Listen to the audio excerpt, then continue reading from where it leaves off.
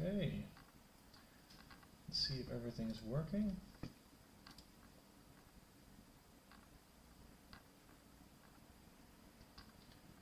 Where can I see my stream?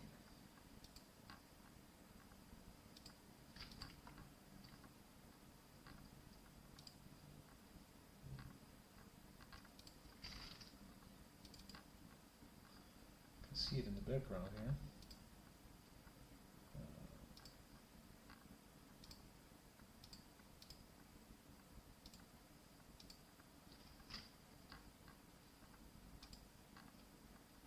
Okay, connect to the stream live.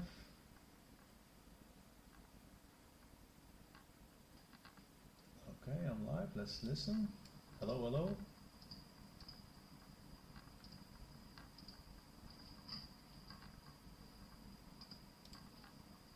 Okay, connect to the stream live. Oh, there's a bit of an echo. Oof. Okay, this microphone might need some work, but we'll figure that out later. For now, I'm the only one anyway. There's no viewers, obviously. So I'm just gonna start and see where this goes. Okay, well, today I'm gonna start streaming, and this will be my first stream. And I woke up this morning and I thought, you know what, let's try to build Spotify or some kind of music app that plays using Electron, TypeScript. So yeah, and then I'll just respond to viewers if they ever arrive, and you know, explain things, kind of generally make it a casual stream. So I'm not sure if I should even use the word Spotify, maybe just music app. You know, keep the copyright. Don't break any copyrights. So yeah, I'm gonna open this music app over here and start programming. I trust the author, that's me. And we're gonna start completely fresh. Oh, I should probably not made the folder itself, because I should probably let me get a new profile here. Let's continue without an account. So we're gonna make a new profile for this. Broadcaster live TypeScript. Let's make it blue. Done. Okay, then what's the search? We're going to use Electron Forge to do this. Oh, why am I in Arabic? Oh no. Gotta change my. Oh, I don't know what to click on. It's one of these. Oh no. Change to English, there we go. Electron Forge, there we go. Okay, then we're gonna have npm init, electron latest my app. So we're gonna use this. So let me actually get out of this music app and remove it. Oh, oops. Oh. It's a good reminder not to put a dash in my. Oh, I'm in PowerShell. Go to git bash.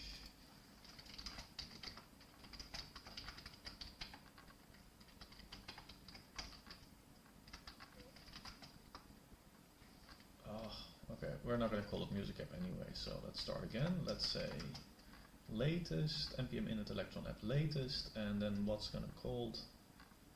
You know what, Spotify, please don't sue me, okay. Yes.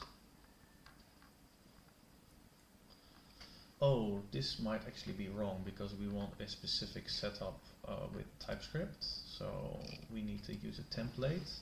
I would like the Vita TypeScript template. So this would be wrong. I need to do it like this with Vita. So we're going to go kill this now. Execute this again. No. Copy this. Template will be Vita TypeScript. There we go.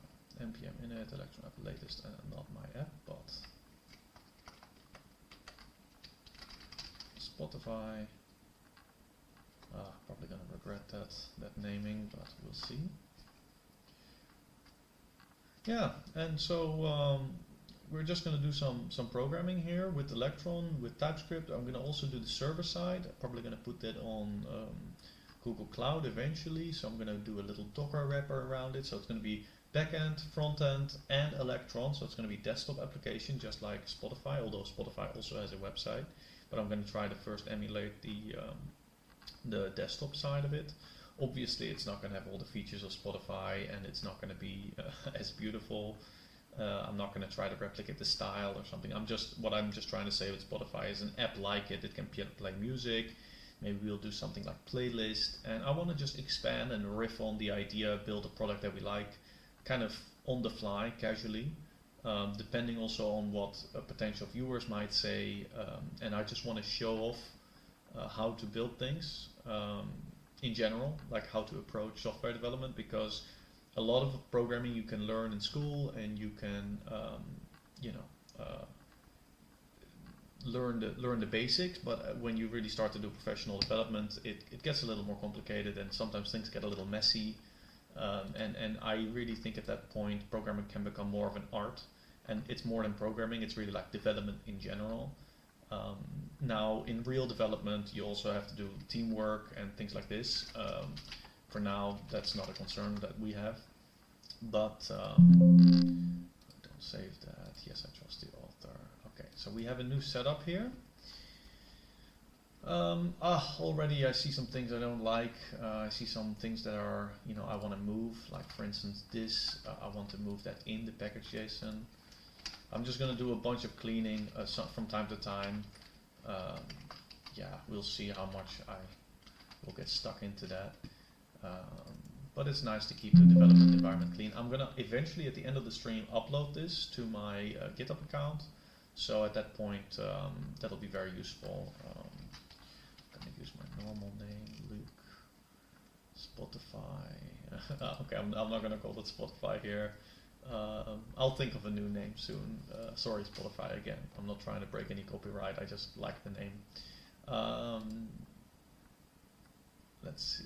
So I'm not going to deploy this software or anything. This is just educational, and I will leave the source code eventually without the name Spotify somewhere. And then you can download it and look at it. And it'll use a bunch of things that I really enjoy, like Tailwind, and we're going to do a bunch of setup. But let's see how we do this. Git ignore. Does git ignore already have node modules? I guess so. Yes, that's fine. Okay. Now, how do we start? I guess get me a new terminal. Don't do a PowerShell for once. Get me bash. PowerShell. Normally I program within WSL, but because I would like to build this Electron app on my Windows and install it like a Windows app, I'm going to actually do development right now just straight up within Windows, not in WSL. But that's fine. I think that's probably the most like everyone else. And if there is a problem with executing some kind of command, then it will most likely create a problem for Windows users. So if I start at Windows, Linux will almost always work. So that should be probably the better starting point. Okay, now we are gonna just run. Let's see if I can just run start, because I think there's node modules already. So let's see if the hello world works. There, just hello world, simple app. It works. It's great. That's nice. Okay, so from here on, well, what should I do? I guess I should keep this thing kind of on the right. Now I recognize that my face kind of covers up covers up a large part of this dev tools, but the left side is more important, and I'm not going to use the styles there anyway. I'll just be programming that directly. And then here I want to make it a bit smaller, like this should be fine. Yeah. And then again make this a bit smaller. And we should be good to go. So now we have an app, and it has hot reloading, so I can add some exclamation mark and immediately it's there. So it's a good start. And now, well, what do I want to do? I want to, first of all, I want to add prettier, like an extension to automatically format the code and everything. So let's do that. I'm just going to use, well, I can actually search that over here too. prettier. Got it. Prettier. How to set it up. Yeah, try it, install it. Okay, there we go. For now I'm just going to use npm. I don't know, I'm actually more of a yarn fan, but yeah, that's okay. We can use npm for now. So I'm going to install prettier. Now I want to get a nice config file, create an empty config file, let editors know that you're using it. I'm not going to do it with prettier rc. I just want to see what the rules are they usually use. Oh, I can't really see it. They don't, here they write no rules at all, so that's unfortunate.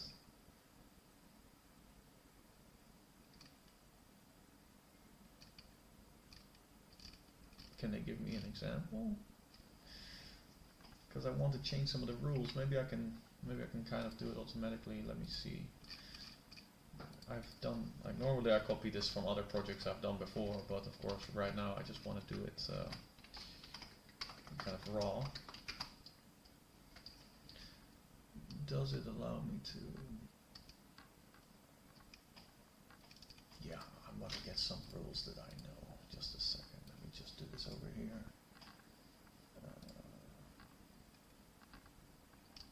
Let me just get some nice rules set up that I really enjoy. It's kind of complicated. There. Prettier. Yeah. This, I once made all these custom rules for this, so it's kind of a bit difficult there. So we want to do single quotes. We want to have quite a large print width. I don't like being too restricted with the line width. I mean, we have quite big monitors nowadays. Trailing comma none, end of line auto, some plugins for the sorting. I also already added the plugin for Tailwind CSS, which we're going to be adding. And then I have some import order. I'll show you later what that does, but it's pretty cool. It's pretty an interesting way to start. Okay, so let's install this. I also need to install this one. So npm install save dev. Oh, sorry, that needs a little dash. That one, and also that plugin I need to add.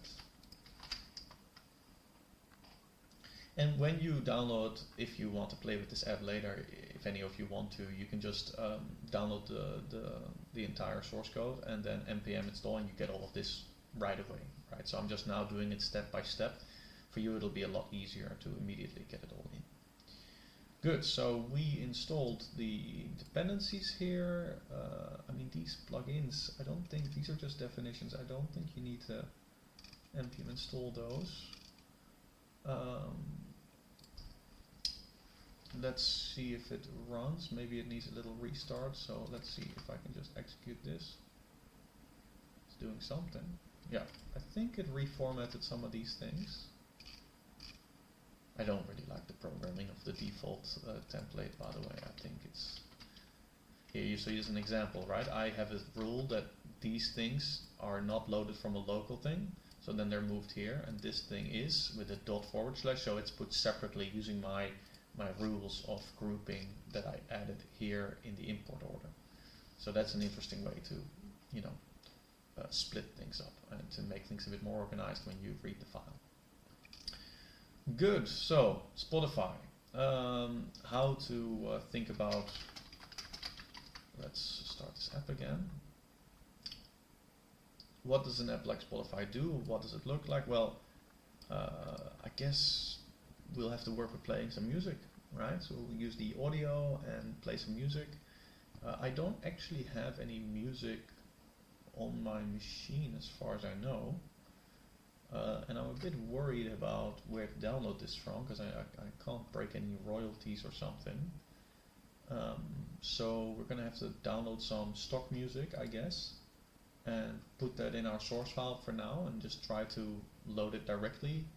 Or we could actually also host it somewhere, like on some kind of random server or some CDN, and load it from there. That would work. So let's search for some music. Okay, let's see, stock music, free, royalty,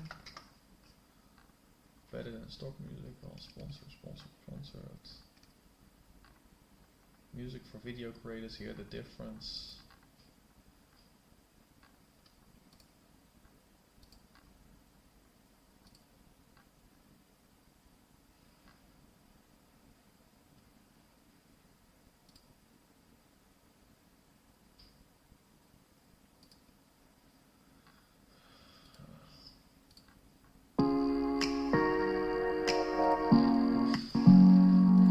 Okay, it works. That's a good start. Let's go and move it from our downloads folder. Dreams.mp3. It'll certainly be dreaming.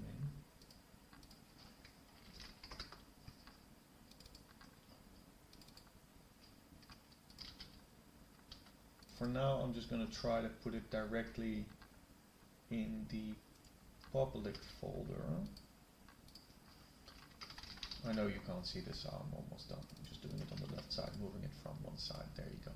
So now we have a public folder here with dreams in it. And now I've actually never made a Spotify app that plays music, so or I mean Electron app that plays music. So let's see. MDN, we want some classic normal audio. Embed an audio element. I love MDN, Mozilla Developer Network, really good. So let's add this audio over here and see if that runs at all. Well, I actually don't want to put it in like this. I want to put it in as a React app. Oh, I just realized we don't even have React yet. It's just a simple... Yeah, we should probably do that first. So let's add React to this.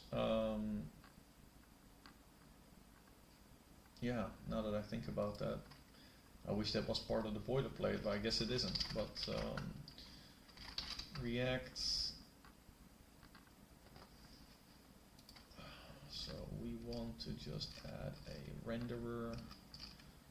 I always like copying this code, but it's not that hard. React DOM is what we want.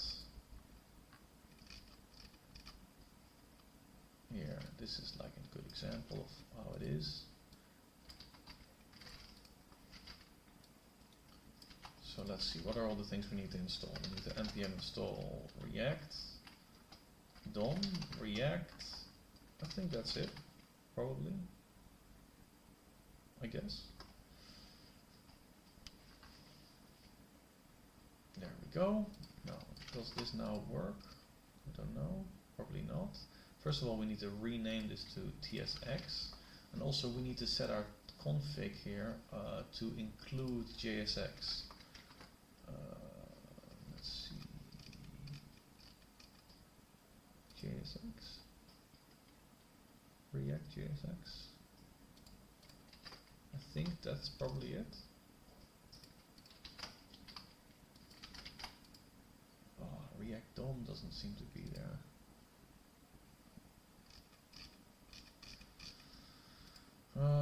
Well, let's try to run it, I guess. Where is it going? It selects element by ID root. I don't think that exists right now. No, so let's put it in.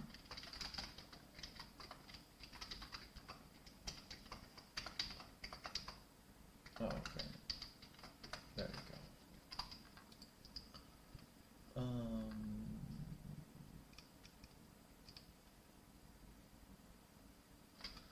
I think. Oh, wait, is this? This is the renderer. I thought the renderer has to do this. Well, this should be only in the main one. We don't want Node.js integration in this file, I believe, because we're already doing that in main. Here we do the browser window, preload, where we're gonna create some connections. This is where we do our Node.js stuff. I think this area we won't do any Node.js, so let's leave that for now. Let's see if it runs. I guess not. I mean, we see these errors, so probably not. But it's weird, because in my mind this kind of should work. Failed. Does it exist? Oh, okay, right. We need to update this to TSX.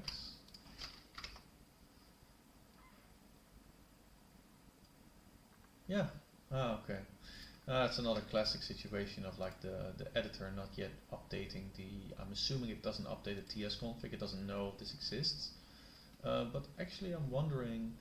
for React, React tsconfig, let's see if there is an example of what it should look like. Compiler options, they add a lot of stuff to it. Exclude node modules, build scripts, acceptance, webpack, types. JSX is on React. Oh, I have React JSX. Maybe it should just be like this. I don't know. Library ES6 DOM. Maybe that helps. Target ES next. That's good.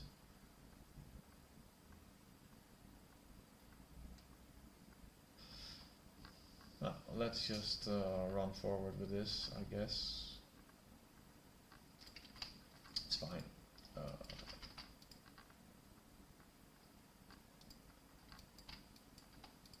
Maybe we can do something. Maybe I just need to restart that also. Sometimes an entire restart is needed.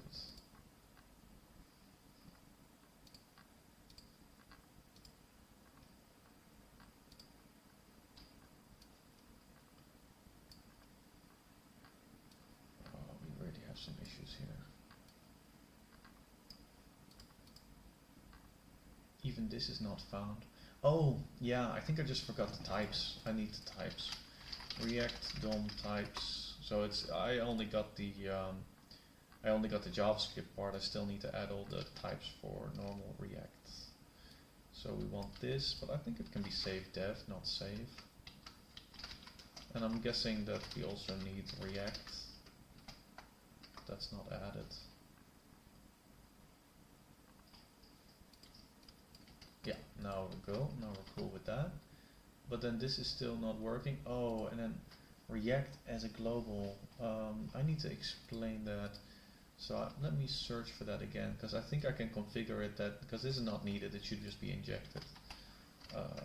Fix. It should just be a global thing that I can insert. Yeah, but I did that. Oh, then my original was better. React JSX.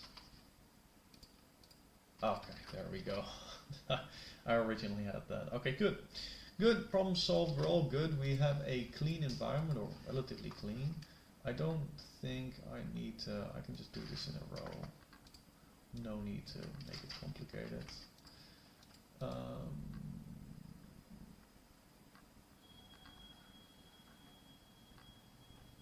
Yeah.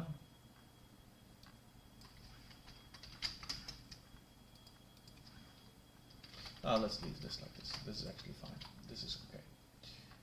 Index CSS is quite empty, but that's okay for now.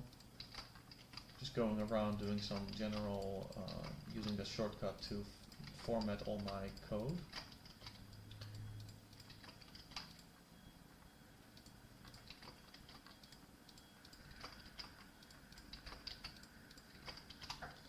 Okay, I think the basics are done. Let's delete this log file because we're going to use npm. Good. So we have React now. We can continue with where we were with the audio. I want to go to my main app, which is in the renderer now. Well, this is actually interesting. Do I want to use a renderer, or do I want to have a separate file called app? I think already I'm going to start a new file called components and put my app in here. Export default function app, and then I'm going to return this audio, and hopefully it'll play. This should just go to dreams.mp3. There we go. That's a good start. And then in the renderer, instead of defining it here, we're going to be loading it from there. There. Makes this file also a little cleaner. It's all quite small, but it's a good start. Okay, npm run start.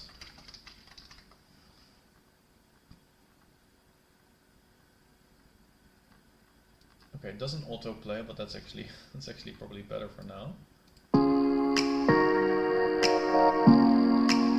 Okay, it runs. quite loudly, but that's great. So this is a good start. So we have, if we're going to build Spotify, then at least now we have some music playing. But of course these controls are not looking like Spotify. This border doesn't look like Spotify, like nothing is good right now. And then we also still have to do a lot of stuff relating to managing of things, like managing playlists and where do you search it from, how do you add stuff to Spotify. We have to really think about how we want this app to work, and now it becomes more of a product question, right? Like, and we want to do sign in, authentication, sign in with Google, things like this. So I want to, well, where to start? I mean, what matters most? I guess we'll do a little bit of styling first, just to kind of relax, kind of meditative practice of adding a little bit of styling to this interface. We'll build a custom bottom bar and put our music player there, and we're still just going to play Dreams. And then we're going to talk about state management and start to add like Zustand to the app. Zustand is like state management, so we can put our music files in a kind of a structure, and then eventually we're going to load them from the server. So we're going to slowly, piece by piece, do everything, but we're going to start off with probably one of the simplest things to do, which is to do a little bit of styling and to move things into the right area. So this audio file, this audio element is kind of just the, it's going to be hidden. Like, we're not going to actually use this visual. So for instance, we're going to probably just turn that off. We're going to put a ref in there.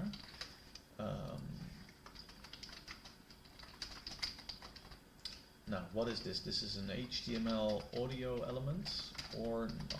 Oh, sorry, or no.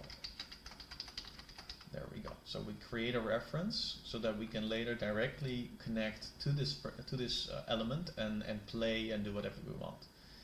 So that's kind of the React way of creating a connection. So that's how we're going to start. And now controls should be off, and in fact this entire element should be gone. Oh wait, now to do styling properly, we're going to have to add Tailwind. Tailwind. So let's go and add Tailwind to this. Tailwind CSS. Now, I was there during the first version of Tailwind and it sucked, but now it has become such an incredible tool. Like, I really love Tailwind now. It's the best way to style things. It's way better than styled components or emotion, like any of that nonsense. It's just way better. It's incredible. So let's do it. Let's do npm install Tailwind for development. But wait, this is not the way I want to do it. I want to probably use post CSS. So I need to add a bit more.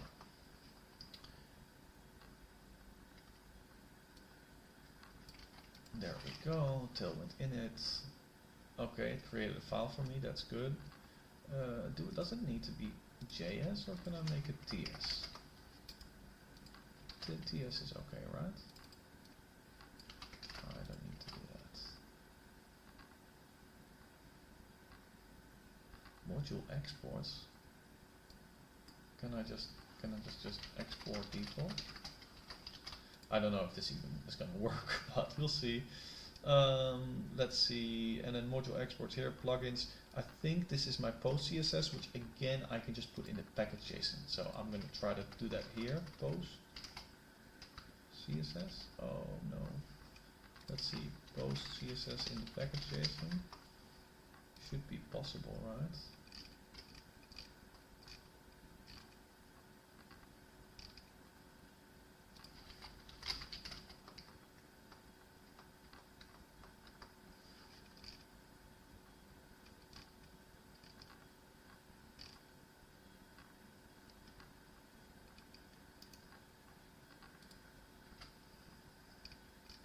Yeah, I think it's fine. It didn't automatically suggest it to me, so that's kind of unfortunate. But I think Tailwind auto prefixer, those are the classics. So let's just say we want that and see if it works, I guess. Let's see. So this is good, this is good. I've done this. This is on post CSS, yes. Yeah, any source file, and then I'll be doing TS, but that's fine. So this is good. This is my Tailwind config. That's over here. So we're gonna add to content. We are using the source folder src, but instead of this we're gonna do tsx only, I think. Wait, no, we also want to count index.html itself, so I guess we'll just say literally anything, just like even the folder outside, and then how was it again, comma, right? Yeah. So it'll be also the HTML and TSX. I hope this should work. Add this to a CSS. Okay, will do. Thank you, sir. We'll add this on top. I should already have the extension for Tailwind installed. And then we're ready. Hopefully, probably, maybe. Hello. I see I have a first viewer. That's good to see. Welcome. If you have any suggestions, please share it. We're building Spotify. I'm building Spotify, or an app like it, of course, using Electron. So let's see. Let's run this. npm run dev start, and let's see if this even runs. I think we're good. I think this is fine. It's not crashing.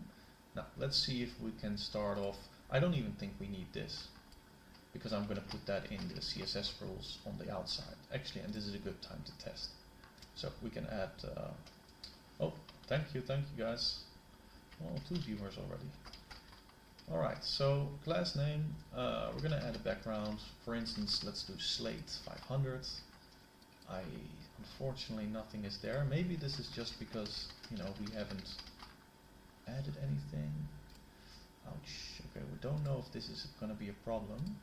So let's go to our app over here and see if we can add a class name here and if that does work. So for instance, we put some random width, some random height, and a background of slate 600. That does work. Okay, so that's unfortunate because that means our index.html, these rules don't seem to be listened to very well. See, they're not part of my setup, so that's really unfortunate because I do want that.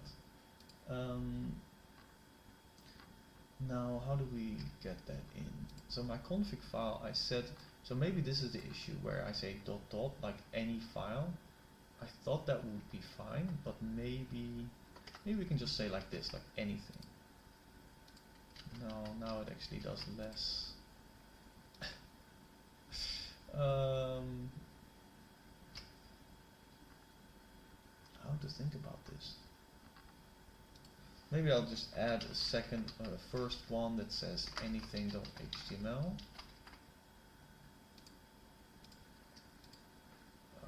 How do I know for sure that this doesn't render? I mean, I should see it here. Yeah, we know for sure it's not there because it should be on here. No, I'm not a student. It's been 15 years since I was a student. I'm actually 31 years old, and I've been doing this actually since I was 10. Programming in general. TypeScript didn't exist back then. But no, I'm a professional developer, and yeah, I've done some videos in the past showing how to build some stuff. But now I really want to show you guys a new, kind of the most modern way that I see web development being done. And I want to do it with an Electron app, so you get even more access to APIs in the computer and everything.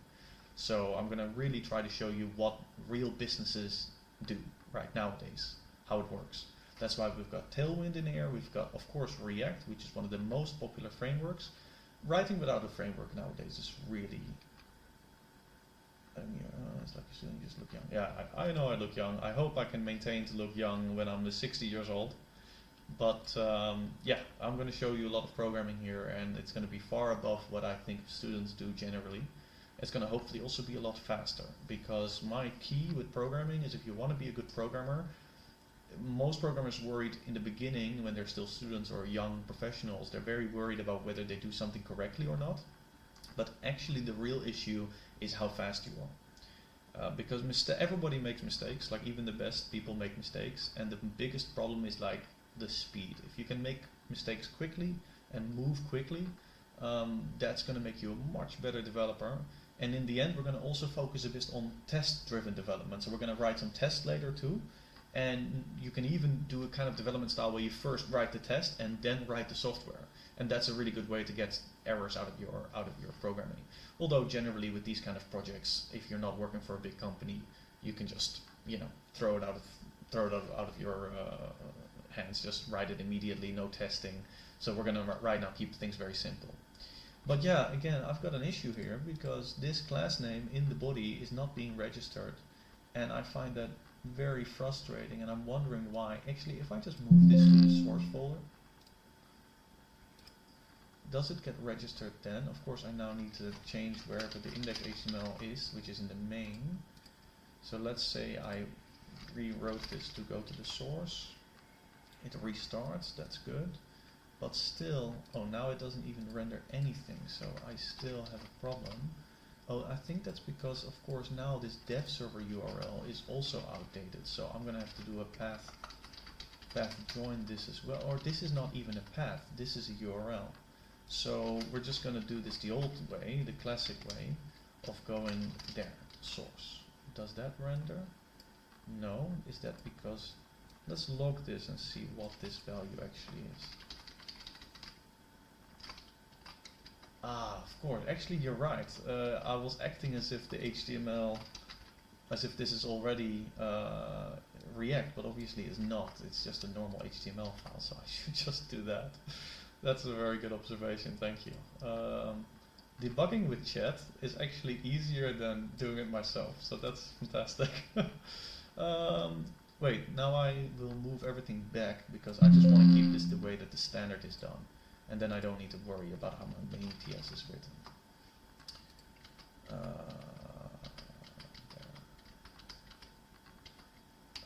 Yeah, that's it. Now we've got it back. Thank you, chat, for the amazing advice.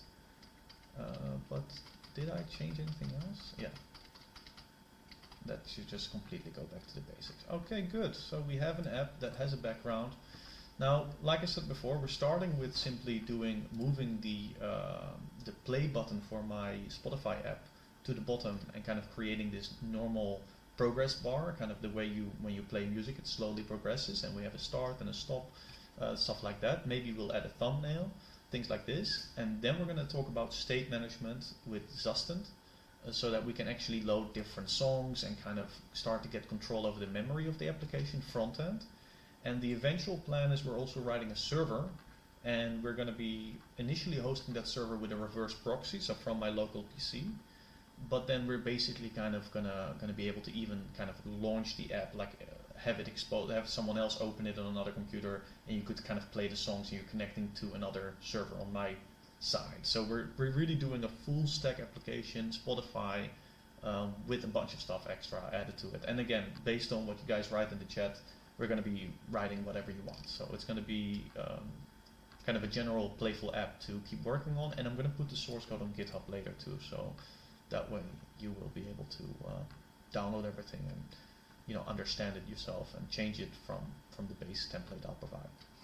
Okay, so what are we going to do? We're going to do some styling. Now, I'm not a great designer, but we're going to try our best. So we're going to do, we have a background at least. Let's move this little thing. So this is the entire app, so I'm going to make a little one that is above it.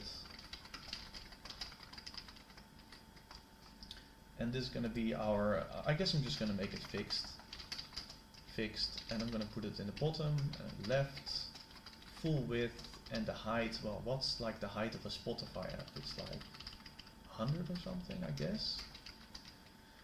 Let's make this, I'm going to use the slate system right now. It's not going to look so, oh, this is already too big. I think Spotify probably uses more like 20, 18. Oh, 18 is not a value apparently.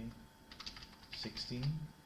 Yeah, this looks more like how Spotify actually does it. Okay, and then we're going to put inside of here, so we need icons, right? We need a play button, we need icons. Obviously, there's only one solution for me that I really like, which is Font Awesome.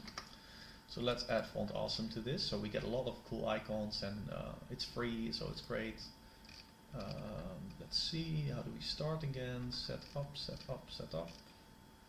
Getting started. take a kit. Now I know there's a free kit, so we should be able to, we don't have to actually log in and do everything difficult. It's always hard to find the actual code for it. I don't know why they do it, make it so difficult.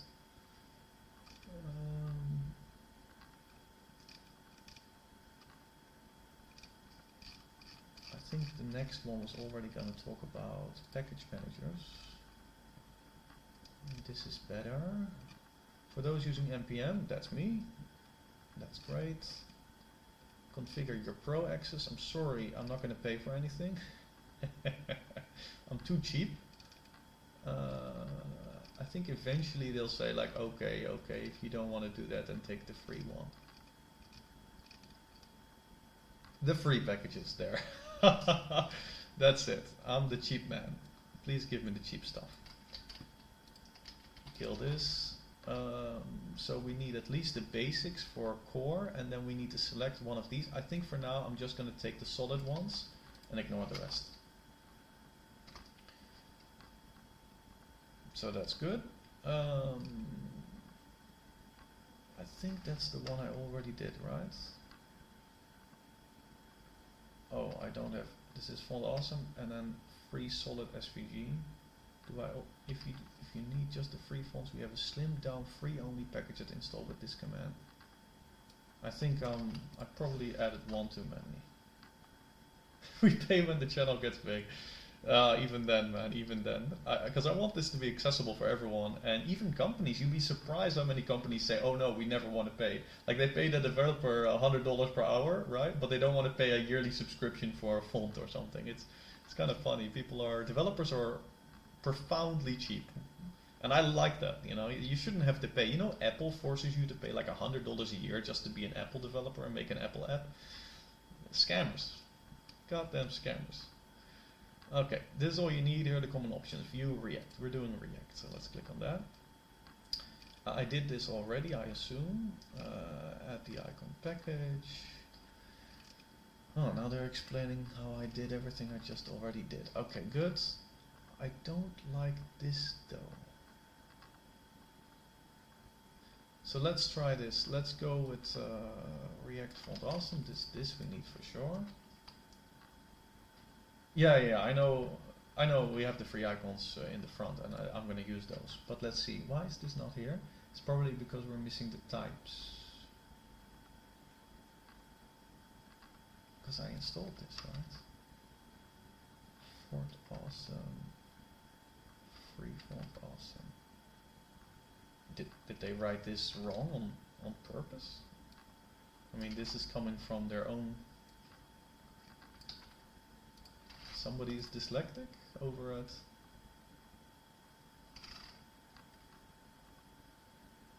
Cannot file declaration file. Yeah, this is just the types, I think. Let's see if this exists. If I stay stuck on this, I'll eventually, yeah, you know what guys, just give me a second. This will, because I've done this a million times before, but I find their documentation a bit weird, so let me just get this from some other projects. I know it's a bit cheating, because in reality you wouldn't have it if you started out, but then again, you can download the code that I'm going to be uploading later anyway, so you'll get it for free too. Let's see. So first we want to be just importing that pure. Then we're going to be importing some random icons. I guess for me that'll be like FA play, because it'll be a play button. I think that's play. Yeah, that's a good start. Then we want the button over here. Oh, I really don't have it installed, and it is indeed the opposite. So I guess the other documentation was wrong. So let's add this. Hopefully it comes with the types in TypeScript. I don't know any library nowadays that doesn't have that. Yeah, it seems fine. Now it's good. Now we're starting to be okay again, guys. Good. And lastly, to add our play button. Boom. Okay, let's see if this gives us something to work with. npm run start.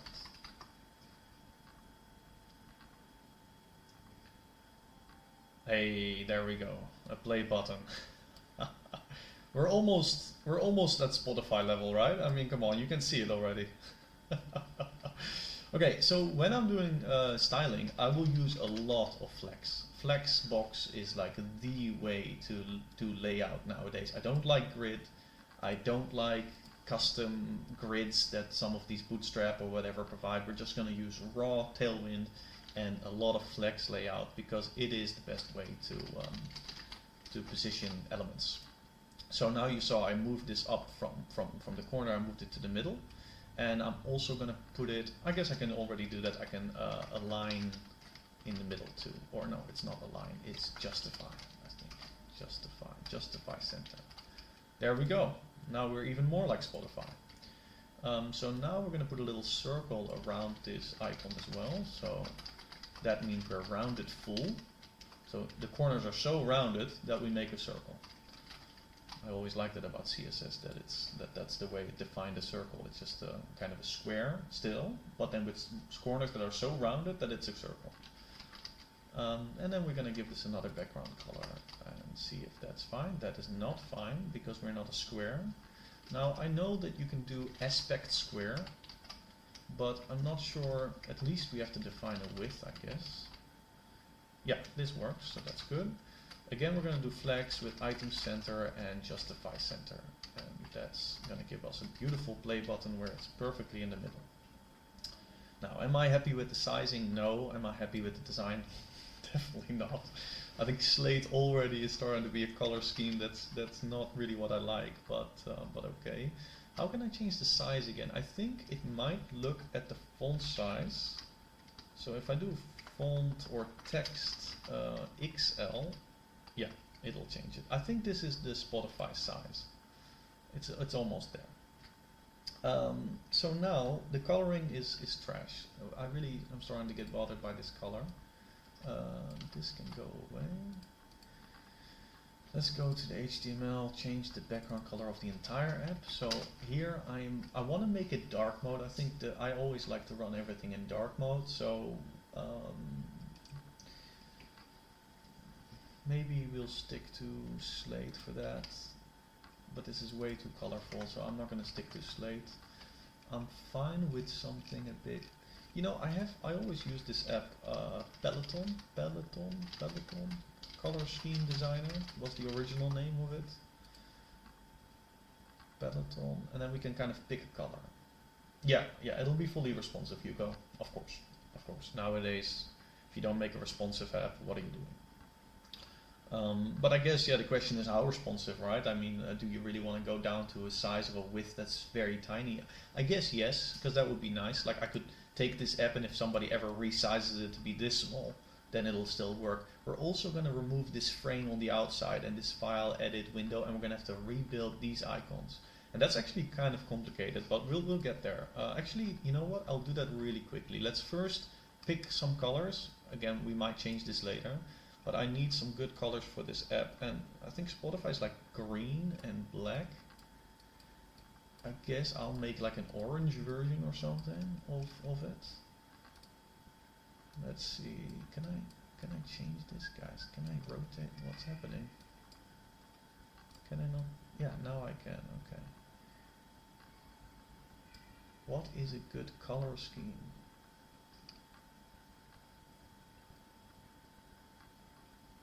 This is so bad. Like, is this an application color for?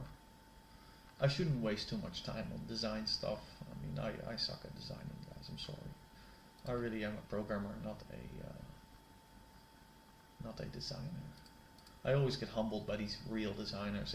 Their work is so incredible. When you're a good designer, it's amazing. So for now, I'm actually just gonna simplify. Let's do this. Let's delay this a little bit. And just go back to this app and give it some standard. So I think like 333 or something like that will be fine for me. So that's going to be, let's just do it like this. Oh, that's not even dark enough. Let's just make it even darker. Why does this feel like bluish to me? Is that my eyes not working? Okay, 2 is better. This is like a nice grayish that I'm happy with. Yeah. let's start with this and not waste too much time. I was initially giving you guys a whole speech about the benefits of being fast, and then I waste like 10 minutes thinking about colors that I don't need to care about. So this slate, again, this is not needed anymore, right? Because we're already, oh yeah, no, this is needed. But again, I'm going to keep it gray now with maybe 5. Oh, that's horrible. Maybe this 3. Yeah, that's fine. I'm happy with that. And then my play button will get some color, and for that I'll pick the color that I selected over here, like some color like this. There, that will be my initial. I definitely am not going to pick the colors of Spotify. I already accidentally wrote their name in the folder here. I hope they're not coming after me for this. I'm so scared. But yeah, no, we're just going to use a different color at least so that they won't sue me on that. Oof, that color is trash. Okay. Not that color. I need a little bit more vibrance. How can I change the vibrance example? Oh, get me out of this. Vibrance, vibrance, vibrance. Fine tune. No, go back. There is a way to adjust this.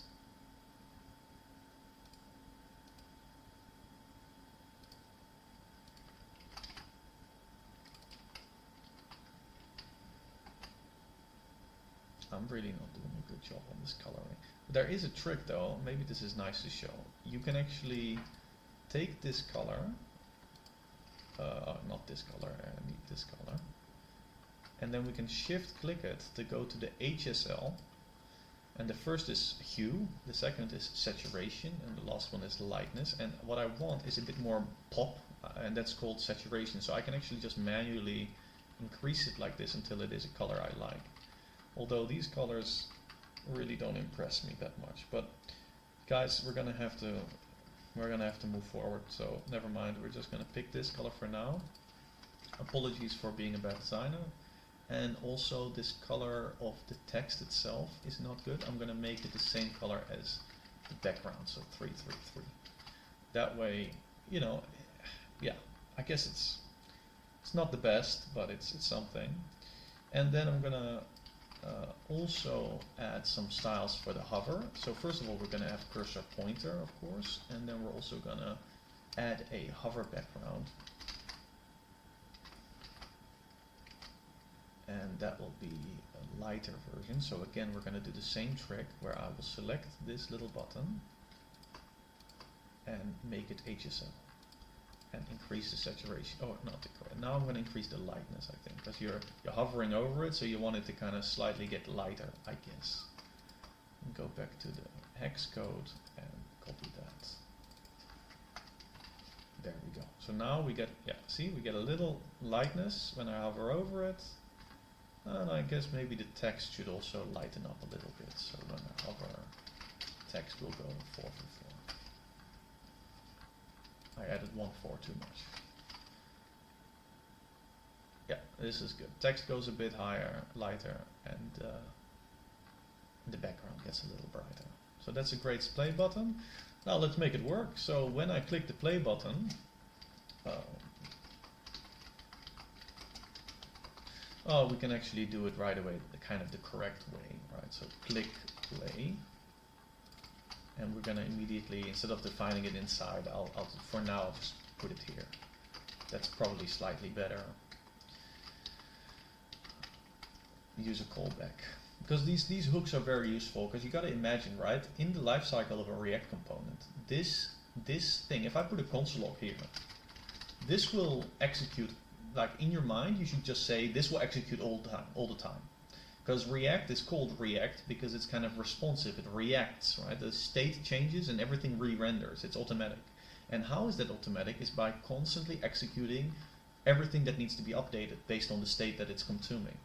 So this 222, even though it might theoretically just render once currently, right? Later, imagine we put like a timer into the app because it's showing the time, like the seconds you're playing the song. Then every time that second updates, this will also run.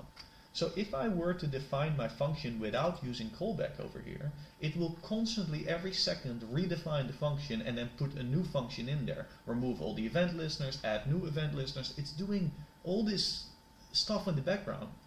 And a lot of React developers don't realize like the performance cost that they have if they don't put everything in, use memo, use callback, these kind of things, right? So these kind of hooks. Because once you define this like this, it will only update this click play if one of the values in here changes.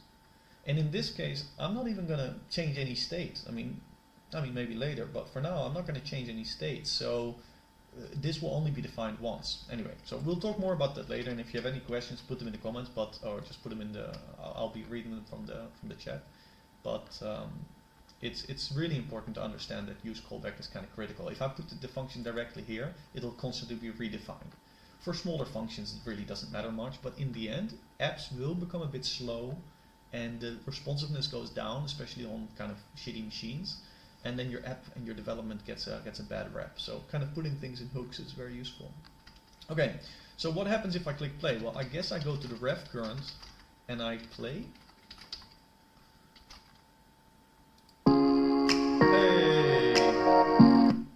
Unfortunately, I can't pause it, so I just killed it. Oops. Now let's see, because what do we do? I guess later I will add a Zustand state that will keep track of the actual state of the play element. For now, I don't know it. I'll just use the element itself to check. So is playing or something, or is there a value for this? Like playing, play state. State? Played? God, I don't know. Let's go MDN. MDN audio. And we go and check what is the API for this.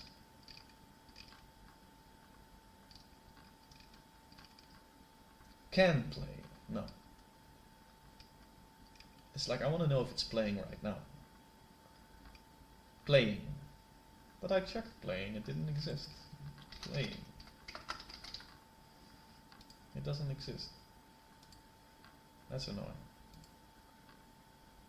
Oh, add event listener for playing. Yeah. Okay. Yeah, I guess. So I'm gonna have to. Oh, maybe that's maybe React already has something for this. On play. On playing. Now the question is, I'm just going to quickly add here the event logger, because I want to know if I stop playing, does that also work?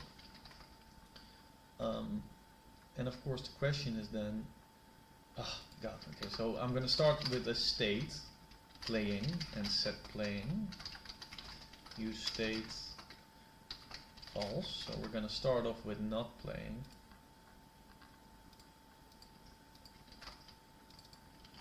And then for now I'm going to say when you're playing, I'm going to say set playing to the opposite of playing. And then I have to say here if playing, else. There you go. So if we're playing, we're going to stop. Or pause, I guess. Pause. And then we set it. So later, by the way, I don't want to do it this way, because this now relies on me clicking and then changing it here. Later, I actually want to really listen to the event itself and get this event on playing. But I guess on pause, okay, that's there as well. Well, then for sure, I don't even need to check. I can just move this to here. On playing, we say that it's playing. And on pause, we say that it's pausing. And again, we're gonna, I know this is a bit too much, but I'm just gonna do it anyway. Callback, set playing,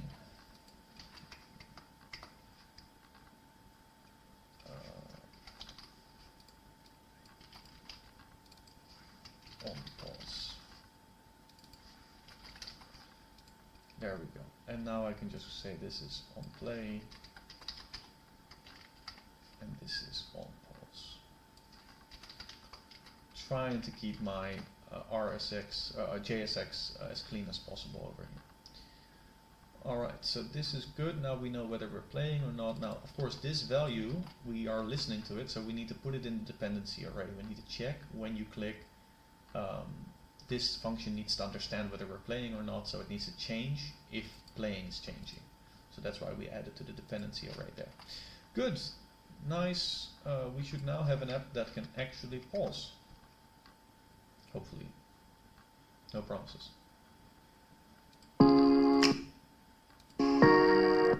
Very good, very good, very happy.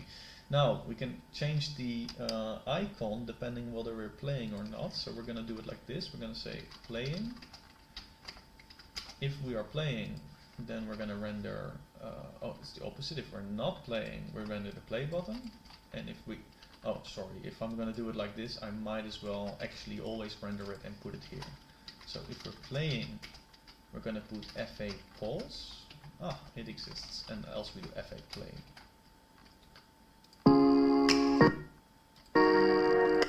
Alright, Spotify, I'm coming for you. I'm coming for you. I'll have a better app soon, very soon. Okay, so very happy with this, but of course the play state, playing or not, is now put here, which I really don't like. So I'm going to put this in a Zustand state, make it global, so the whole app and every component can read whether the app is playing or not. That's very useful because a lot of little elements everywhere might change, or you might want to listen to it. So we're going to put some state management in here. But before I do that, I want to get rid of this stupid border around everything. So I know already that I can go here to the Electron main and say frame is false. See, now we're already great. We're doing great because but now I can't move it, I can't close it, I can't minimize it. Like I'm stuck. Like this app really sucks now. So I need to go recreate that. So let's go to the app again. And at the top, I'm going to put, so now this is becoming, no, this is not needed yet. Let's make a new div. Again, we're going to do it fixed, but now we're going to be on the top, left 0, top 0, full width, and the height will be very small, like let's say maybe 12 pixels or something. For now, I'm going to give it a bit of a color, just so because I want to see it. There. Now we have, oh, this might even be a bit too small. We're going to do it a little bigger, like it's 5. This is great. Now this is what I want to be able to select and drag. Now I don't remember exactly what you're supposed to do to make it draggable. So let's say Electron draggable CSS. How to move a frameless window in Electron. There we go. Great. Now I'm actually not sure if we can do app region in Tailwind. I guess not. Let me try app region. No, we can't. So we're gonna have to do it differently. I'm gonna say this is my what's it called? App region drag. I'll call it app region. And I'll add just this line to, oh, and we also need no drag. I'll put that automatically on the children. So I'm going to add this custom line of CSS. It'll be my first custom line, because again, there is no equivalent of this in the normal CSS, normal Tailwind as far as I know. So we're going to do app region. And we're going to automatically say if it's a child of app region, so let's say anything inside of it, we're going to again turn that off. We're going to say no drag, right? Because I don't want to drag it in any other case. And also in general, one thing I almost forgot is I think this is going to be one of those apps where you don't want to do any selecting. So select none. Like that should be by default on everything. If I want to make it selectable, I'll do that manually. We also still need to think of a good name for this app. If you have any suggestions, put them in the chat, but because I can't call it Spotify, I'm going to have to change the name of this folder, but it should be a good name. It should be something that is clear and easy. Maybe just music app, you know, be a little bit not creative, but at least clear. I don't know yet what I'll do with that. Okay, so now we have a draggable top bar. It's a great start. And now I need to put back the code that we're going to need to close, minimize, maximize, and unmaximize. So it's 4 things I want to be doing. And I have to remember how to do that. So I know I can control it over here, this main window. But it's something like IPC connection or something. I need to talk between the threads and listen for events. Let's see. I think it's inter-program. No. Electron.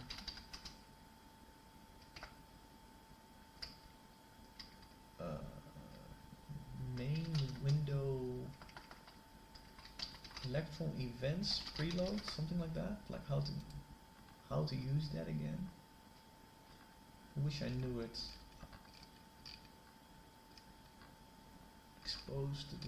Expose in main world. Context bridge.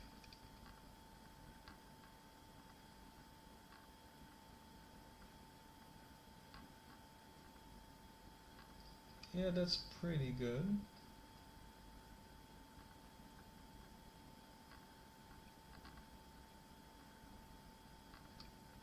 Although I want to talk to, let's see, to attach this script to your rendering process, pass its path to preload options.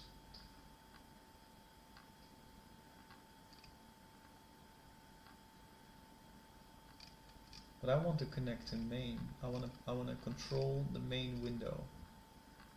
Maybe I should just ask for that directly. Electron close window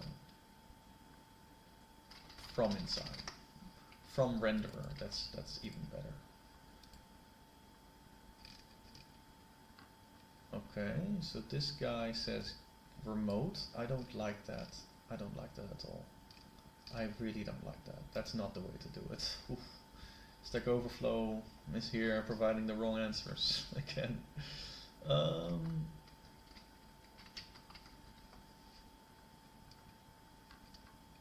Again, there was a connection for it. IPC?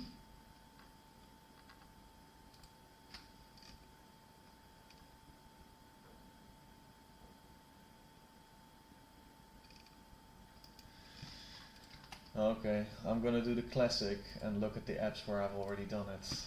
Oh my god. There's so much pain in this whole development cycle where you never get the clear answers and you have to... It took me a long time to do it the first time I did it.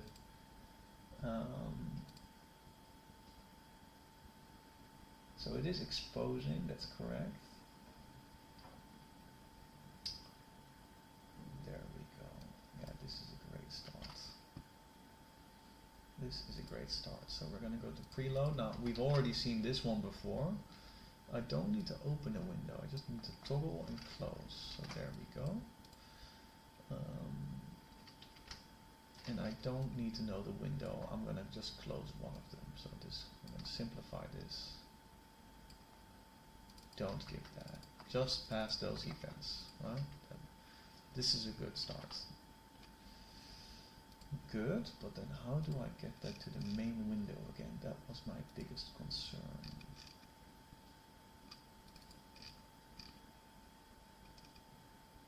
Okay. Yeah, I'm sorry you can't see this. This is so bad, but I can't show you any of the code I work for with companies, obviously. So there we go. Alright, this is it. We have, so in the main window, we have this. It's, by the way, this code is quite dirty. I don't like the way the default setup for Electron is. I don't think they know how to program very well. Also, I'm not going to use an Electron app, so I don't need that. IPC main still needs to be defined, so let me see how to define IPC main. Oh, it's just directly imported. Okay, quick fix. I'll take that. And then close window will be a function I need to define, so for now I'll just put it here. And I think I can already, where is that? Close window.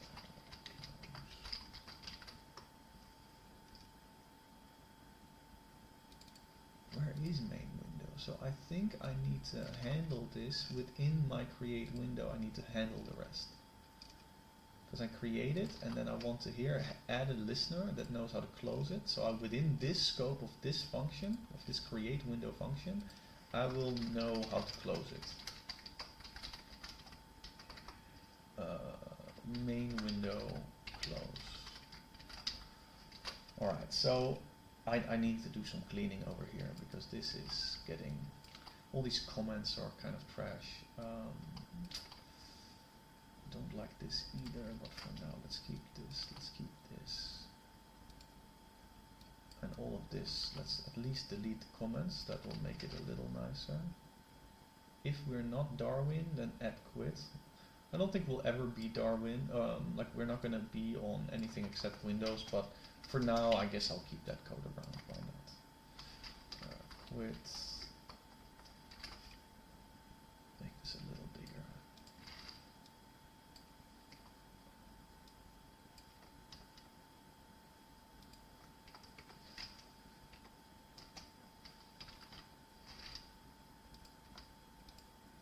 I really like one-liners, guys. Like, I love one-liners. I'm a big one-liner fan. I think this will work just as well. Okay, so we're going to try to keep it a bit small like that.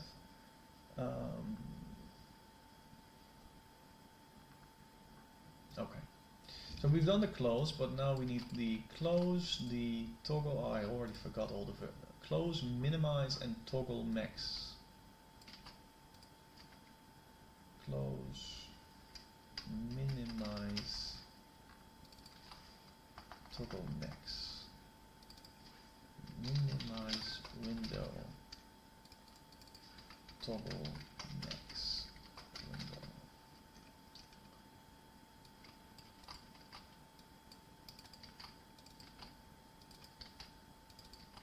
Now minimize is an easy one, I'm assuming. But maximum, this is actually not as straightforward. Toggle the max.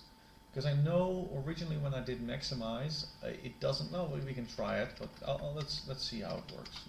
Let's figure that, we'll hit that error probably again, and then we're gonna figure it out.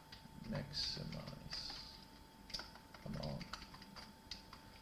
So for now we'll just do maximize. I know it needs to be a toggle, but for now we're just gonna leave it like this. Good. Now we need to add those icons in the corner, and then let's think about this. We have it here defined. We're listening for these IPCs. The preload is injecting the Electron API with these three functions that we can call from inside the JavaScript, and those trigger those three commands. So we're slowly routing our way to the renderer. But it's injected directly, so we can probably just directly access it here. So let's say we now have to get it from here. So this is my Electron API equals, and now we're going to do Windows any dot Electron API. I think that should just work. Maybe I should just call this Electron. Keep it kind of nice. I like that probably more. Okay, this is good. So now we will have this function to close it. So const close is use callback electron dot close window.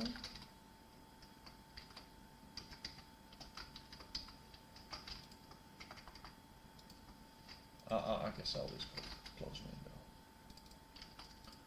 Okay, that's good. So then we will add in our black bar a icon for closing. FA close, cross, I guess cross,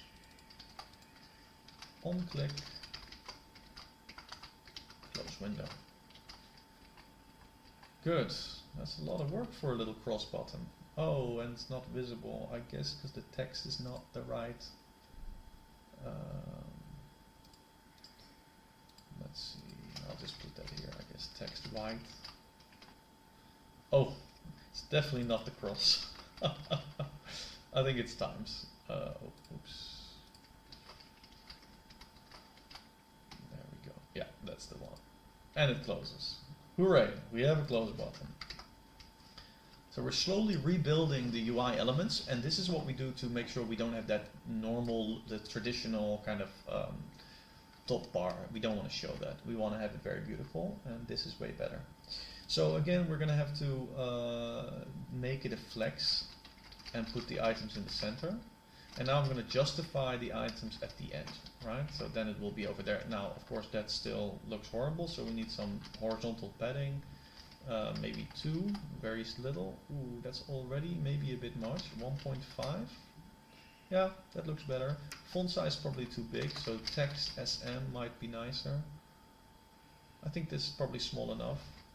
Part of me wants even more distance to the right. Yeah, that feels better. A little bit of space, give it some breathing space. And also now this background color can go away because I just want it to be clean. There, good. Lastly, we want to probably put the text color on something that's like a bit faded.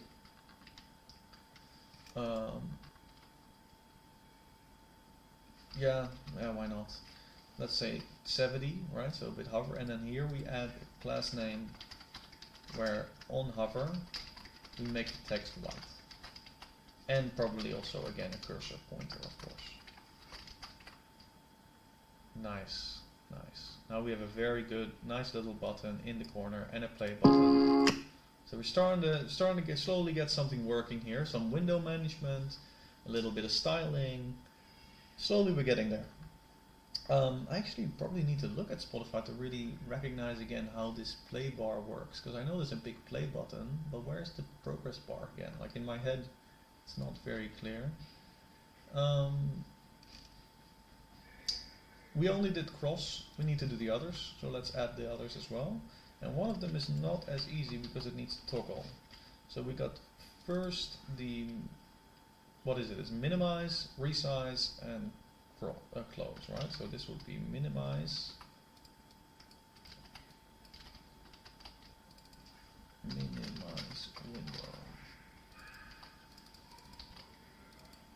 and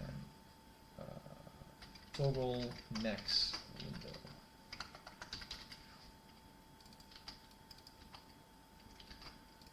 Okay. Minimize first, toggle max second, and close is last. This would be the MS minimize. Yeah. And this, what is this again? Okay, now I really need to go and check it out. So let's go to Font Awesome, because I don't have the entire Font Awesome in my head. Icons.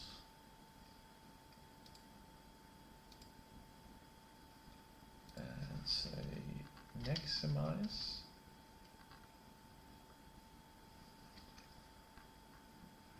Now I want to for sure only get the free ones because that's all I've installed.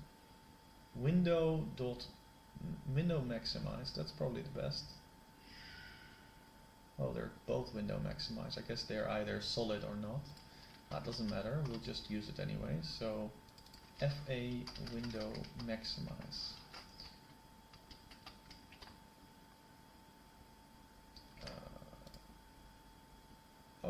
Okay, yeah, I guess that's good. Oh wait, minimize is not good. That's not what I want it to look like. Window minimize, window restore, window, yeah, with window it's really much better. Much better, yeah. So, FA window minimize. Yeah, there we go. That's what I expect. And now we can put a little gap between everything, like a gap of 2 or something. There we go. Now we have 3 little buttons that should do what we want. It's weird because they are centered, but yeah, the minimize is kind of like this, whereas when I look here, you know, it hovers in the middle. That's kind of annoying, right? That it shouldn't be down. Yeah. That's strange. Maybe I can just pick a different one. you know, like FA minus or something. FA minus. Minus should be in the center, but it's not as wide as the minimize. It is a little bit nitpicky to fix this, but part of me really wants to anyway. Is there any way to get this icon? Because it's a square icon, right? Like it is, like, yeah, exactly. The SVG really takes up the whole space. It's kind of painful to fix this, to be honest. It's really not as easy. I think you can use a translate. It's dirty, but I think it works because the select area shouldn't change. So what I mean is, when you use translate, I guess translate y, and then it needs to be negative. So I think you do that by doing translate minus. How do you do that? Here, yeah, minus. Minus translate 1. And the click handler, oh, see, this is so horrible. The click handler is now gone. See, I can't click below the button. That's really terrible. I don't want that. Okay, this is overkill, obviously, but you know, I'm gonna do it anyway because I really, really care about putting this button in the right way. I don't think it looks good if we don't. So let's just put a div around it. I know it's really unfortunate that we had to do it this way, but now it works. See, now it's fine. There we go, and there we go. Great. Good. Well, even the maximize, I'm actually not that happy with. I like this square more. And then the little double one. But yeah, okay. You know what, guys? I'm not gonna again lose a lot of time on something so small. We need to move forward. We can clean all this stuff up later. So I'm happy with this. We've got our management. We can drag and drop the window. We can open, close, and whatever we want. So that's all good. Oh right, but the maximization should not work, or at least let's see. Actually, that's fine. Great. Okay, so maximize worked, but now we need to toggle it. That's all, and that should not be too hard because let's go to the main window again. Toggle max window, and we just say if main window is maximized, and that we use that as a query. Main window. By the way, guys, main window. Why do they just make it a win? Like, come on. Win dot unmaximize? Yeah.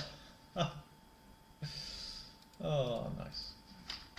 And else we maximize. Okay, let's try it out. Click and click. Great. It even kind of resizes nicely. Good, so we've got close, we've got maximize, unmaximize. Oh, and lastly, we'll change the icon depending on whether we are maximized or not. Oh, but that is again a little annoying, because how do I know that I'm maximized or not? Right? Okay, we're just going to assume that the only way we know is if people click on the button itself. Right, that's just going to be it. So we're going to start saying like maximized, set maximized. And then whenever people click on the toggle maximize, we're going to just assume that it worked and that everything is fine. It might not be as clean, and we could maybe add a listener so we can actually check the actual state and all this difficult stuff. But for now, you know, for now we're just not going to do any of that. We're going to keep it simple and make it work and move forward, because we're already spending quite a lot of time doing all this little window management when I really want to be working on state management. So now we know it because we're toggling it here, and so now we switch the app icon FA window maximize to maximized question mark. If we're maximized, we want to show the icon for window restore, and else we show window maximize. So now we've got maximize and then restore. Okay, good. Well, this is already a great kind of basic good app. Looks kind of good actually to me. Kind of at least no more weird window, no file, no, it's all kind of clean. We have a playing song, but now I really want to be able to select multiple songs and click on it and play that song, right? So we want like a playlist. Now I know depending on how the app is configured, Spotify has like all kinds of ways to show the current playlist and stuff. We're gonna have to do something a little simpler, I guess. Maybe, so on the left menu you usually have your playlists, and you can create a new playlist, and then the playlist itself shows on the right, I believe, I think, or it shows in the center and you can move it to the right, because you can also show the lyrics and then it will pop up. But that lyrics and stuff we're going to do later, so I guess we'll just make it the main window for now. We're just going to manage a single playlist. You know what, I'm actually also going to add playlists. So let's talk about, this is also always a nice part of development when you talk about the object model. Like right now we have nothing about the object model in here. Let's talk about that by creating a types.ts and define some types, right? Because this is really going to clear up how the application works.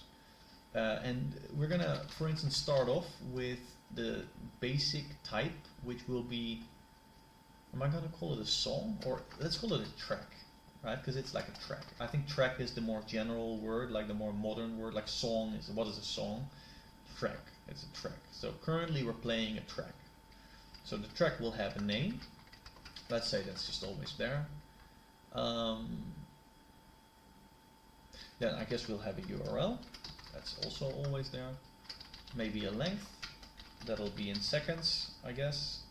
And name, URL, and length, and maybe optionally a thumbnail. Right? URL to a thumbnail. That could be a track. Yeah. Now we have to think carefully because I'm adding tracks to a playlist, right? Now, if I was some kind of SQL developer, then I would probably make a separate, like, you know, those connection tables that do like playlist track, and then they add that ID of the track and the ID of the playlist, and they have these separate objects that just control the connection. But thank God I don't write any SQL. Fuck SQL. Sorry for my language, but SQL is horrible, and whenever a database crashes because the SQL is like making it crash, like SQL was invented to maintain database integrity, but I've never seen databases crash more than SQL databases, right? So I don't want my databases to be smart. I want them to be dumb. Dumb databases that always stay alive, right? I want no SQL. I want them fast, I want them easy to shard, and I will take care of the integrity, right? And if integrity breaks, I'm going to clean that up manually, I'm going to make scripts, I'm going to do my stuff. So I'm going to take the responsibility upon myself to keep my database have good integrity and migration and stuff like that. I'll do that all myself, and I want my database dumb, so it just always stays online and always works. So that means, so there's a lot of, I'm saying a lot of words, but what I'm really trying to say is that when I'm going to define a playlist, I think what I'll just do to keep things nice and simple, right? I'm going to just add the tracks in here. Fuck it, right? Fuck it. I'm just going to add them here. I'm going to say, look, you're going to have a list of tracks. Now here it's interesting. I want the IDs of the tracks. Now to do that, let me just say I'm going to export a type called ID, which is going to be just the same as a string. But I make this just so I can clearly define, I can show people the difference, right? Because an ID is a special kind of string, right? So now these tracks, there's going to be a list of IDs of those tracks. That's it. So it's still quite pure. I'm not putting the tracks directly in there, right? That would be nested objects. It would be a bit complicated. But by doing the IDs and referring to here, I think that's relatively clean. So I'm slowly working my way up to define my actual state of the whole app, right? So that's going to be my type state of the entire app. Now in this I'm going to have my playlists,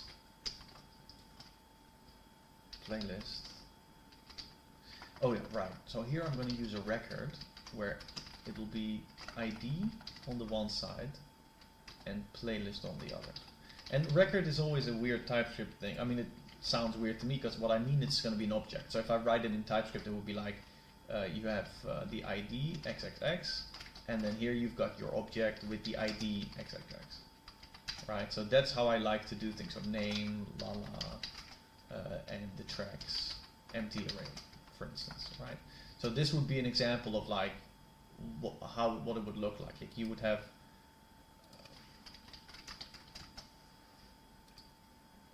why is this giving me an error?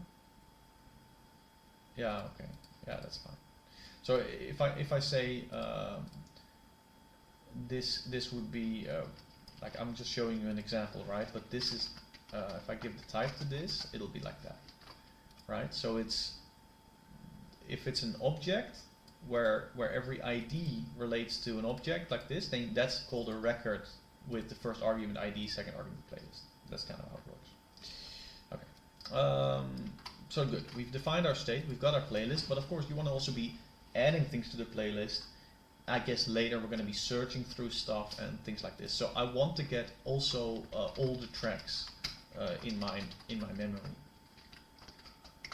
And for now, of course, I'm just going to shove everything we got into the front end, right? I'm just going to load everything. In fact, I'm just going to define it, probably hard code it in the beginning. Later, we'll just add it dynamically. We'll load it from a server.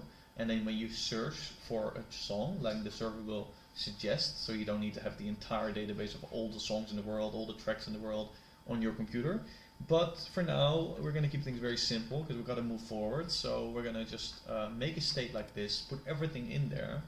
I mean, when I say everything, I'm only going to put like 10 songs, if I even have the effort to do that.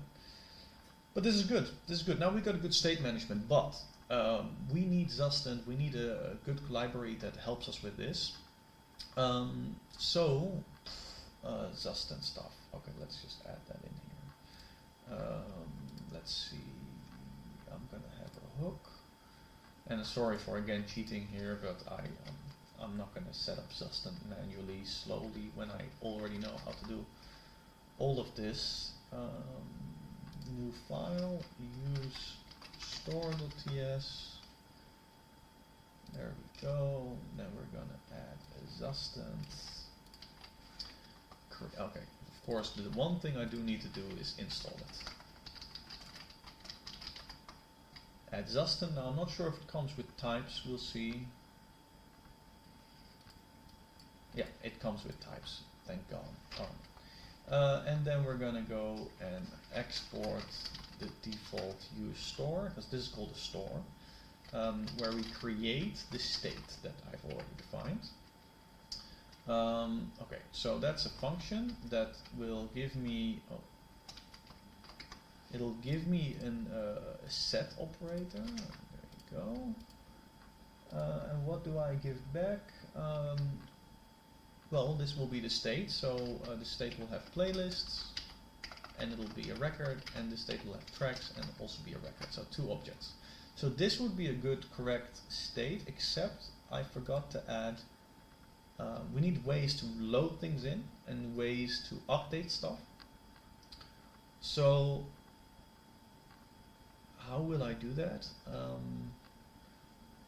mean, I'm going to hard code the tracks in there for now. So I guess I don't need to change anything. Well, I'm going to be able to change playlists. Yeah. Okay. So I want to generally be able to update a specific. So I'm going to call it set, which will be a function that uses the set up there to actually update the state.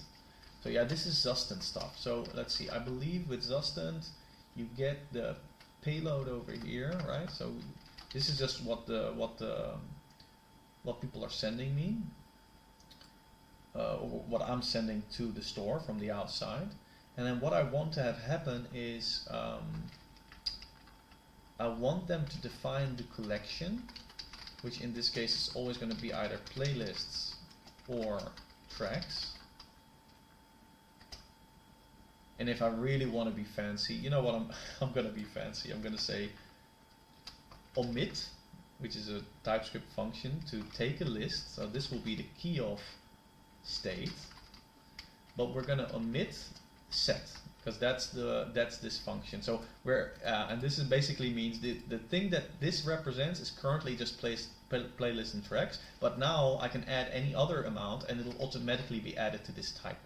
So collection now always refers to anything that's not set, and that's one of these names. So you need to tell me which collection do you want to update, right? And the payload, well, in this case, let's say payload is anything, right? Payload will, by the way, be either a playlist or a track or something, but for now, let's just say you can put anything in the state. I'm fine with that. Good. So what do we do?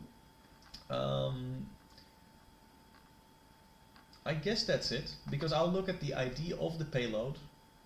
So how do I define that actually?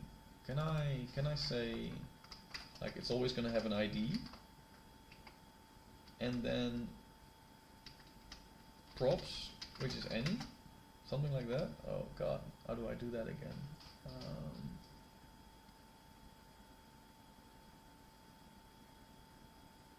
I don't know. I forgot.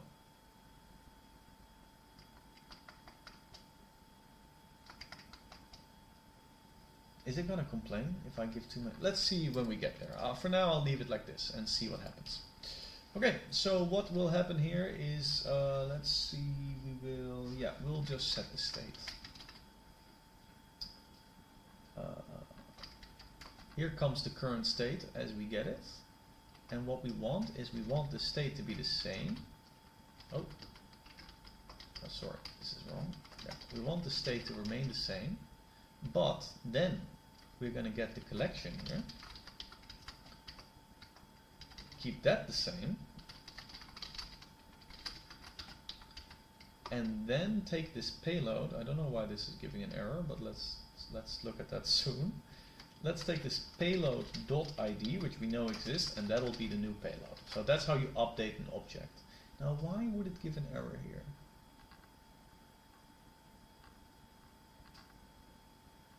Is the key of state minus set? That's correct, right? The computed property must be of the type string, number, symbol, or any. I mean, it is a string, because the key of is a string.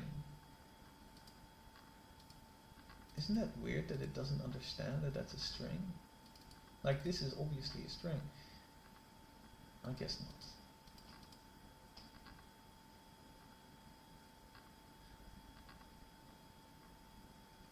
You know what we'll do? I'll also, I mean, this is a problem I need to solve obviously, but what I'm also going to do is I'm going to take away this stuff and move it to the other side, to my types. I'm going to split this to the right, go over here to my, oh god, too many files open, my bad. Where's my state? Where's my state? Here. Close the others. So in the state, I'm going to add set, and I'm going to define it. So it'll be the payload, which was going to be just something with an ID, followed by the key. Why is this showing me an error?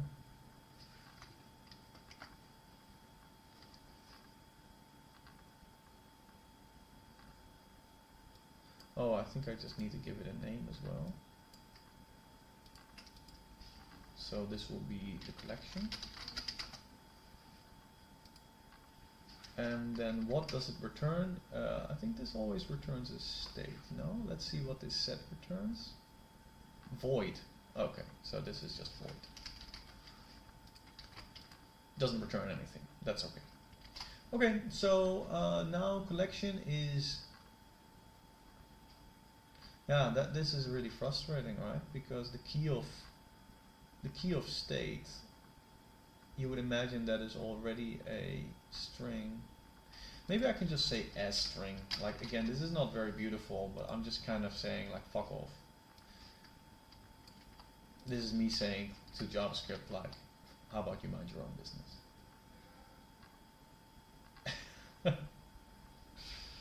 It's not very happy.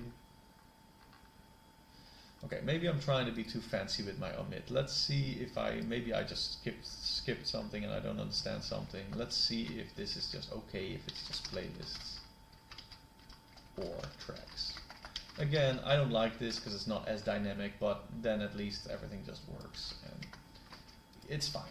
It's fine. Let's not make a big deal about this. Some programmers would lose their mind and endlessly try to make some function work, but this is very clear. I mean, I hope so. If you read this state, you can clearly see you've got playlist, tracks, and a way to update these playlists and these tracks using this set function, where you can give anything with an ID and a collection name, either playlist or tracks, and it'll update it, right? Using that ID. So it's a very clean way of updating records. And now, there is something else though. We were also dealing with the play state and the window state, so there was some other stuff going on. So let me define that better. Like, let's say this is like config, right? General configuration thing. And this is really interesting because here set is kind of annoying because I'm gonna set the ID, really? Like,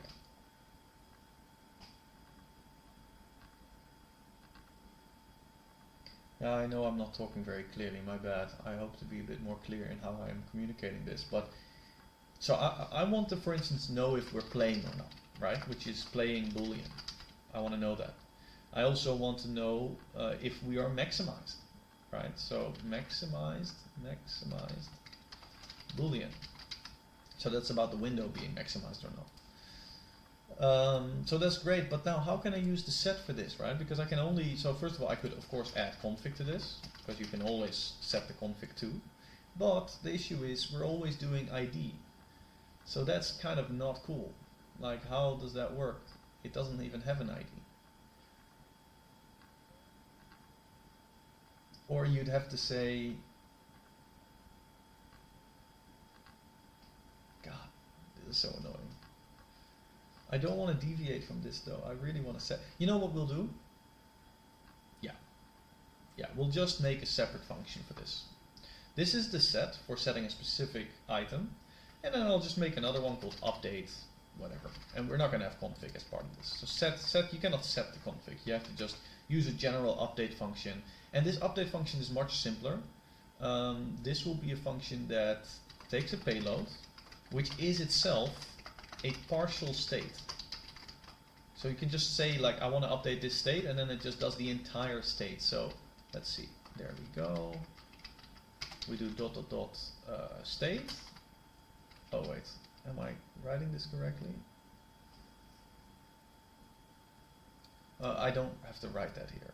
We just say void. That's fine, there you go. So, and then I also like to sort it like this, so it's nice. Like config tracks update, this is very clean. Now, to write this correctly on the other side, again, let's go with our updates. So the payload is there, and what we'll do is we'll use a set where it takes the state, and we copy the entire state, and then just spread operator the hell out of it. There we go. That should be, and of course we're now missing config. Config. With newer programmers, they get these errors everywhere, right? They get these red lines, and it scares the hell out of them. And I think it's so funny. I remember when I used to have that, and it's like, oh no, it's red lines. I'm messing up. Oh, it's so fun. Okay, maximized. Why is it not already suggesting it to me? Oh, because of this. Oops. Maximized is probably false in the beginning. Okay, so good. We have config, we have playlist tracks. We can update if we want to change the config. Then we just say give in the payload the config file that we like, and then we'll just update it directly, the whole thing. And that's really easy because it's just two little variables inside, so it's fine. And then playlists and tracks, we can actually individually update them. So that's much easier. So this is good. All right, we have a good store.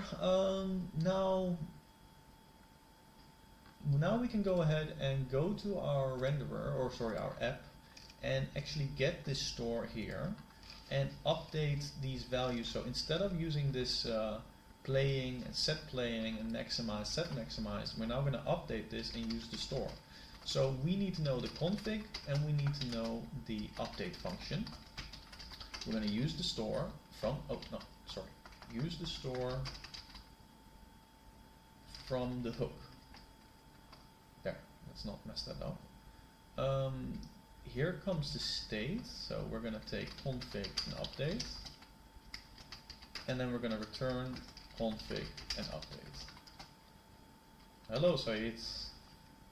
By the way, is the delay on my stream, I put it on normal when I started broadcasting. I don't know if that's fast enough that now when you wrote it, I said hello to you as soon as you wrote hello, but to you that might be a couple seconds. I don't know how long.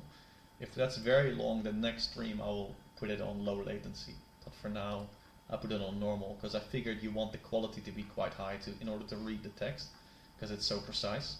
Anyway, so here we have config, and now I can say instead of playing, I'm looking at config.playing. Config.playing.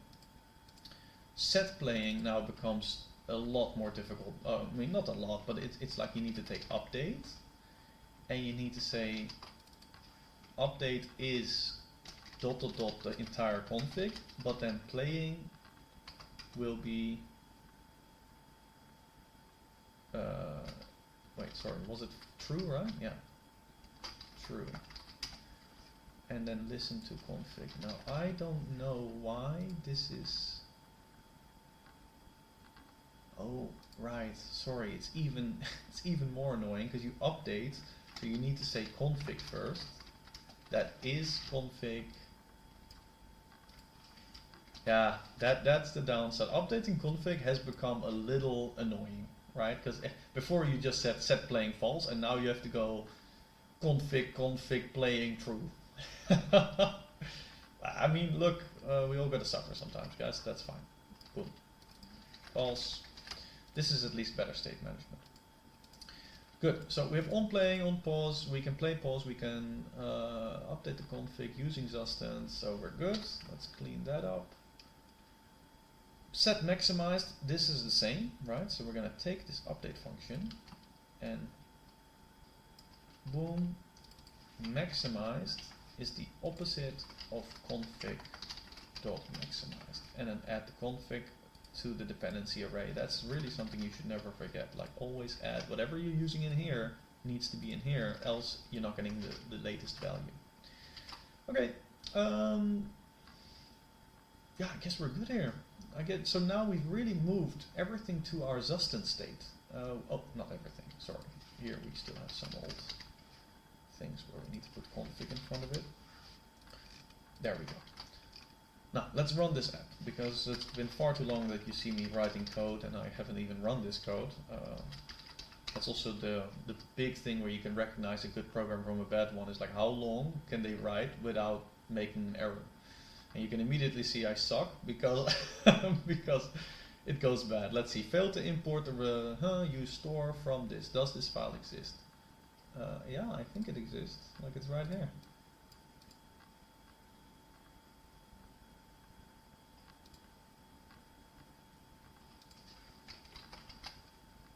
That's interesting. Source, hooks, use store, from, source, components, app. Oh, did it?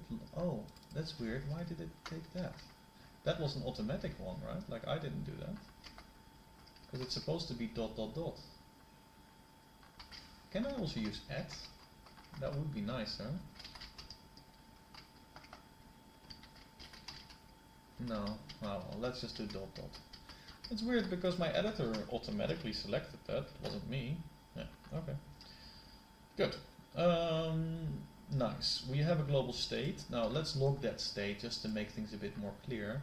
Ooh, where do I log it actually? Because I don't get the entire state here. I just get config and update. Maybe in use store itself? No, that's not a good place.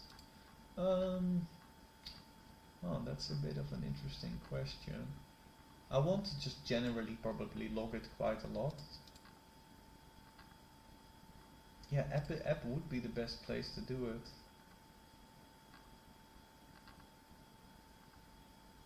Will I rewrite it to just give the entire state? I don't want to.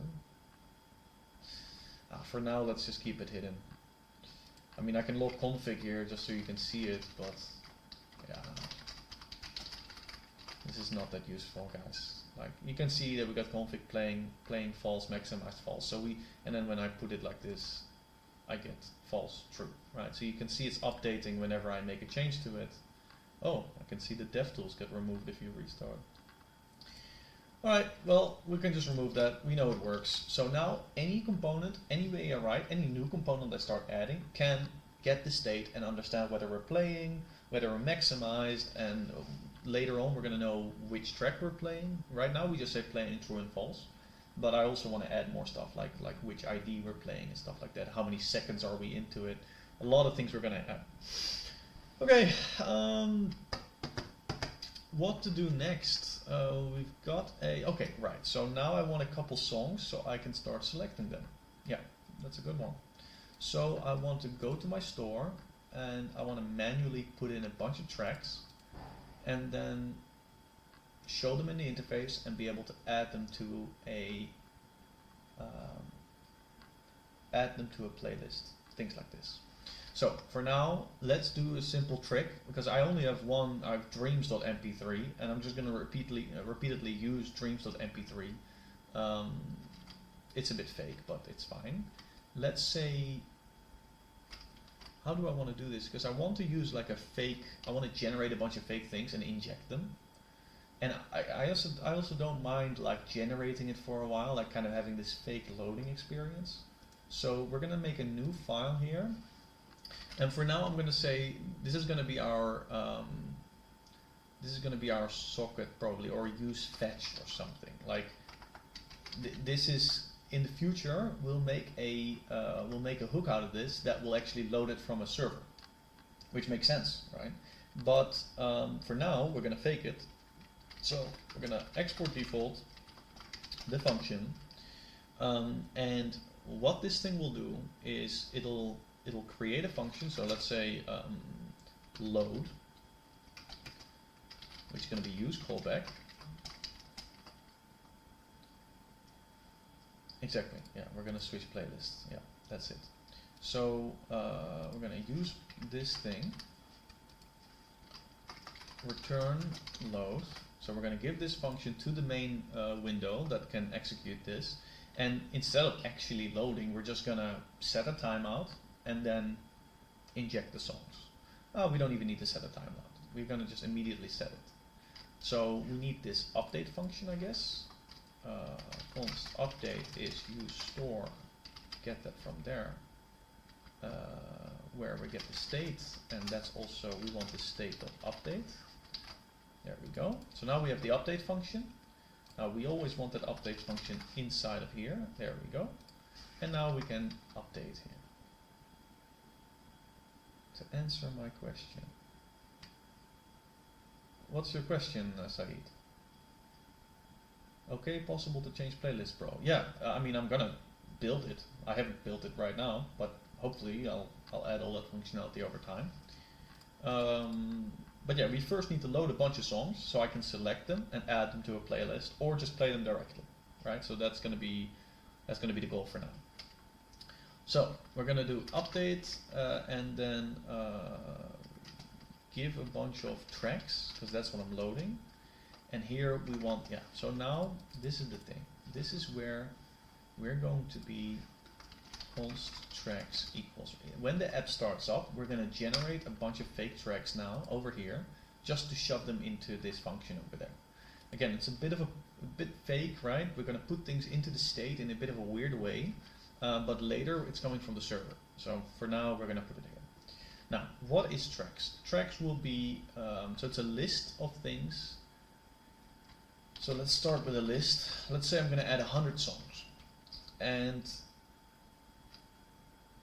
I'm going to have to install something for this, but okay. I'm going to fill this array with a bunch of nulls and then reduce over it. Now this all might look a little complicated, but I trust me that it is needed. So here we get the tracks. So let's also add the types to this. This will be a record of ID to track.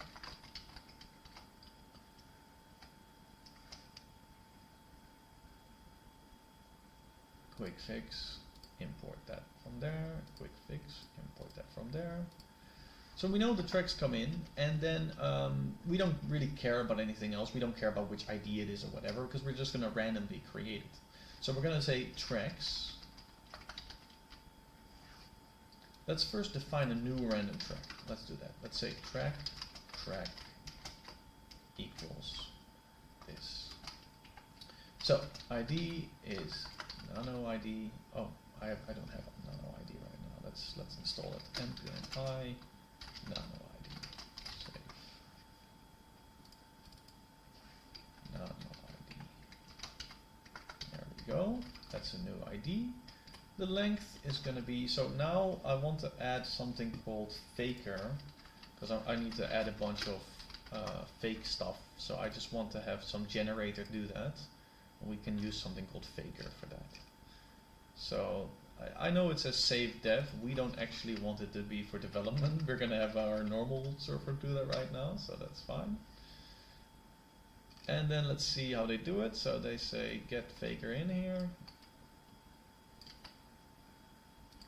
Import faker from there. Now we can say faker. In this case, we're going to fake a number, and it's an integer.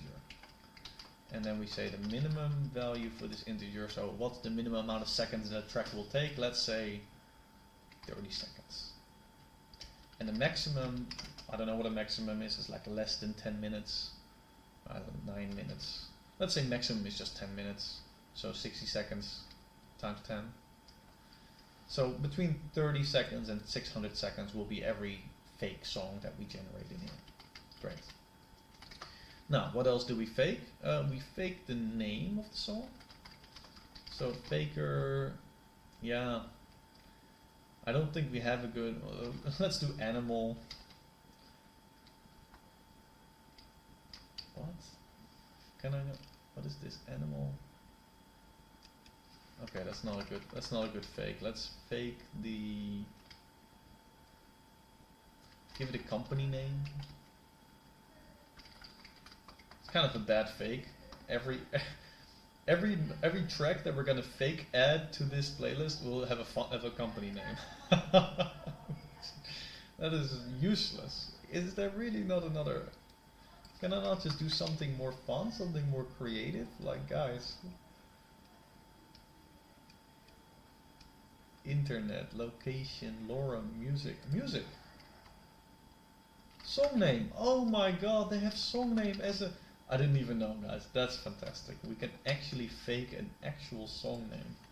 But we can hardcode the URL for Dreams, because it's always going to be dreams.mp3 in the public folder. And then the thumbnail, we can fake that. We can do faker, image,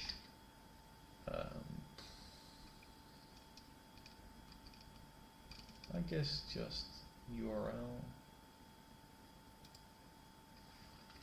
I have no idea what images will come out of here, but we'll see.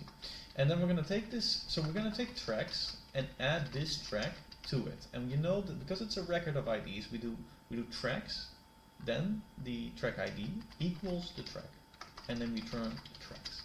Right? So this is how we generate a bunch of tracks. Let's see if this works. Now we need to, of course, import this and load this. So let's go over here and go to const load equals use fetch, which is the hook we just made. Now I like to sort things based on their length, so you get kind of this little slide down. I think that reads nice.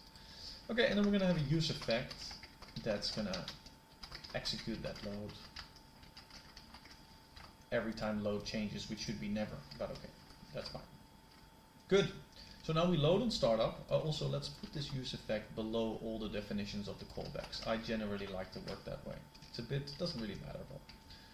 Okay, good. And now let's start this app and see the tracks.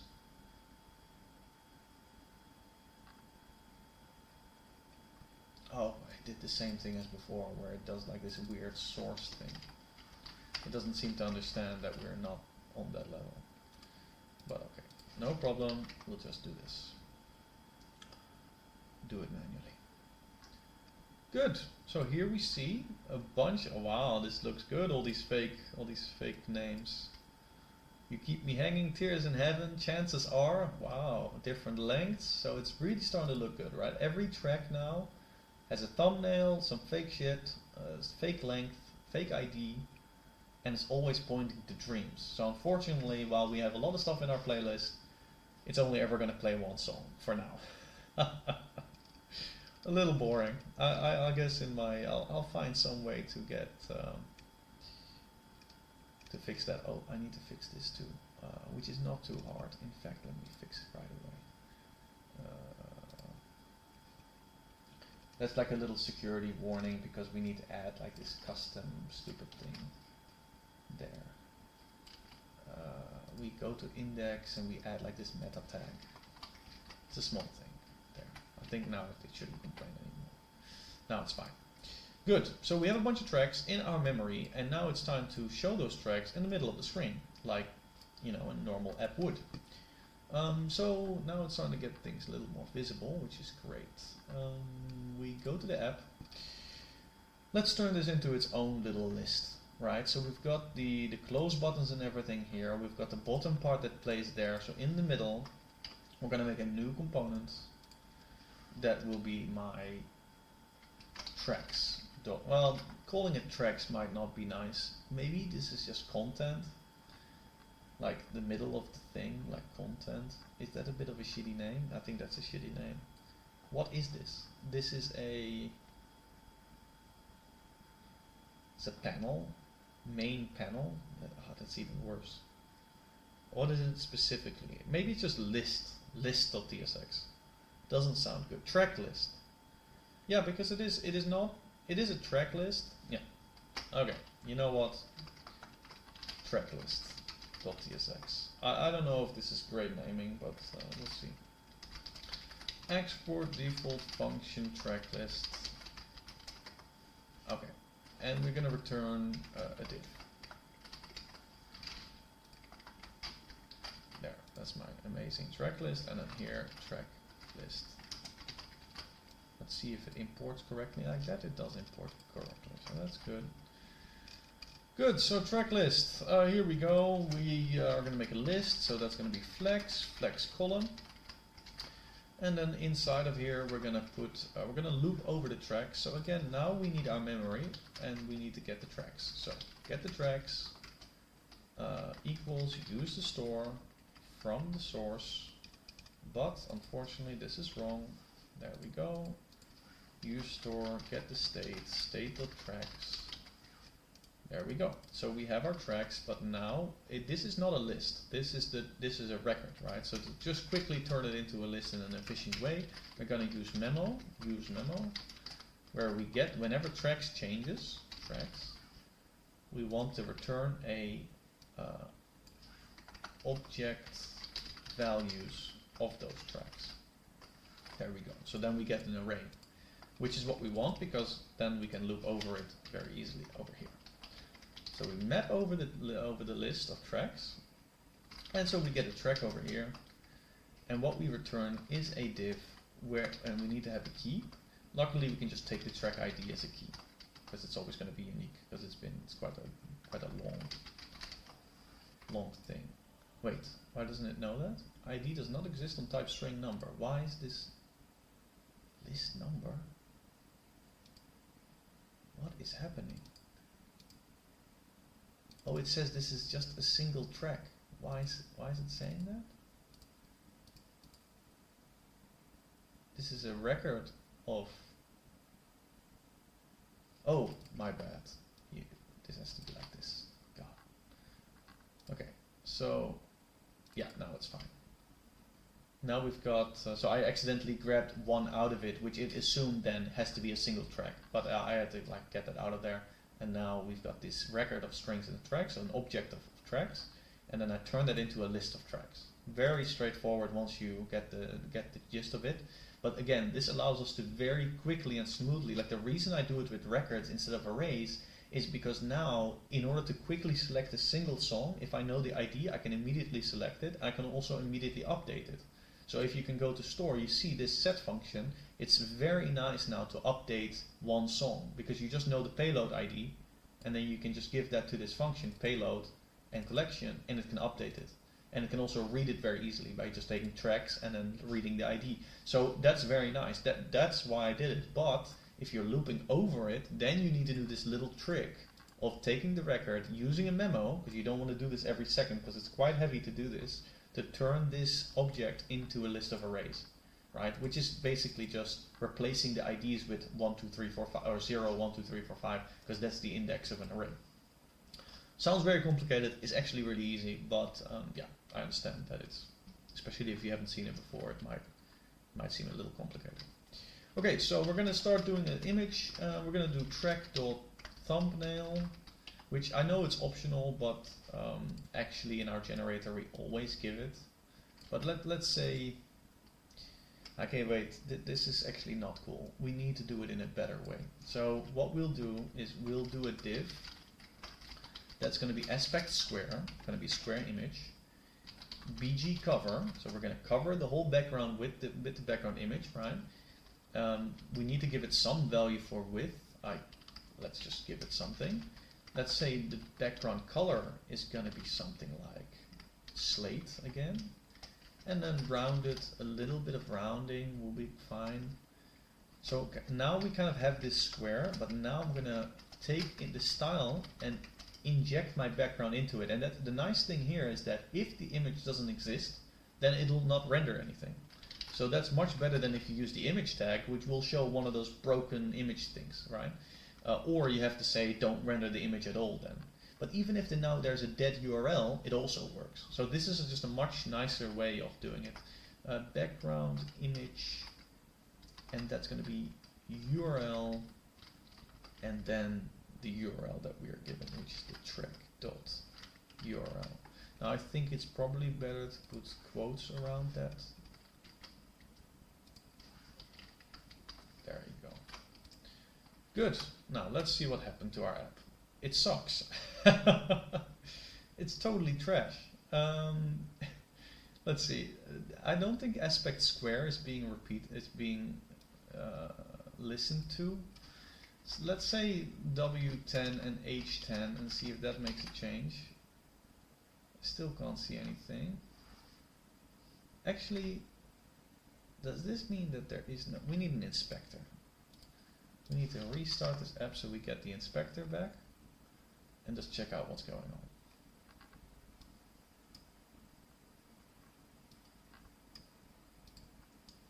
So here we got our square, that's good. Background image, oh, it's not URL, it's thumbnail. God, okay, of course. Does it automatically redo it? Well, that's weird. This is an image, so that should work. But I guess these images don't work.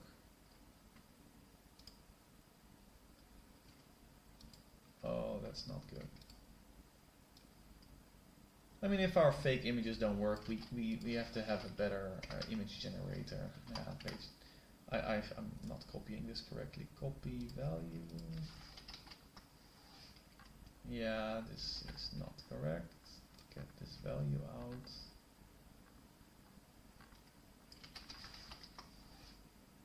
Oh, that works. Why? That looks good. That actually worked. Why is it not showing then? We did background image URL. It seems to exist. Oh, I think you can't see this because it's behind my... Sorry guys. I have to learn not to use this right bottom part of my screen. But yeah, this image seems to be real. Yet when I look here, you know, there's nothing rendering. And that makes no sense because I use background image URL.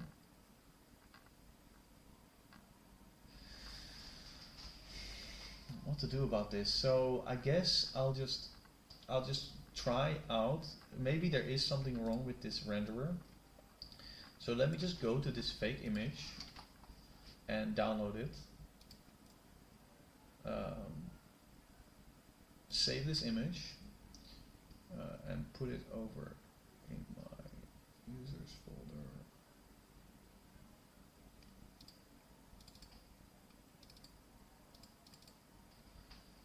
Spotify. Public folder. Thump.jpg. Good, and then I'm gonna update my fake fetch to just always use that URL. For now, I just want to debug what's going on here. So maybe this will help us figure out whether it is a problem with our generator. Yeah, it is a problem with our generator. So there seems to be an issue with the generation. That's unfortunate because yeah, this looks kind of bad. Like always the same image. It's not really good demo data, but you know, we're just gonna have to roll with it for now and fix it later. So where are we now in the track list? We have our thumbnail. Now we want a good class name here.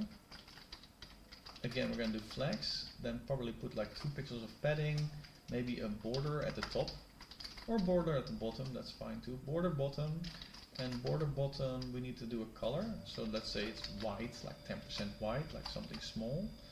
There we go. Then we do the items in the center. There we go. And then we're going to show some other values, like for instance, let's write the name of the song, or the track name. Oh, it's the wrong color, of course. Let's define that over here. Text white. Doesn't look that good. White is maybe a bit too much, but fine. Put a gap in between everything of like 2, maybe a bit more, maybe not. Text might also be a bit smaller, I don't know. Yeah, I guess. Yeah, that gap is too small. Let's say a gap of 4. Yeah, I guess. It's okay. It's okay. See, you can scroll through it. That's nice. Oh, I might actually put the scroll bar on this thing itself. Overflow auto. Like move that. And then grow this starting with basis 0. Oh, why does this not load correctly? Oh, it's because, of course, this thing is hovering fixed over everything. We don't actually need to do that. That's not necessary. Not right now. Because this area is fixed, but even that we don't need to do. You know what? All this fixing, let's just not do that. Because actually we've got, with flex you can do pretty cool stuff if things just stay part of the library. So we just do flex here with flex call. Yeah, that's better. And now, oh, better. Doesn't look better. But, okay, so we got 3 things in a list, right? 1, 2, 3, the top controls over here, then the track list, and then the div underneath. And everything has a set height, except track list. Track list needs to grow. But I also already did grow, and it's not growing. So why not? That's a little odd. Oh wait, there's something happening here.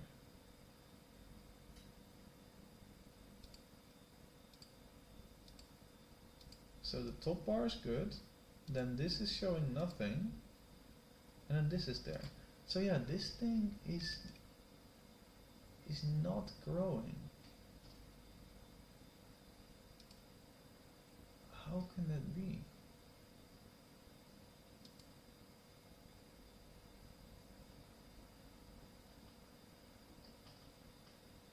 That is weird.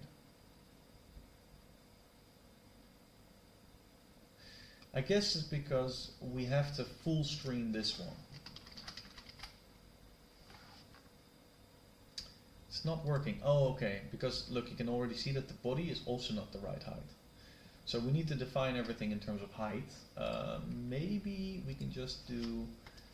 So I did h full, but that doesn't work because I guess the HTML doesn't have an h full. We can also try H screen, by the way, if this doesn't work. Yeah, if we're having issues with it. Well, this is fine. This is now okay. Ah, root, of course, of course.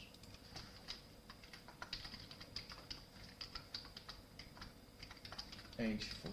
We want to try to keep everything really dynamic. There we go. And there was a guy asking before, Hugo, will you make it responsive? Now you can see that, you know, if I start to stretch things, automatically that div is growing to the size it needs to be. So that's really nice. That's exactly what we're looking for. I also want to look for a little bit of a better WebKit scroll bar, because this scroll bar makes me cry. Maybe I can actually just search for that, like CSS for a iOS-like WebKit scroll bar.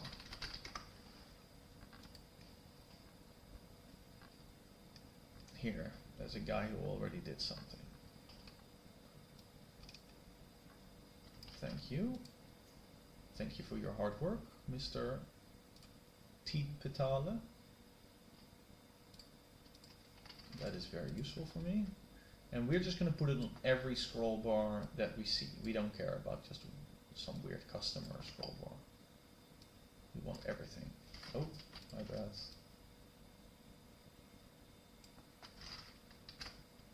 There we go. Now, see, that's much cleaner. I still don't like that it's a bit too far to the right. Also, it's barely selected. I can't select it. I can't select it. Okay, well, not being able to select the scroll bar is a bit of an issue. Maybe I can do some padding on the right. Does that work? No.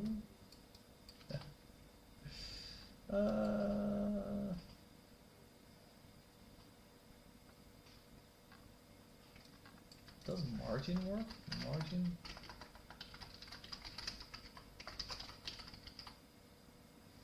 Also no. And I guess that depends also on whether you're vertical or not. So that is a little annoying. Let's say, so there's a margin on all sides of 5. I do want it to be selectable.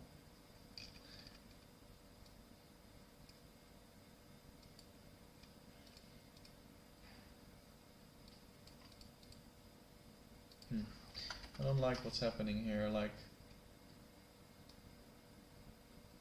yeah, but now it's so big, kind of not very nice. And also border radius with WebKit, why would you need WebKit around it? And let's make that like much smaller. 3, I think 4 is the default for WebKit. The weird thing is it already has a margin of 5 to the right. It doesn't seem to be listening to that, so yeah, I guess I shouldn't spend too much time on it. I mean, it's better than the default one. 10 is a bit excessive, maybe 7. Can I select it? Yeah, but barely, like really barely. Okay, we're just gonna stick to 9 for now. It's a bit wide, but at least I can select it. Okay. We'll fix that later. Good, so let's go back to our track list and add the length of the track. But now this is an interesting one because we want to show the minutes and then the seconds. So do we even want to show the hours? That could be kind of annoying to do hours as well. I think minutes is fine and not show hours. Because we're just going to assume there's no hour-long track. Look, real Spotify probably does have ability to do that, but you know, we don't need to do that. So we just take the length. Now, what do we want? We want to show only the minutes, so let's divide by 60. And then remove all the excess. So that's math floor, right? Floor is just round down, because we don't want the excess. So the math floor of track length divided by 60 gets us the minutes. And then the opposite of that, the other side of this, is when you take the track length, but you modulus the 60. So every time it reaches 60, it takes it away, right? So the remainder, that's the remainder. So that should be the time, 2 minute 35, 2 minute 33, 2 minute 18. So this is great. And I guess in the real Spotify fashion, I assume that they put this on the left. So we'll just put a margin left of auto to scoot it to the right. There we go. Now, if we hover over one of these tracks, We want the background to be like slightly something. And then also a cursor pointer, because we're going to allow people to click on it. See, I automatically almost want to click on it, you know. And I guess when you click on it, well, isn't it when you double click on it, like, that it works? Like, I think the default Spotify behavior is double click. And if you click once, it opens like a sidebar on the right to show you the details of that song, I think. Yeah, I'm pretty sure. So that, maybe we want to do that, right? Like we can start maybe with the sidebar on the right. Yeah, let's do it. Let's just do this. So we're going to do it. We're going to make a sidebar that will pop open if you've selected a song. That's a good start. Now we're really starting to build the interface like proper. Oh wait, I just see something. 7, 8. See, this is wrong. We need it to be this is bad. Like we need 0, 8, right? We need to have it with a two number padding. So how do you do that? Ooh, that's kind of annoying. It's not that annoying. It's just, yeah. I guess add padding. Okay, there's a good way to do it, which I currently don't know in my head, so I'm just going to do it randomly. If it's lower than 10, then we're going to do 0, and else we do nothing, and then here we do track length. Not the most beautiful code I've ever written. Let's ignore this and just move forward. See, now it's 0, 4, which is what you would expect. Good. Now, when I click once, I want to select the song. And that will put it in the right bar. So let's go to the state, because this needs to be part of the state, right? So we're going to go to the store and say, in my configuration, I'll say if there is a one selected. Is selected the right word though? Like, I guess so. I guess for now. Because the song that is selected is not necessarily the song that's playing, but that's a different word, right? So we could move forward like this, I guess. Selected is potentially nothing, so we'll do a question mark, and then when it's given, it'll just be the ID of the song that's selected. So in this case, it'll be nothing. So actually, you know what, we'll just do null. Selected is always there, but it can be null or something. Okay, so go to the state, go to config, selected is either null, or it's an ID of the song that is selected, the track that is selected. Okay, that's a good start. And put a comma there. Okay, good. And now if I click, I need to select it. So let's go to my track list. And instead of just getting tracks, I want tracks, but I also want update, right? Because I want to update the one that's selected. So then we do this, tracks, update. And again here, tracks and update. Good. And then now when someone clicks once, on click equals click track equals callback.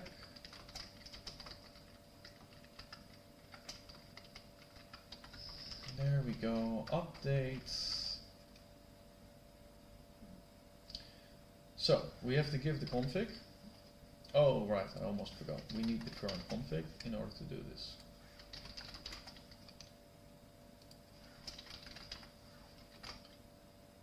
So, update the config, give the config, and update the selected to be the track we clicked on, which will come in here. So you will give me a track,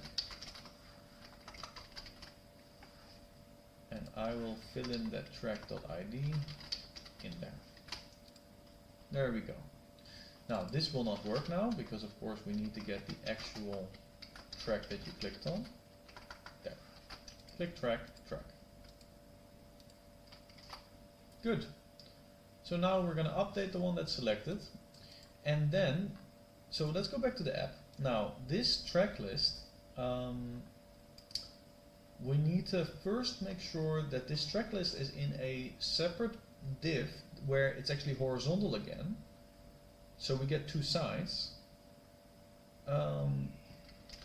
let's do that. Let's say div and put here, and then here we're going to put the detail pane, right? The detail panel. I'm just going to call it detail for now. And then this will be class name flex. It'll be horizontal, so that's default like this, and grow with a basis of 0. So now this one needs to grow with a basis of 0. Actually, all of them need to. This is still correct. And we make a new file for the detail.tsx.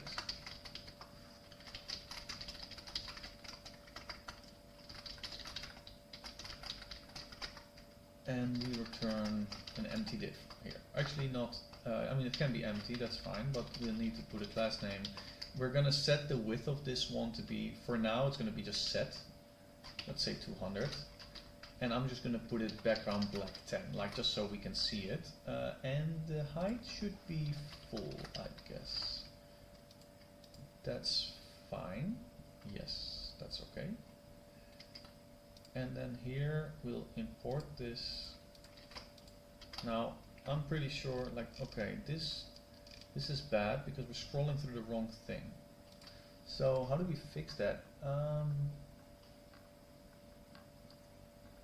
The overflow is on the wrong thing. So this is also pushing it too far down. But it's weird because we did flex grow with a basis of 0. This track list, therefore, is not correct. Like, it is... Should it even be grow? I mean, this now talks about the horizontal value. I guess the vertical value should be h full. Yeah, now we're really getting into some trouble. How to do this again? Let's see. Let's look at the heights. So we see this one is like 5,700 high. So that's wrong. Why is it that high? Because... Wait. Oh. No. That's strange. Because this one says h full.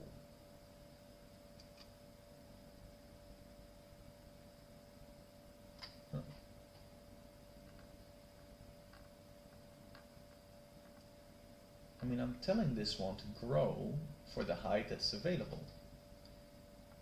I think maybe just overflow hidden might be what we need here. Because we just wanted you to grow as far as you can, but not further. There, yeah. And now, yeah, this works. Now it's just hidden until, so now everything is visible, and this one has its own scroll bar, which is perfect. That's it. Oh, was almost lost right there. And now it's much nicer that we have this distance for the scroll bar itself. Like, this is much nicer to reach.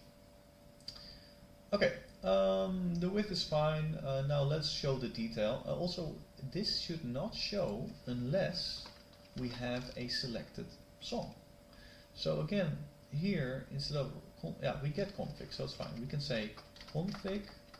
This is why global state management is so nice. Our app, our detail, and our track list can easily share information now, right? Which is really critical for good app development. So we can say if the config selected is there, then we will show you detail. So yeah, and now there's nothing, and now there is. See? So perfect. And then we'll have to add another way to deselect the song, I guess. I don't really know how Spotify does that. I don't want to copy it directly. Maybe I'll just put a close button somewhere, but okay. Good. Now, we have detail, we have selected, so let's go to detail and show you how easy it has become. By the way, let's see, track list, app, yeah, it's going well. Okay, how easy it has become to get the right track out of the list of tracks based on the ID selected. It's now actually really straightforward. We can first of all say, give me the config and give me the tracks. Get that use store again. Again, this fucking thing. Oh, my IDE is a bit stupid in understanding what I want. Okay, now I want the config and the tracks. There we go.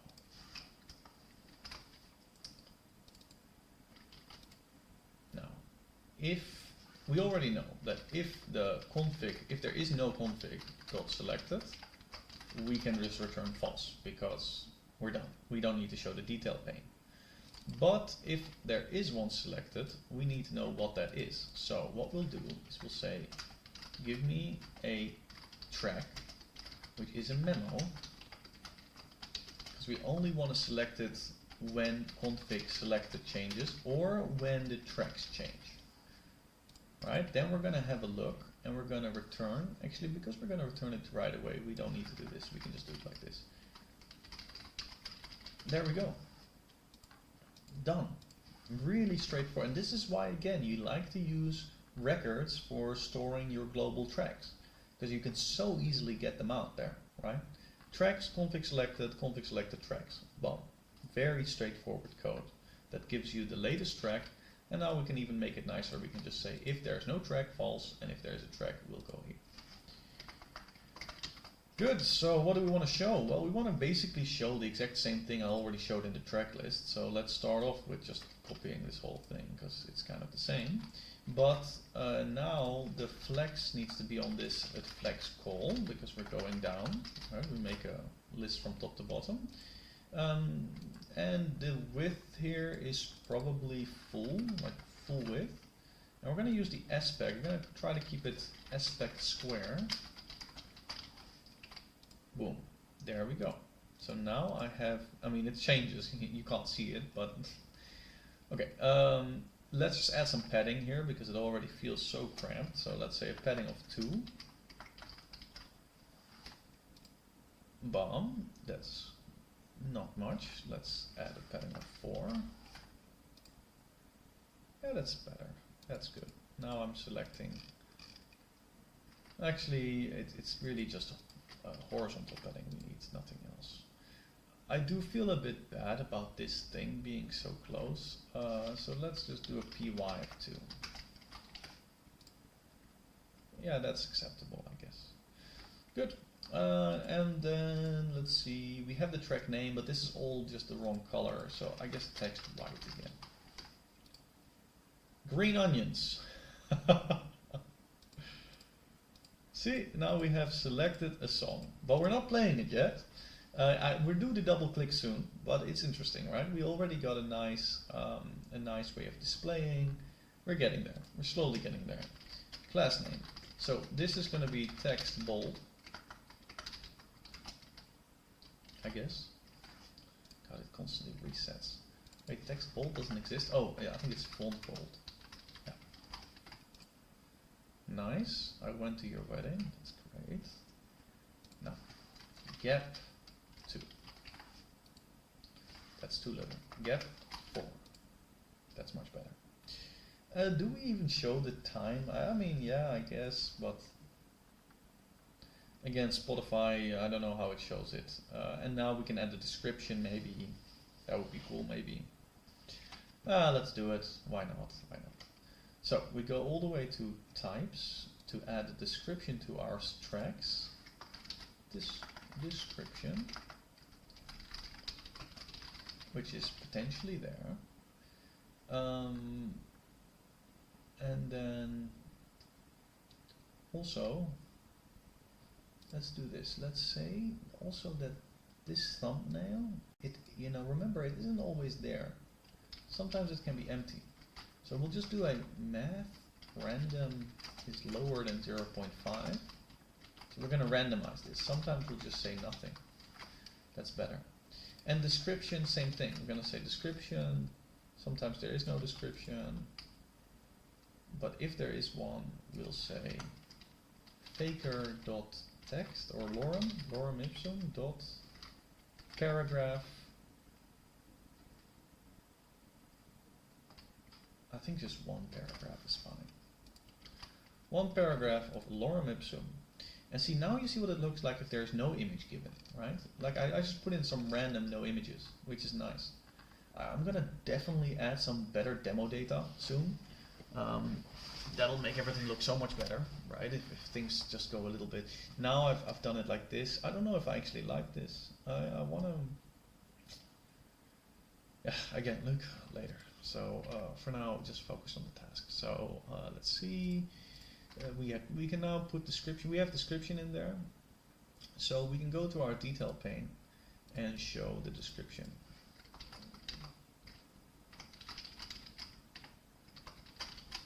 Boom, bomb. Why isn't it there? Oh, it's random again. Yeah, of course, I just did that.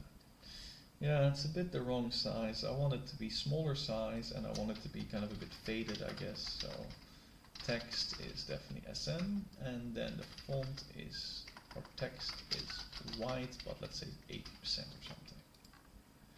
Yeah, that's kind of clean, I guess. Yeah, sure. And then I'll add this span. I'll put this span inside of this span. Oh. And then undo the font bold and make it font normal. And maybe also text SN. Oh, and also text white 80. Let's do it the same way. So that it's in there, but it's smaller. Yeah, no, we're looking good, huh? I mean, I think so. Definitely, looking really nice. Now there is an issue that if a song name is like super long, like really long, then you kind of want to ellipse it. I can already add it. I'm not sure if it would actually work, but it's good to add text ellipses. I'm not sure if this actually would work. Maybe we could fake. I mean, in terms of responsiveness, like the guy asked before, Hugo, it's actually very useful to test these kind of things already right away. So I can actually go to my use fetch and just create one little fake thing. So tracks lala equals. I'm just gonna shove in one other fake thing just to test like what it would look like if the name was something really stupid. A lot of capital M's.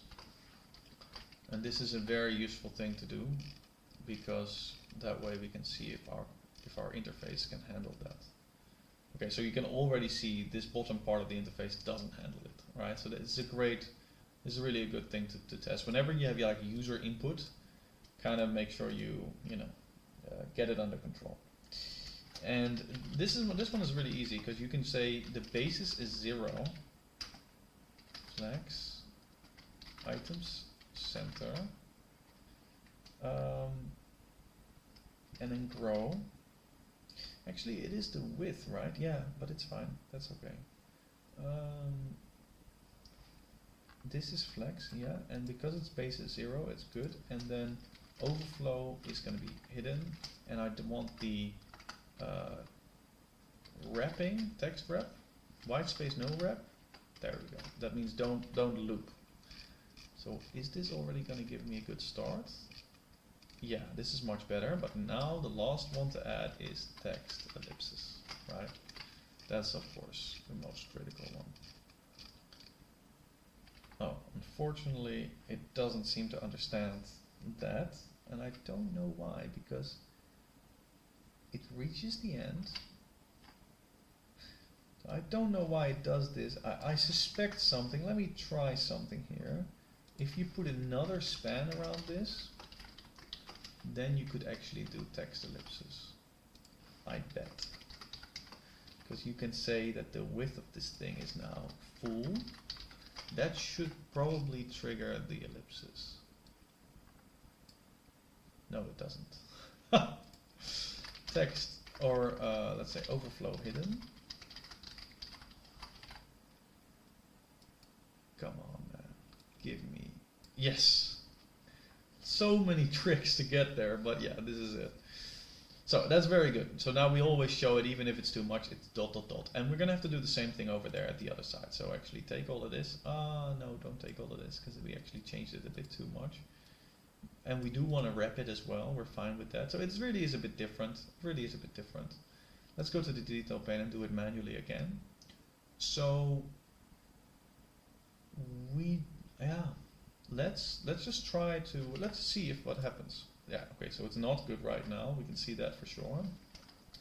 But I think if we just do W full, isn't that enough to kind of, God, I just hate having to go back all the time.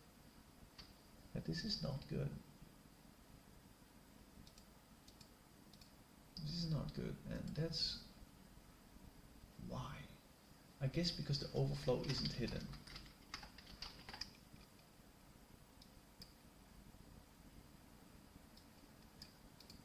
Yeah, there you go. Fantastic, fantastic.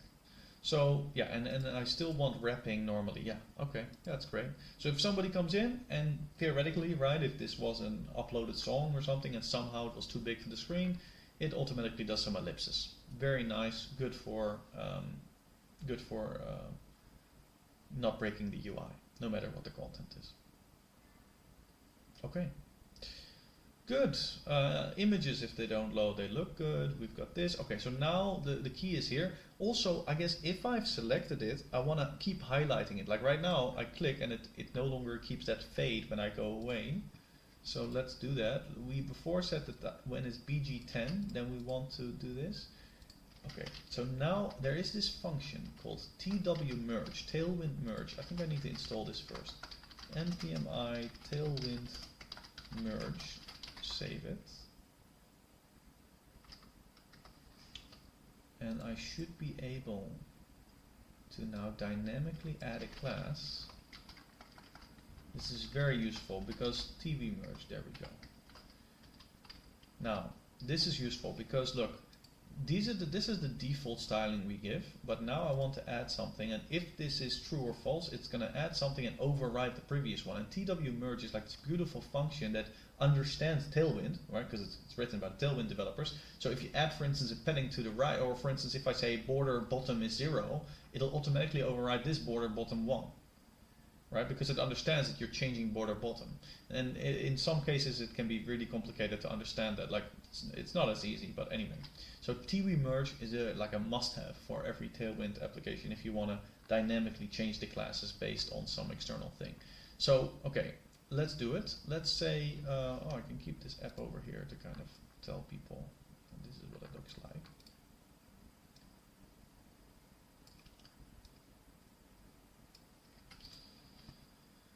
Okay, let's go. I want to keep the highlight on background white 10 when you have selected the song.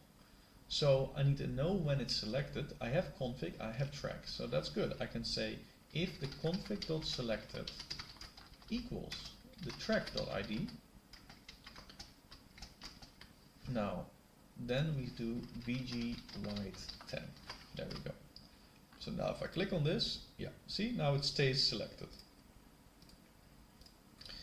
Okay, now I can do the double click trick, and I hope this works well. I can say on click we click the track, yes, but this will depend on whether the config.selected equals the track.selected, or the track ID, sorry, track.id.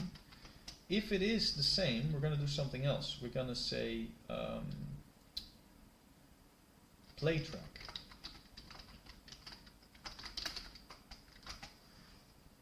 Yeah, play track. We have click track and we have play track. Oh, play track. And it's interesting because, yeah, playing a track, fuck, like, how do I want to start doing that? I need to start writing down what I'm playing, but also how much I'm playing it, right? Like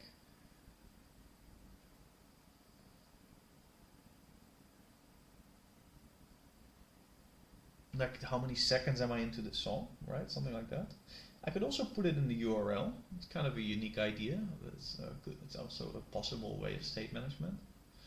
But I don't need to do that. I can just keep using my Zustand state. I like that state. So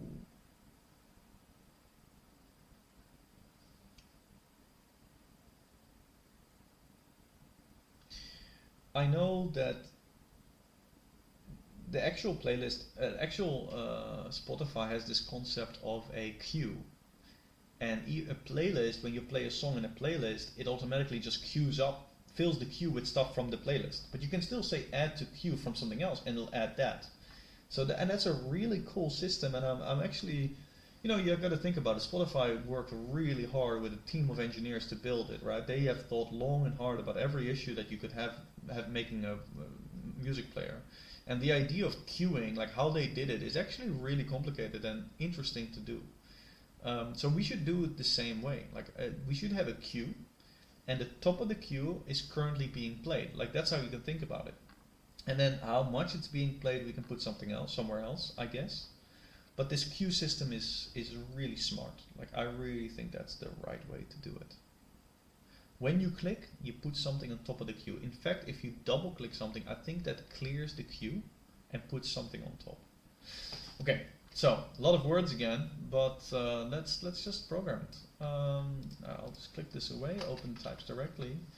I don't need this to be that wide. So we're going to have our queue. Hey, that's great. It's going to start off being empty. Oh, it's going to be a list of tracks again. We don't care right now which playlist it comes from. That's also the nice thing. So we have a queue, and that's just playing. We don't know the amount of seconds right now. Should I put that somewhere? I just have this feeling like I kind of want to put that directly here. Like I just want to. I want to put it at the root. Like how many seconds we are into a song. What's the name of that? Runtime or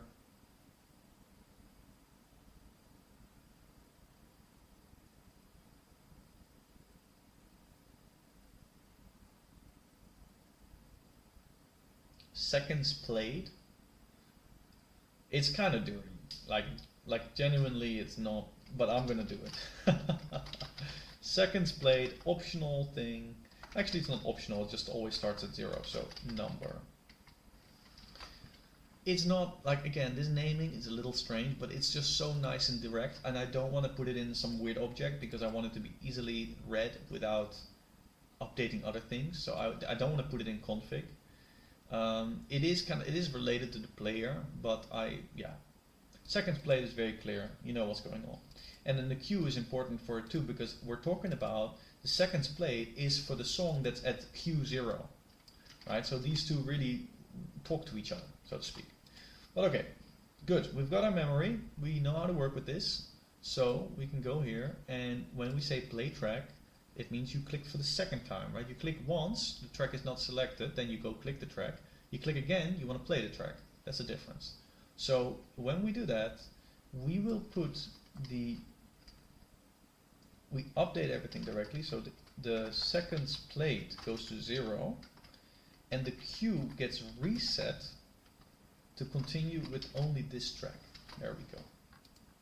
And actually, if we really want to be good about this, we don't put the memory of the actual track in there. We don't want the value. We don't want the whole object. We want the individual values of the track inside the queue. It shouldn't be the actual queue object itself. Again, this might be a little, some programmers will not understand that.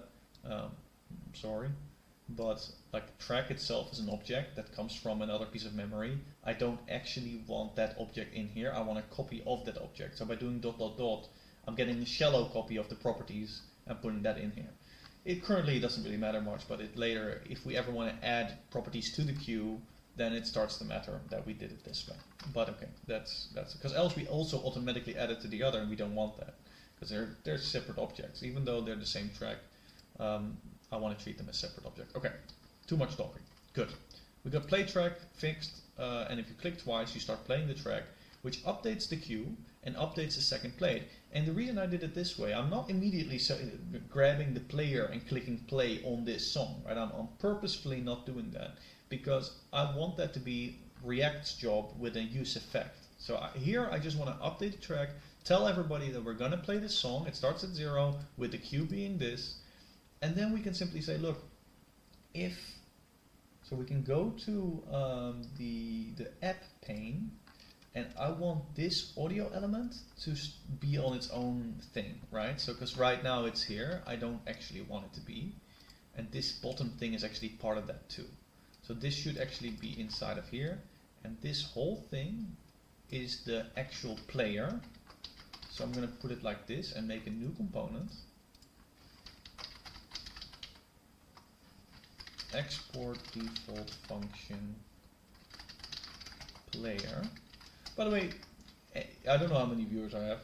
I hope it's more than 0, but it doesn't matter if I don't, because then nobody's here to hear me say that. But tell me if you have ever programmed before, because you know, is this completely, is this new to you, or are you figuring out what it's like to program like this? Or I'm really curious what people take away from this. Okay, so I've moved this code, but now of course everything is broken, as you can expect, and you get all these different functions that now no longer work. So we got to move them. Click play can be moved, and then we'll also move that later. So this is good. We'll import all of this. Now we need the same config as we had before, and that ref is also very useful. The ref can go away from here. Really nice to put this finally into its own file. It really belongs to its own file. Dot dot. Import from React. This is update, but that's weird. Why is it not seeing that? I think I really messed something up here, or what? Oh yeah, I did. I put this way too high. This needs to be here. There we go. And FA pause, of course, is from this one, and FA play as well. There we go. This one is good now, and now this one we can say, look, grab this player, fix this, and now we have all these other ones that we don't use. We do Ctrl Shift O and then, or Alt Shift O, and then it removes all the unused imports. So that's great. Failed to construct URL. That doesn't sound good. I think that's just a refresh error. It doesn't matter. Okay, good. Now we can do the thing I really wanted to do, which is like here we want to know the queue, and I guess also the seconds played. Seconds played. It's starting to get quite large, but okay, that's fine.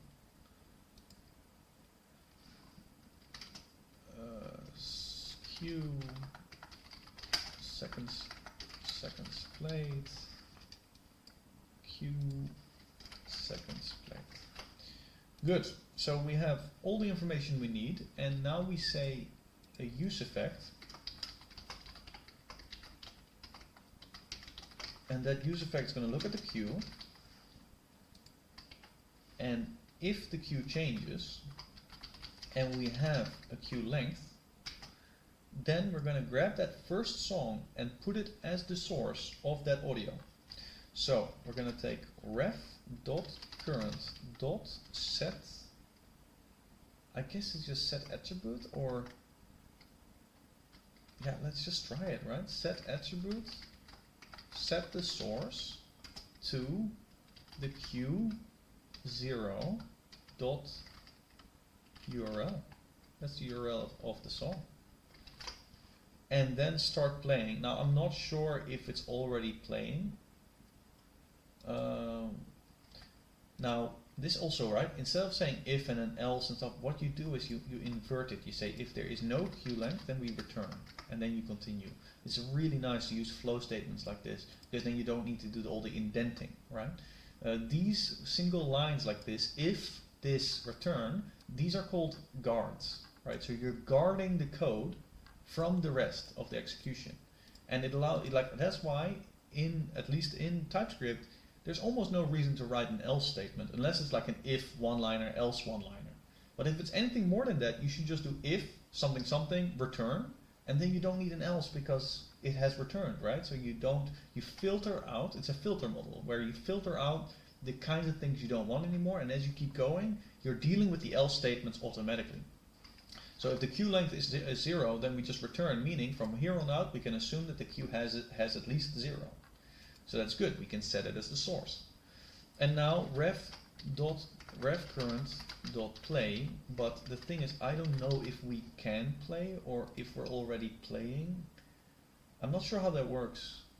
Let's just keep it like this. Let's just automatically do it. If it's playing already and you say play again, is that fucked up? I don't know. So we'll see. Maybe we get an error. Maybe we don't. I don't know. Now, by default, okay, so immediately we get some errors. Let's see. Cannot read property if undefined. Reading length. Q? Is Q undefined? No. Let's go to use store. Ah, yeah, I forgot to add it here. Of course. So the queue starts with being empty and the seconds played starts with being 0. Problem solved. There we go. So, failed to construct URL, invalid URL. Yeah, I think that's some random bug I don't understand. No. Boom. And then that's clicking once and clicking again. Starts it. It's weird though, because clicking twice, like clicking once very slowly, actually now triggers this thing. I don't think that's how actual Spotify works. I think it's a double click, and I actually think double click might be, if I remember correctly, it might actually be a on double click. Yeah, great. That makes everything much better, because we can just say on double click, play the track, and on click, we always just click the track. That is actually a lot cleaner, and I really think the actual API is like this for the. Yeah, that's great. It really works the way I expected. Okay, so now we're resetting the queue all the time, and we're starting playing because we're changing the queue. So that's also correct. Now, and I think it was no error, right? When I say when it was playing. When I was playing, I can just click on something else and that will keep playing. So it seems to just work, and I don't need to put an if statement in front of that thing. So yeah, good. We have the ability now to see the tracks. We have the ability to look at the details of a track. And now let's build this progress meter. And you know what? This is the first time that I'm going to start up Spotify just to quickly look at how they did it. Sorry Spotify, I don't mean to do anything wrong here. I'm sorry if you're mad. But I see that we need to put the progress bar just below this. Very straightforward. I shouldn't even have had to look for this, but yeah, I did. So I forgot. Let's say, so we need a little bit more height. Boom. And then we actually need, we need to put this horizontal, flex scroll. Put it vertical, I mean. And let's see, then we can put the progress bar underneath it. Okay, how do we do this? Progress bar looks, it's just a white line. It's a bit of a grayish line. It's very simplistic, to be honest. Super nice. We need to also show what is currently playing with this Q0. Yeah, we need to show that. Oh, that will be, okay, let's think about this. So we actually have another layer, so let's not do flex scroll here. We also need to deal with, here we show Q0. And then over here we will have the volume control. And then in the middle, we need to put div class name flex scroll, and that's where we'll put the progress bar under here. It's a bunch of things. Q on the left, volume on the right, progress below.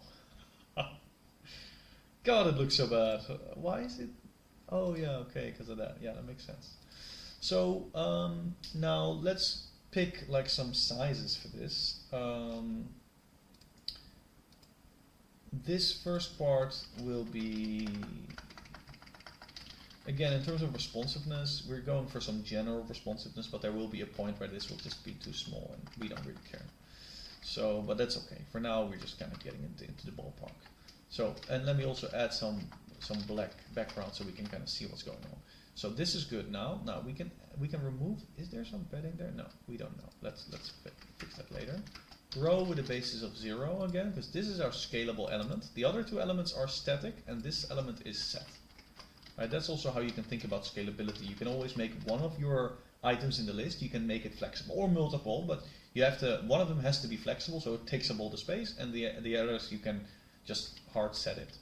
But if you want them to have equal space, you can just put all of them as basis 0, grow, right? And then all of them start from 0 and grow, which will give them the same size.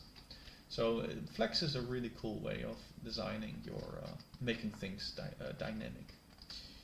So the other one was 60, let's make this one 62, whatever. Let's see what this looks like. This is interesting. So this is, I think it's okay actually. But for volume, it doesn't really need to be the same width, but I think it doesn't look good if one of them is bigger than the other. Yeah, no, it needs to be the same. These two need to be the same. But what we'll do is we'll align this text, we'll do it differently, and we'll align this text to be justify end, so it's on the end, right? So that makes more sense. And also the height should probably be full always. And then again, I don't want it to actually have a background, like it's just, that's actually kind of fake. I don't want that to be background. Good, and now this thing is hovering, it should be hovering in the middle. Flex, flex call, yes, good. So we have to say that the items are in the center. There we go. Good, very good. Now let's put the details here of the Q0. Again, I'm gonna just look at the track list because it looks kind of the same, right? So we'll take this track over here. Everything from here we want. All this stuff we want. We want that to be in the player too. But instead of the track, we're gonna take the Q. Now that's interesting as well, because I can actually take this track from here. So I can say const track is use memo. I'm going to look at the Q. And we're going to return Q 0. So track could be undefined now, which is good, that's what we want. So there we go. Actually no, it's better here, I guess. There. And now we can actually say, instead of looking at the queue, we can just say track. That's much better. So we're always grabbing the first from the queue, and that will be the track that we're playing, and it could be undefined. So now we could say over here, where we show the currently playing thing, that we have to look at track. If there is a track, open this, and this is a very nice way in React to open like a series of things, an array of things, without actually injecting an element, which is very useful. It's called a fragment. But you can just make a fragment like this, very easy. So track, now we know track exists, so we can put all these track things here. Now, what does this look like? Because these things are supposed to be kind of next to each other. Oh, by the way, I forgot the track artist. That's such a big one. We need to put the track artist in there, of course. That's so... Okay, but we'll do that later. We'll do that soon. But let's first get this span out and put that in progress. Right, that's kind of important. And yeah, this track might not exist, so again we kind of need to track. If the track exists, then show the span. Oh, sorry, then show the span. Alright, where are we? This code is getting bigger and bigger by the second.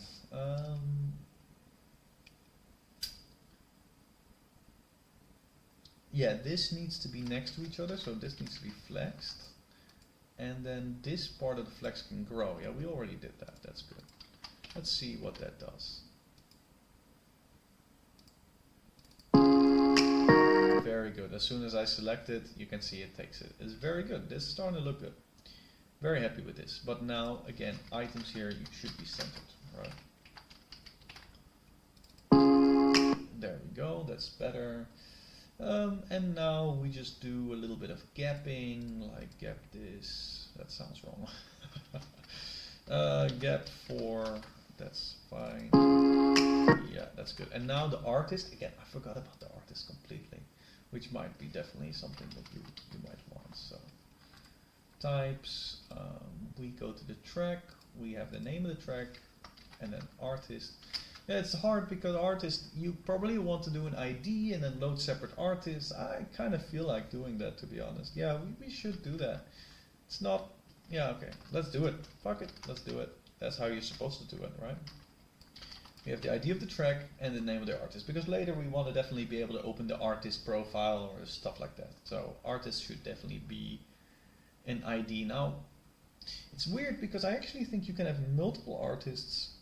Yeah, for sure. You can have multiple artists on a song. So yeah, I need to make it an array. An array of IDs. So that's kind of annoying, but yeah, it is what it is. That's definitely required. And then almost the artist, and the artist itself also has a thumbnail, I guess. Right? I guess in the case of an artist, I would probably call it an avatar. So yeah, and that's optional though, not required. Oops, why did I? Playlists also have thumbnails, right? Yeah, they do. Anyway, can't fuck this up. I have to put this back and recall this thumbnail. And then name avatar, that's good. That's the artist. Monthly played and stuff like that, all these stats, but they come from different objects, so it's fine. Okay, so we have the artist, now we have to add them to here.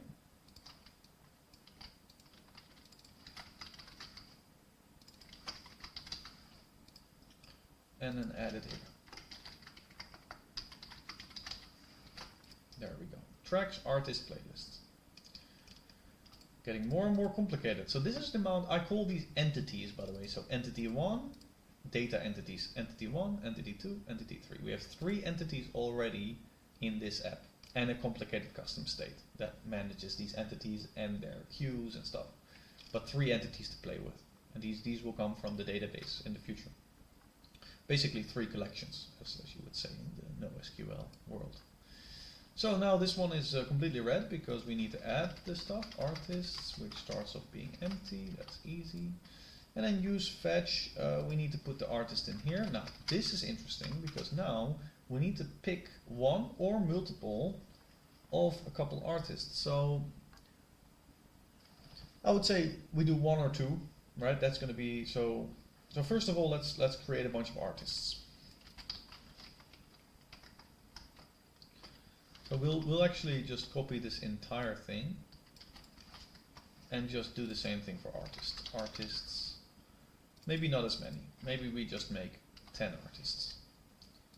So here comes my artist. Import that. And then the artist will have a name. And now we say faker person name. Let's say their full name. Fuck it. We're gonna have very boring artist names, like there's no, it's not very customized, but it's all good, it's funny. And no thumbnail for now, I guess. I mean, why? We're not using it yet. Artist. ID and name is enough, right?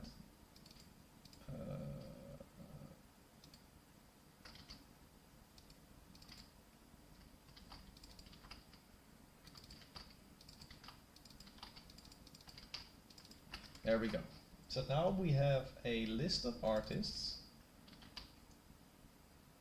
And it's actually, oh yeah, that's kind of annoying. Because I put them now in object order, which is correct, but let's see, when we load, we update tracks and we update artists. So we add them both in. This one can go away now because we've tested that. And now this artist here, this is interesting. So I'm just gonna do it like this. I'm gonna say faker array helpers array element, and then this is again, this is not too optimized because I mean I could probably optimize it. Let me optimize it. I would say const artist list equals object values of the artists, and that way we have always, if we just generate a list once. I don't know why it says unknown here, because it should know that this is going to give you, like, it knows these are artists, right? What? It doesn't know these are artists? But I said that.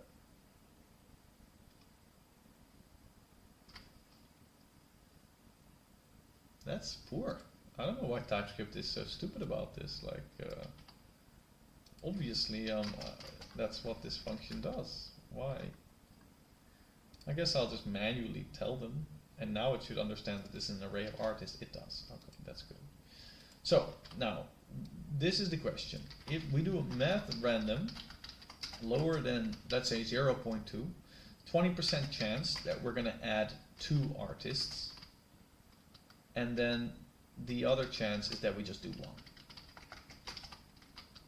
There. So 80% of the time we're just going to have 1 artist, and 20% of the time we're going to make 2 of them. And you can see this helper function is very useful, right? It can pick out of this list of artists, it can pick a couple of artists. Oh, however, I do need to put their ID here. Else I'm going to get an error. There we go. So we get a couple of IDs from the artist, 1 or 2. We're not going to do 3 artists for now in our fake data. But this is actually pretty efficient and pretty correct. This is the way to do it. So great, we've added our artist. It was a bit of work, but now we can go all the way to our player and take a look at the artist here. We need the artist in our memory.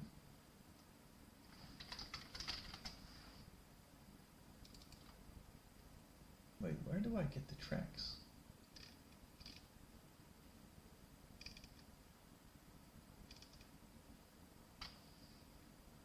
Wait, did I, in the queue, I put the entire track, not the track ID? Is that the right way to do it?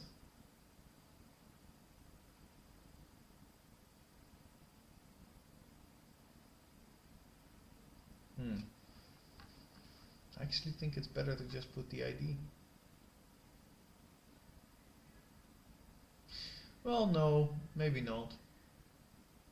I mean, it doesn't matter, both work, and we've done it this way, so we're just going to continue. Keep things simple, keep going when, don't change stuff that works, right? Like, you can waste so much time updating stuff that's already working. Okay, if I really broke like a core rule and something is really screwed up, then okay, I would change it, but this is an arbitrary choice, so then I'm not going to bother. You do see me sorting these things a little bit. I'm just a little bit particular about having the shortest thing come first. I always like that. But okay, so now we have the queue, we have the artists, so I can grab the artists when I'm looping over it, over here. Because underneath the, so here we've got, oh, this is interesting. So here we've got the track name, but I want this to be, I want the no rep to be on this part, and I actually want this one to be flex call, I guess. Flex call. Then I do not need the items to be centered anymore. They need to actually be left aligned. And now I can put the artists here. So what does that mean? I need to loop over the track artist. Oh, weird that I call it artist when it's plural. That's actually wrong. We need to go change that because it's an array. So that definitely should be artists. Track artists. Yeah, makes sense. Hopefully we're gonna now automatically see everything go wrong dynamically. Yeah, okay, that should be fine. So we map over this track artists, because we get the ID from there, and then we take artists and get their ID and then get their name. There it is. Track artists, we map over them to get their name, and then we join them by comma space. That should be it. Taylor Green, Tiffany Upton, Maggie Walsh-Schmidt. Why is it constantly just one? Oh yeah, right. I made the. I need to lower this volume.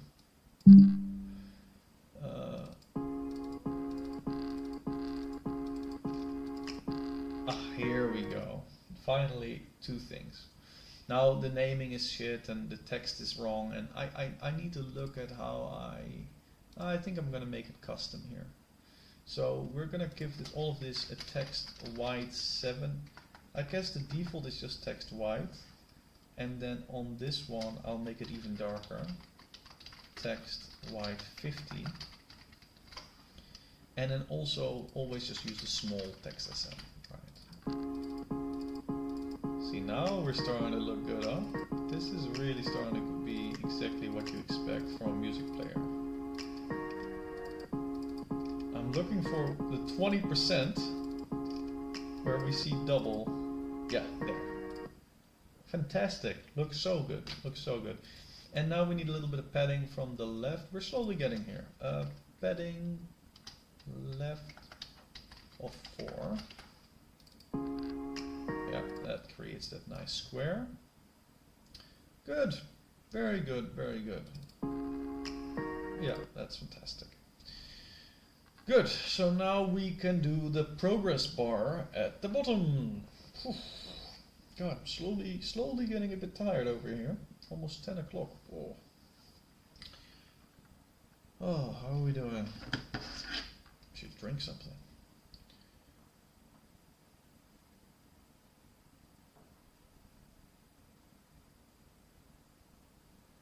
Just a second, I'm just checking some alerts from OBS. It's all good though.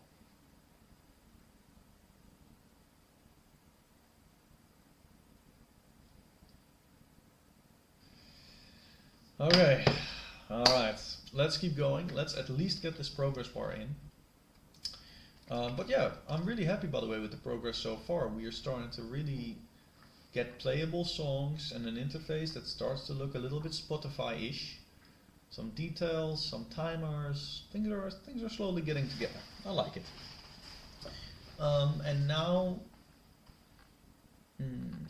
how to do this? So we need to make a progress bar.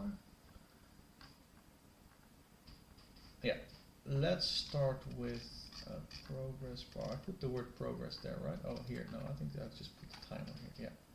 This is the thing. This is where we want to do it. So if there is a track, how does a progress bar work? A progress is a class name. It's going to be flex. We're going to put the things in a row, centered as always, item center. Then we're going to put a series of divs here, like there we go. One of them will be the time at the end will be the total time, right? So that's what we did here. That's the total time. This will be the same thing, but then it doesn't use the total time, but it looks at the length played. I just realized. Oh yeah, that's 0, right? Yeah, okay, that's fine. So this is the seconds played.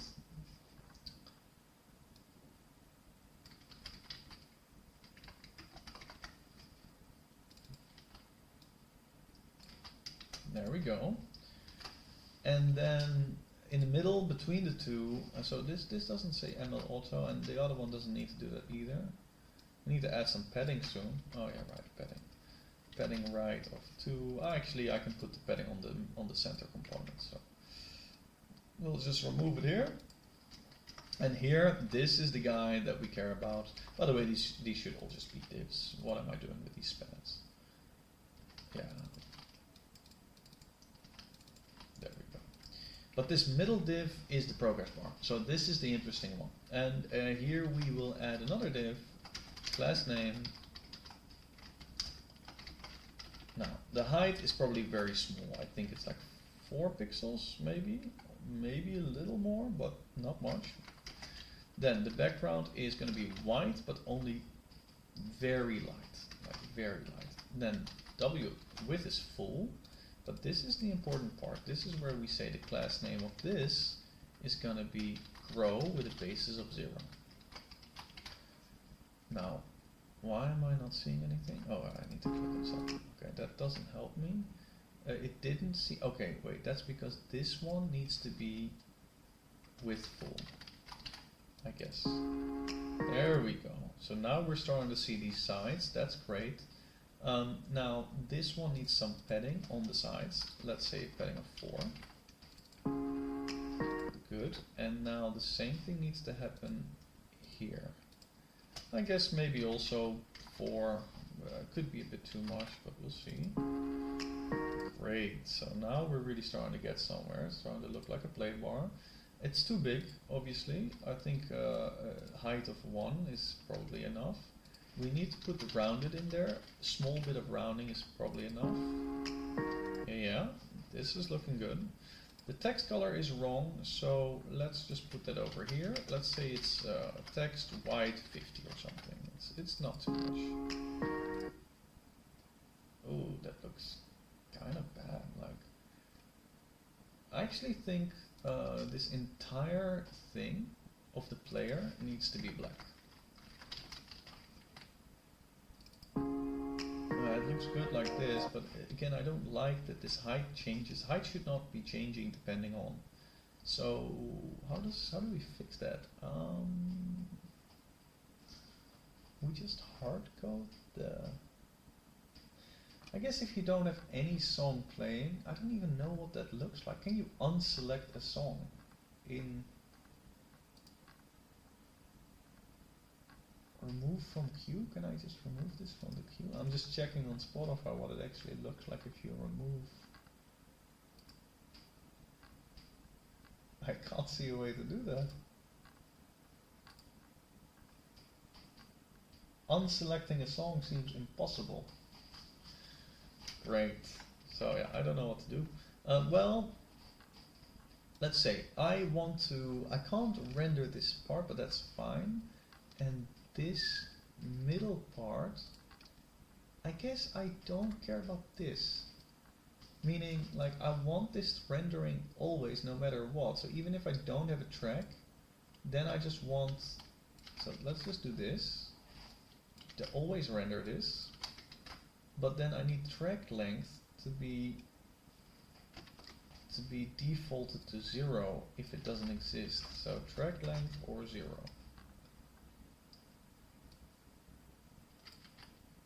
Yeah, the code becomes a little dirty, but so be it. That's what I want, because then, yeah, this is what it looks like normally, which is good. That seems correct. This spacing feels a little tight.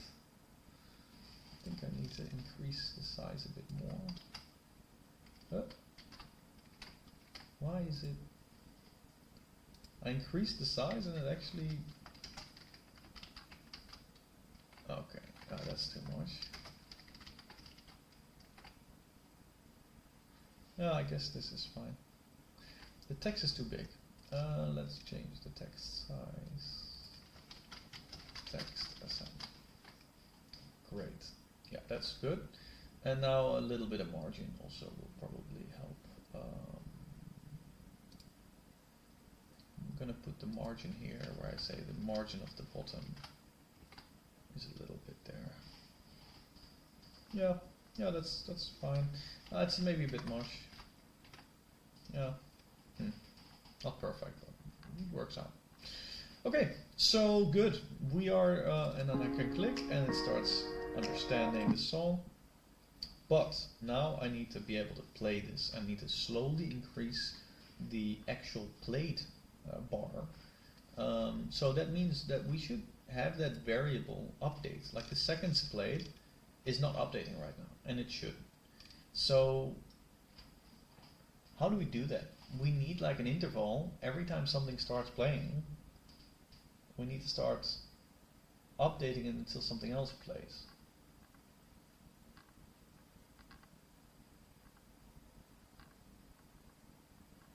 Huh. Interesting. So here, that really has to do with this thing over here. Actually, maybe it's just an event we always want to hook up to the audio player, like when it ticks or something, like on play or something, or just something we always check, like we keep checking all the time from the moment this thing renders. I think that probably makes more sense. Like we're always just checking the currently played amount from this element. So it's something that we just start up once here, and we're going to look at the ref.current. Now I'm assuming, we're going to check soon, but I'm assuming that we already know, let's see, played? Is it like, gets the time ranges for the current media resource that has been played. That seems correct. Let's console log that and see what we can do with this. Put a question mark there, because maybe it's not there yet. There we go. Okay, now we have a log over here. Clear that and play this. Oh right, we need to set interval. Every second, every half a second, I want to check this. Every half a second, I want to check this, and we're going to say const interval equals window.setInterval, and then when this gets cleared up, we say clear interval. There we go. Now we say it all the time. See, length 0, length 0, length 0. Long 1. Oh, that's horrible. Oh wait, but this is an array now, right? So that's so weird. It gets the time ranges. Yeah, but what is the time range? What is that? Oh, I can't even get. Oh my god, what is this? Oh. Returns the end for the time range of the given index. Guys, I have no idea what this is.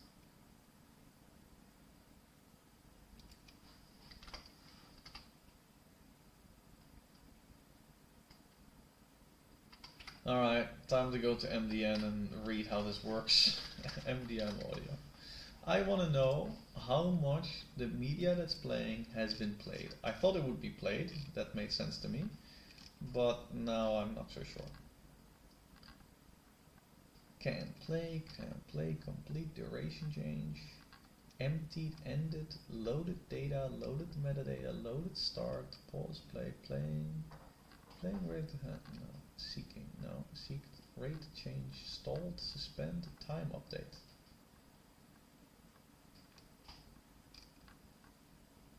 I do not see the current progress.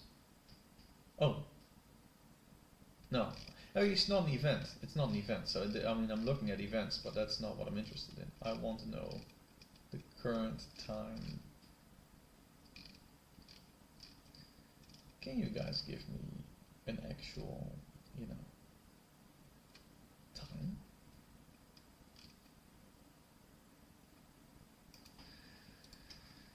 Audio played time.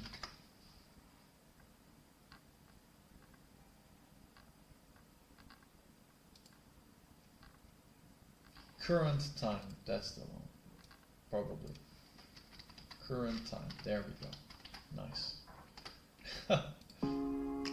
There we go, and that's in seconds, I guess. Very good, very good, very good, very good. That's very good. Okay, actually I'm going to make it even faster, current time. For every 300 milliseconds I'm going to get this current time, and I'm going to update this into the store. So, update. We give a partial state, seconds played, and then we just say this. There you go. I guess that's fine. But if the queue goes to 0, right, if the Q changes, we want to go back to 0.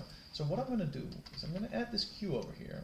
Now it makes it look like the one we already had. We had another place where we just did the Q, right?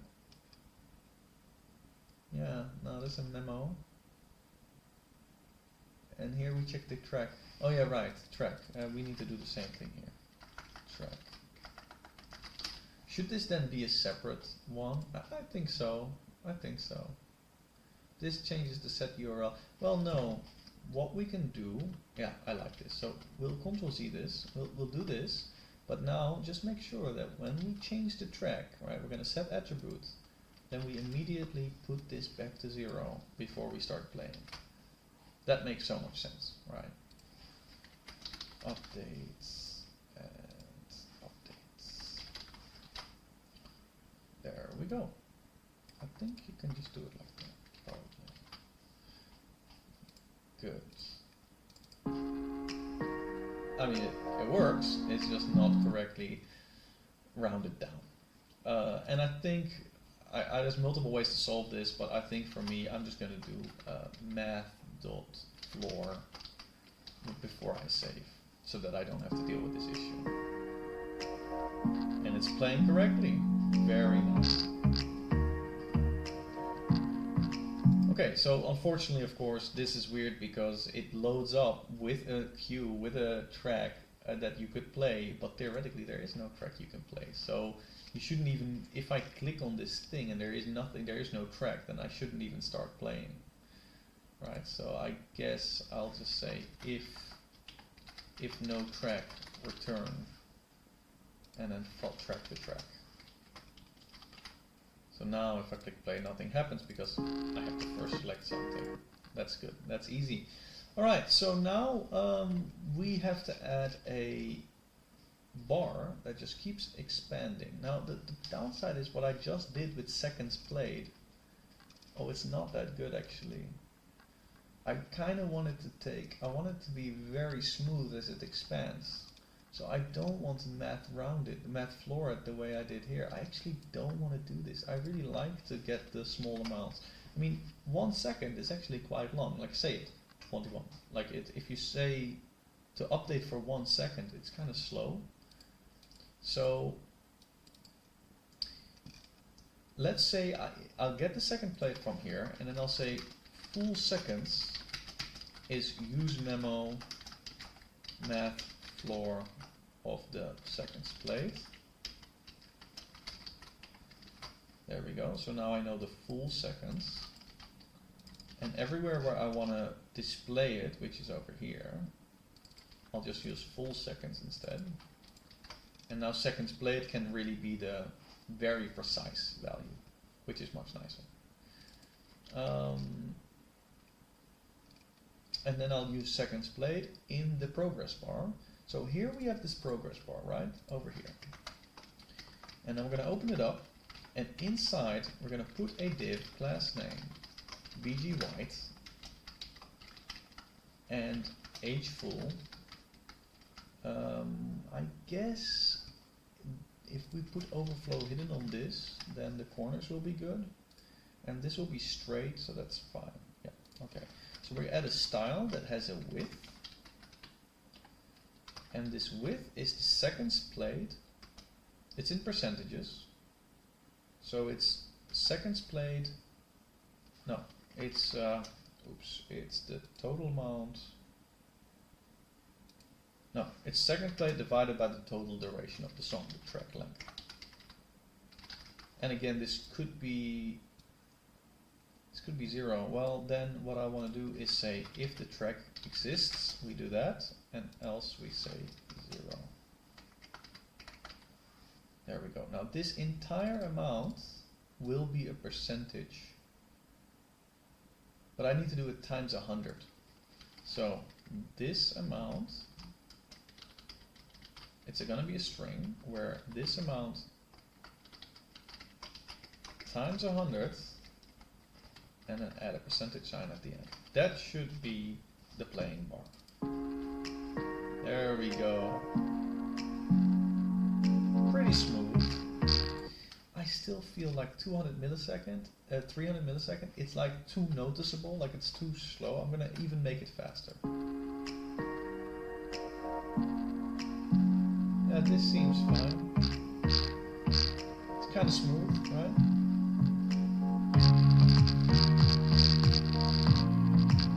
Okay, I like this.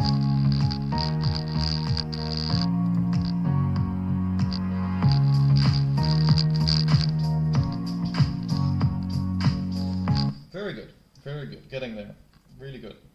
Now the volume control needs to be put in as well, but I also think there's a lot to do here on this player because we want to be able to scroll and go forward and back.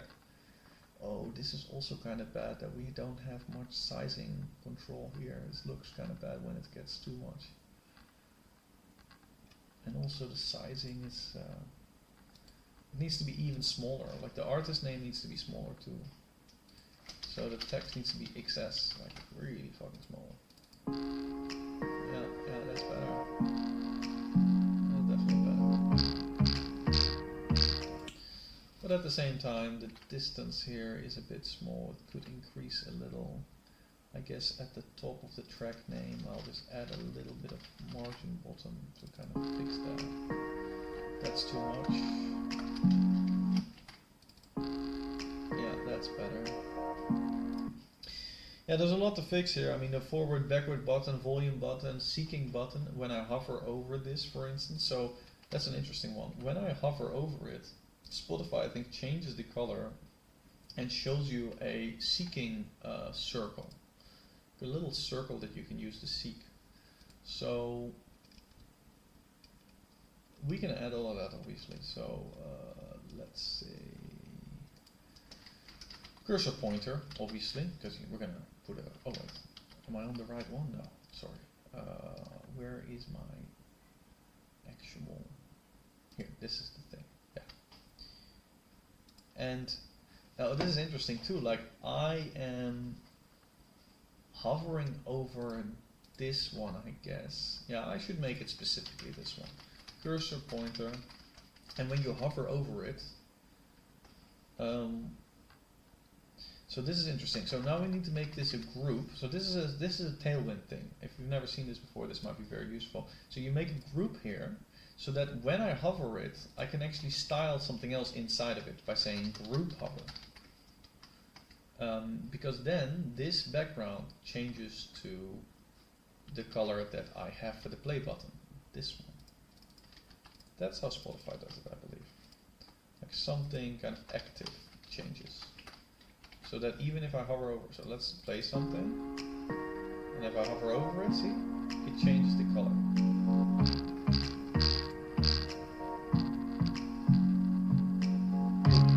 See? Okay, great. So now that we've done that, I need to add a circle on the right side of this thing. So actually now we need to open up this thing again. It's getting really intense, like circle in a circle in a circle. But okay, div class name, class name, rounded full, bg white, I guess, it's just a white dot, I think. And then the height is, I guess 2, maybe something like height 2, width 2. I guess it's something like this. Let's put another cursor pointer on it just to be sure. Yeah, this is kind of okay, but position now can be absolute, with the top being -1, minus top 1. I don't know, it's something like this. I'm gonna play with it like a bit better, but and the right is also minus right 1, right? Like it's on that right side. Oh, now it's not visible at all. That's so weird. Oh wait, it's absolute, but I need to make the parent relative, of course. There we go. Now, it's always going to show now, and that's not correct. Oh god, and the overflow is so bad. The overflow is so terrible. So, and that's fine, but that means it's interesting because I that's not easy to fix. It's not easy to fix, and to fix it, I guess we'll just, for now, let's try this. Let's say I remove it from here and I add rounded SM back for only the left side for this white inner thing. So I do rounded LSM. But if it reaches the end, you know, I also want it to be overflown. The overflow on the right side should be hidden. Can I change it depending on? Or I don't think so. There's only X and Y. There's not right and left. Yeah, no, it's not possible. That's really frustrating because once it reaches the end, I don't want it to show a square. You know, I want it to kind of be cut off. Yeah, that can be kind of frustrating. How to fix that? That is not an easy fix. Or I just need to track. I need to track the positioning in a different way. Like use the same calculation. I guess, yeah, I guess that's the only way. I really, yeah, this sounds much more complicated, but I do want to do this right? You don't want to have any weirdness with it. This needs to be precise. So instead, what I'm trying to say is, instead of, we need to keep this overflow hidden. So this relative is actually going to go to the parent there. That's fine. And then we need to take this little circle that we want trackable,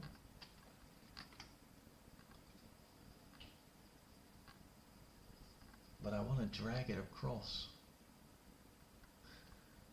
That's fine. We'll find another way. Don't worry. Okay. So, man, this is it's getting complicated. So over here, this is good. But now the top and the right, this is all bad. This is all not the same anymore. So the top is now probably something like 0, and the left value is now given by the style. And again, it's the same calculation that we already did for the width. The problem is, this is not true, because there's a couple pixels that it needs to change because of the padding. So that's kind of bad, like the percentage is not the same. So the way to solve that is to not, actually wait, no, it's fine, because the pixels are on the outside here, so this one is actually W full. Let's try it out first before we, you know, knock it. That is weird. Why is there an overflow that it's not following? Oh, I think it's one too deep. Yeah, and here comes the problem, right? Like, we want it to be over here. Yeah, now the issue exists because of this px4. So that's really annoying, but don't worry, we're gonna just do a simple trick. The padding should come, we're gonna just move the padding. We move the padding to the parents, to the siblings, sorry. We move it padding right here and a padding left on the other one, and then no padding on the other, on the middle one. That way we fix it. Now, we also need to move the relative to the parent. There we go. Great. Now we're starting to get there. So interestingly, this top padding is wrong. Minus top 1, I guess. That's too much. Wait. Yeah, minus a half. Yeah, that's good. I think it's a bit too far to the right. Now we get an issue because I'm putting the style left, like it's very hard coded like this in percentages. And I need to actually reduce just a couple pixels, but I can't really easily do that. Luckily, I think I can just use a translate X. This is a bit fancy, but I think this is the right way. So if we do minus translate X1, we move it just a little bit to the left. This now starts to look good.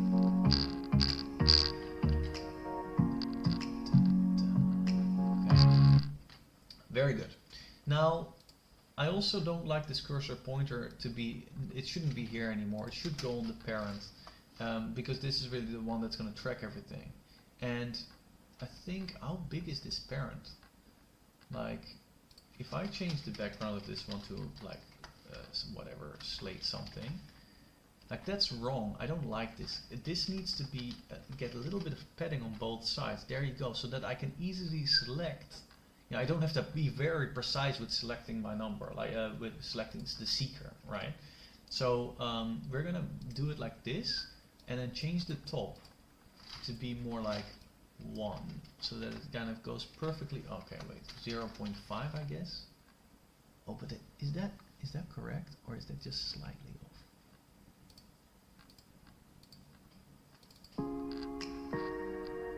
Feels good. Feels fine. Feels fine. Okay, so now this BG can go away, but now this is the good thing. Now we can track clicks. Like if you click on something, we can click on here. Now there's also drag, I guess.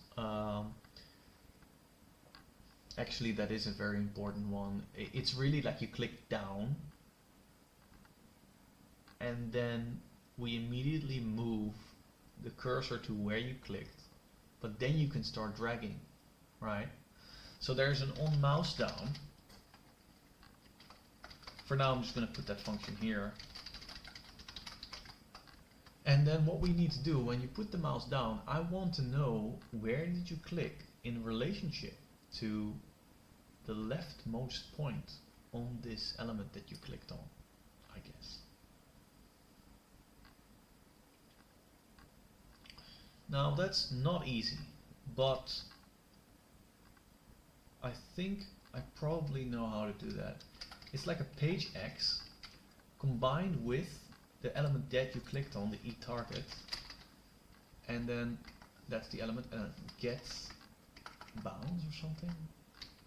Wait, why doesn't it register as a click? Like get off bounds or something. What's it called? Get bounds again. Get bounding client rect. It's something like this. Let's see, guys. Let's see.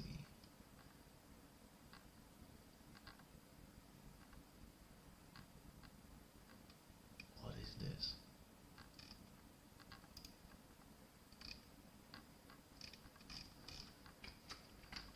There is some way to know the position of this thing compared to get bounding. It's not in here. Why not? I don't understand that.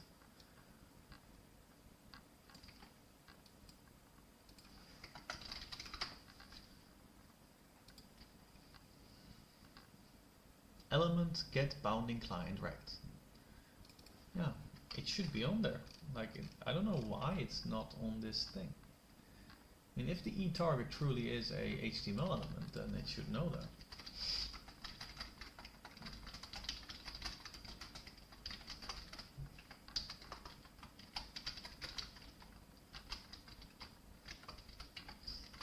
Yeah, that's very strange. I mean, this should have been already kind of calculated. I mean, I don't know why React doesn't tell me already that this is the case. But okay, let's see. So I want to see the distance from the leftmost part of the thing you clicked on and then the page on the left.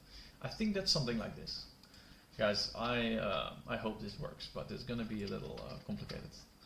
But we're going to check this out and see if this is kind of correct.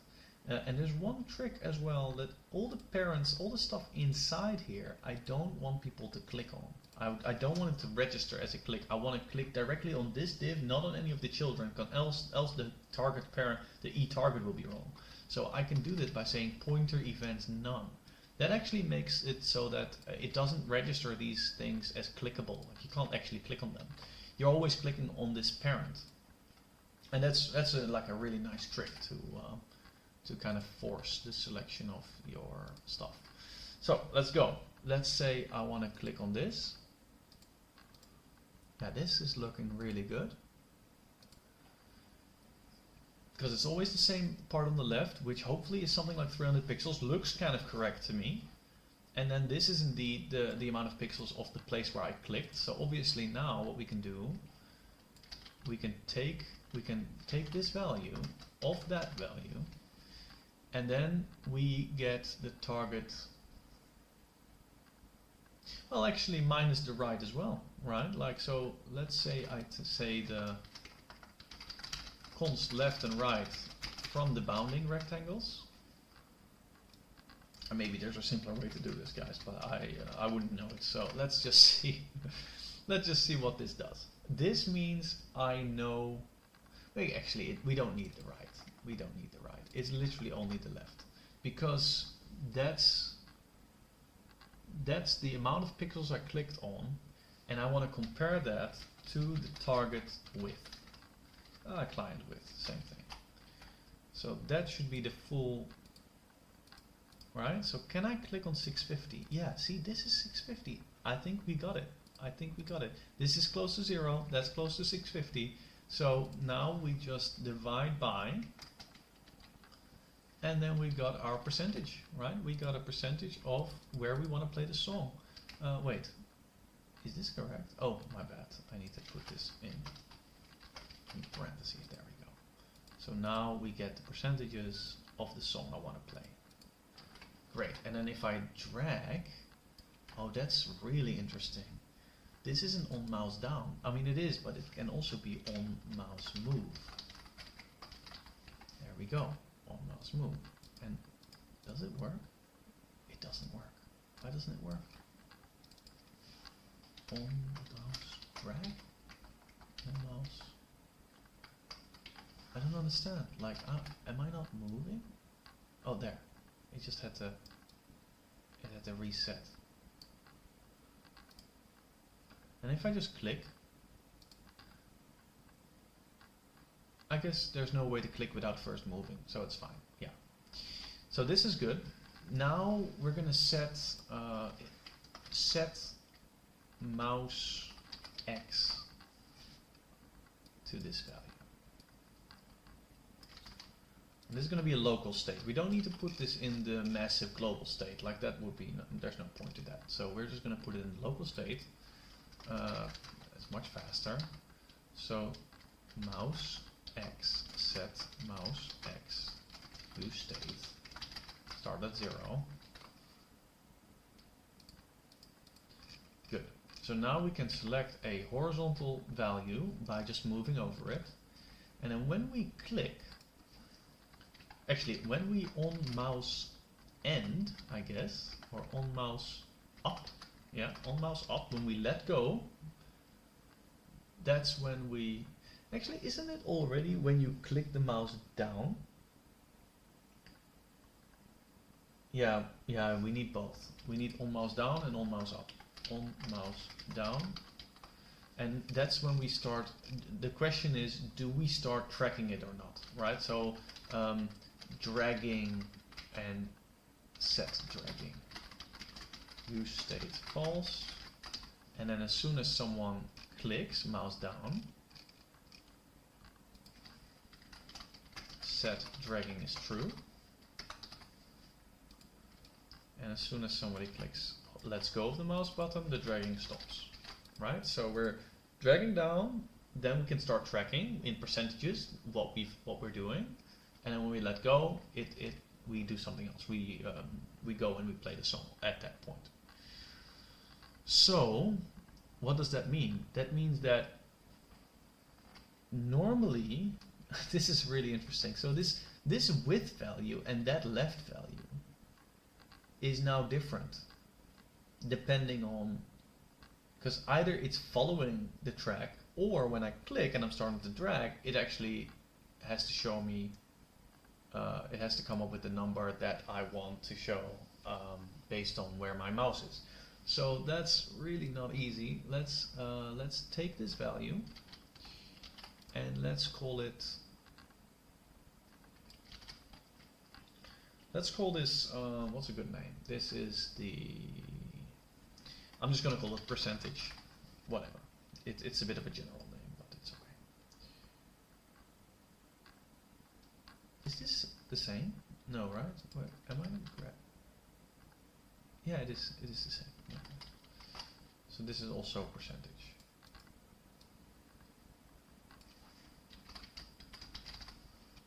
There you go. And then I'm going to define percentage over here. Use memo. And then I'm going to take a look at a couple variables. I'm going to look at dragging, I'm going to look at the track, and I'm going to look at seconds played. So this thing is going to fire a lot, but it doesn't matter. It's all good. So if we're dragging, we're going to return the same calculation, but now using mouse X. So that'll also be one of the values that we look at. Mouse X. So let's see, we say, and again, if we don't have a track, we might as well just return 0, right? So if no track, return 0. That's easy. 0 times 100 is 0, so that's all good. We do need to do, we can do it now like this. Yeah. So if no track, we return 0. If we're dragging, we're returning the mouse X. That is already a percentage, but we do need to do it times 100. And then lastly, if we're not tracking and there is a track, but we're not dragging, then where you get so far? Well, I'll show you. We currently are working with this thing, and I'm working on this bottom bar. We got this sidebar, and if I click, it starts playing, and it has this wonderful little play bar. So that's going really well. But now I'm making sure that if you drag, if you click and you're moving this, then you want to change the position. You want to seek, so to speak. It's called seeking. So that's what I'm doing right now, and I am not sure if I did it correctly, because now if I, see, oh, it's great, it's following my mouse. The downside is I just realized it's not actually, when I move here, it doesn't track it anymore, right? It only tracks it as long as I'm in here, which is weird. Well, it's not too bad, but it's kind of bad. It's kind of bad. So what I want to do is I want to, this is really frustrating, because how do I, when you're gonna take a break for your back. Hey man, it's my main job. So during the week I do this for 8 hours. Yeah, I should take a break. Actually, I should hit the gym. Actually, the gym is closed. Okay. I'm gonna stop soon. In fact, my girlfriend comes home soon, so I need to stop anyway.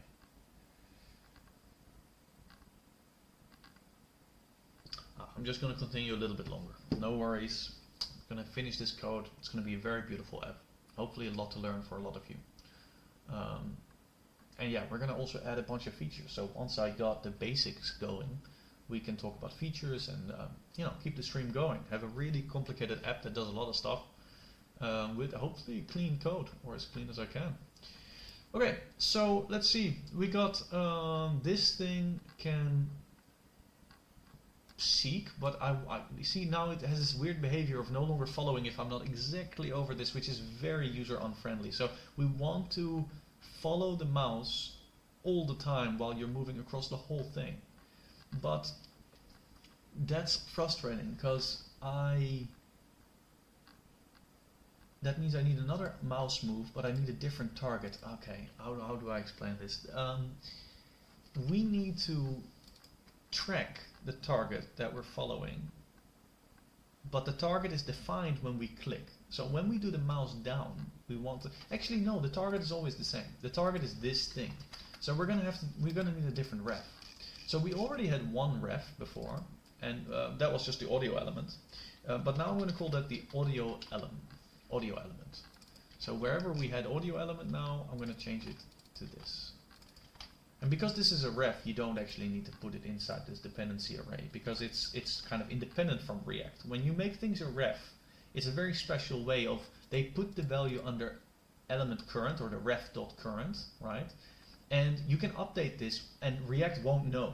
It won't react to the changes in a reference. So reference is a good way of referring to DOM elements. Anyway, you'll see more about that later, but it can be very confusing, but for now, this is what I want to do. Now we have this audio ref at the end here. That's now audio element. I'm updating that. And now let's see, audio element. That's all good. Let's put some spaces here. Actually, that's a bit too much. And then now I need another ref for a div element, HTML div element, which will be the thing I'm tracking. So this is the progress bar? Progress bar. Progress element. Let's make it that. So that when it's a ref like this, we end it with element. That makes sense. And then here, boom, put that in there. Good. So now we can take this progress element and we can, instead of using eTarget, we're now going to use progress element current. There. That's really what we want to do. But yeah, that's fine, right? Oh, right. Yeah, now that is good. And then the page X should not be different. So this is fine. But the E page X, that's okay. And now we can move this entire thing, because we're no longer relying on the eTarget, but we actually take the progress element. Let me just update that over here. Because of this, we can now move all of this code to the highest element there is, so that we keep tracking the mouse movement, even if it's not even like within the area, right? Which is great. But that does mean that we can reach a moment when we are either above or below 100%, because you can go all the way here with your mouse or all the way there with your mouse, right? Which is below, above or below. So what we'll do is we'll do this little trick where we say math min, the minimum value that we're going to allow. So now math min looks at all the arguments you give it and picks the lowest value, right? So the lowest value that we want to allow is there, 100. Like, so that means if I'm gonna go above 100, it will pick 100 as the lowest value. Actually, sorry, it has to be 1, right? Because this is a percentage, so 1. So this means the maximum value we're ever giving back is 1, because between these two numbers, it is the lowest value. It sounds very complicated. It probably is a bit complicated, but yeah, we're just gonna have to do it like this. And we do the opposite with max. So with max, we want 0. So if we ever go, for instance, imagine that this value here is minus 2000 or minus 100, because you went all the way to the left, right? You're all the way here, right? Then it'll pick the maximum value between minus 100 and 0, which is 0. So now by doing this math max and math min trick, you now know that your value is always going to be minimum will be 0, maximum will be 1. That's kind of how it works. I mean, if I did this correctly, I don't even know if I did this correctly. Let's actually check. Okay, so we got to select the track, else it doesn't work. And then, see, there you go. And now it doesn't let go anymore. See? And now we just need to do that as soon as you let go. You see that it goes back to where it was playing. That's fine, theoretically, like that's not a bad thing. But we first want to update the player to actually go to that percentage that we had selected and then continue playing from there. So now how do we do that? Let's see, where is my on mouse up? This is my on mouse up. And now, this is an interesting one. We need to go to my audio element, take the current value, then set seeking or something, or seek. How do you do that? Duration, play, set time. How did we get the time again? Current time. That's not it. Seek.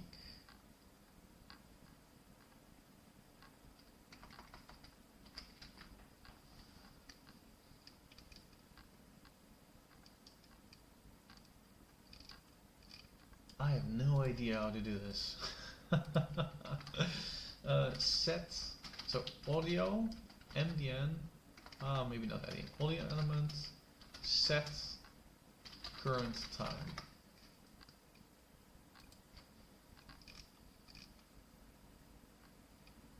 What's that? Current time equals, wait, do I just, current time equals, oh my god, yeah, that's so interesting. I could. I have a Gemini subscription and I use it from time to time. But, you know, right now it's... I don't mind random Googling, to be honest. But yeah, I could use Gemini, for sure. For sure. I'm not against that. Okay, so we say audio element current time equals, and so we take the duration of the song and we do it times... is there something like duration? Yeah. Times the value that I have for my mouse x, which I think is already a percentage. So that should be it, right?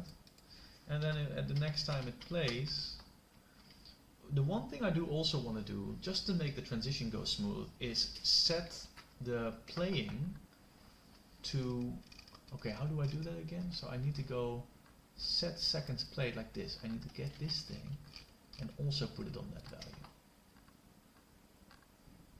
So that's the same value. I think that'll help smoothly transition. Let's see if this works.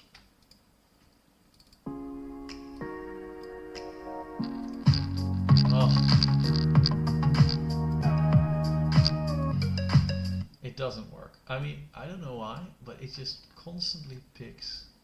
Like as soon as I let go, it just goes to like a way too low value. Why? Why would it do that? I think that's because the duration it's looking at is not the actual duration of the song. And that's just because the demo data is wrong, right? Like it's actually fake, obviously. So the way to fix that is just to look at the track length. We can't look at the duration, which is kind of really fake. But yeah, we look at the track length, then it should be, I think this is just a demo data problem thing. Normally, of course, the actual duration of the song equals the length that we're given to it. So, but because we are having fake data, it's still not doing it right. Why not? Oh, because I didn't update it everywhere. I kept it the same here. That should hopefully...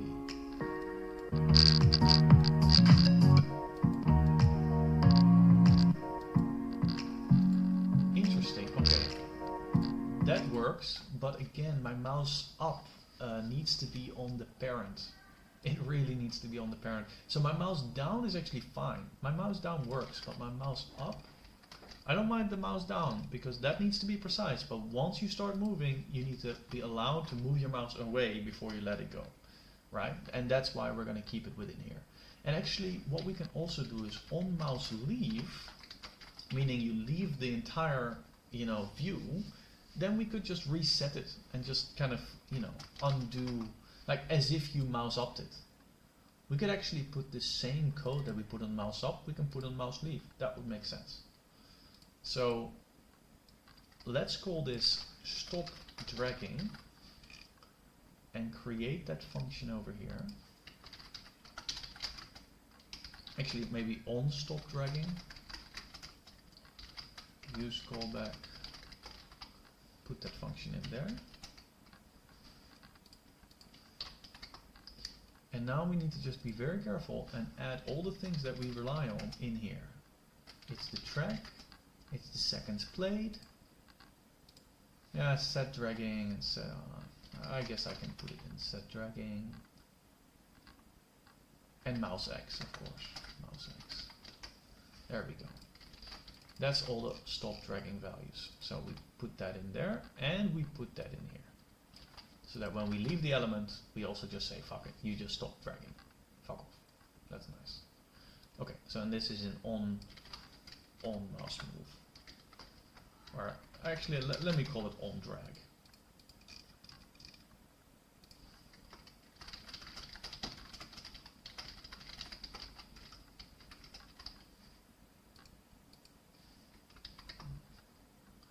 Need to just explain that this is a mouse event. There you go. Okay. That's great. And then here, oh, did I not call it that? Yeah, I did. Why is it not? Oh, okay. Mouse event versus mouse event.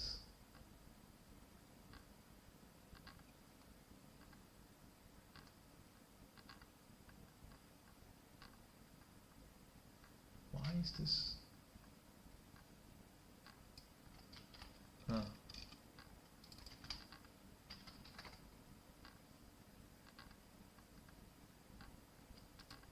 Mouse event is not generic. I think this is because it's importing mouse event from the wrong area. We need to just real short check.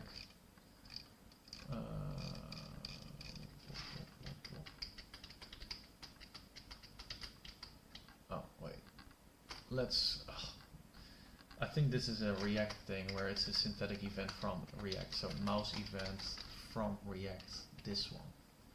Yeah, that works. I picked the one that is default for HTML. Doesn't matter. Okay, good. Now let's see if we can do it.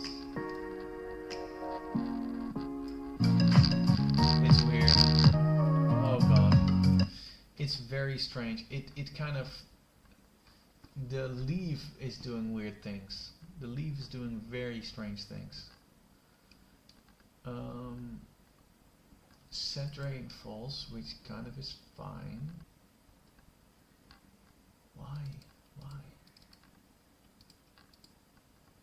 Why did it just start doing this weirdness?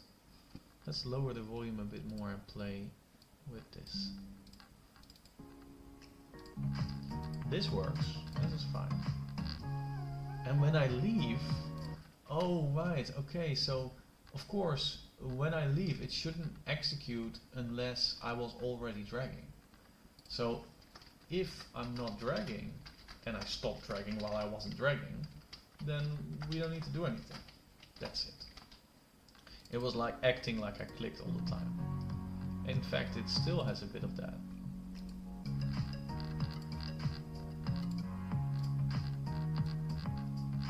Huh. See, sometimes now it's not registering. Oh right, because the value dragging is not part of this. Oh, that's such a stupid thing. Okay.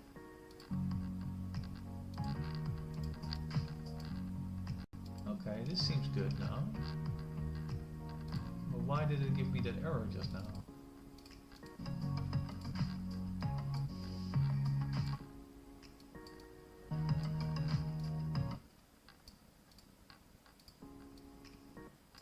Yeah, this is fine because the actual song is like 3:30 and this acts like it's 7 minutes. It isn't, so now we should, yeah, that's fine. That's a demo data thing. Good. We got a working player.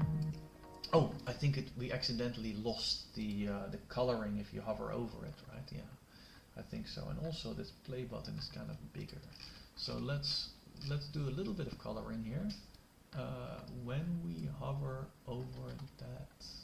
Oh, we did group hover. Oh, that's actually correct. We just forgot to put the word group over it, which should be probably on here, group.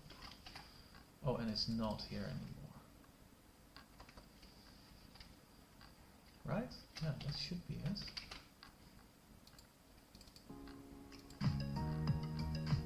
Yeah, that's good. So what is this? This is saying can I repop the length layer 45. So track length.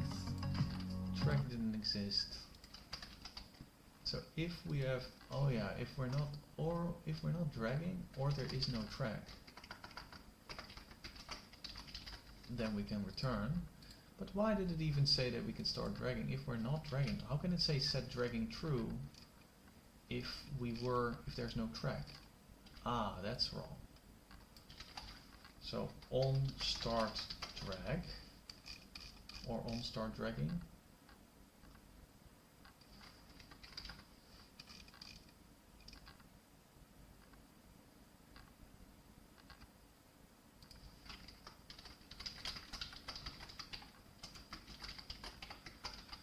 There we go, and then we're going to look at set dragging, but we're also going to look at track, and we're going to say if there is no track, return. There we go, that's much better.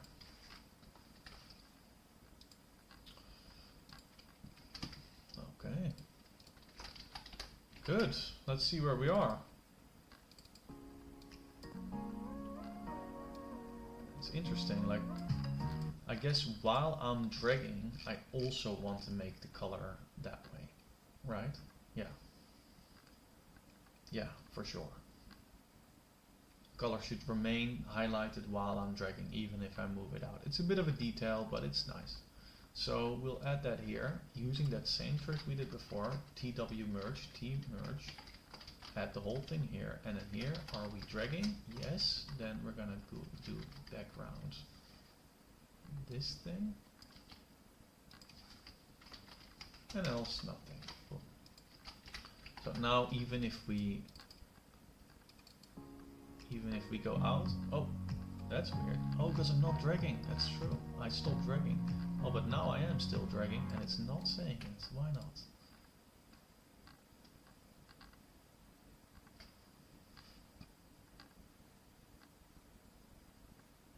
Oh wait, this is just the wrong element. I'm putting this on the wrong element. I'm getting tired, I guess. Because this is the play button. Okay, oops. Undo all of that and just make it a normal string again.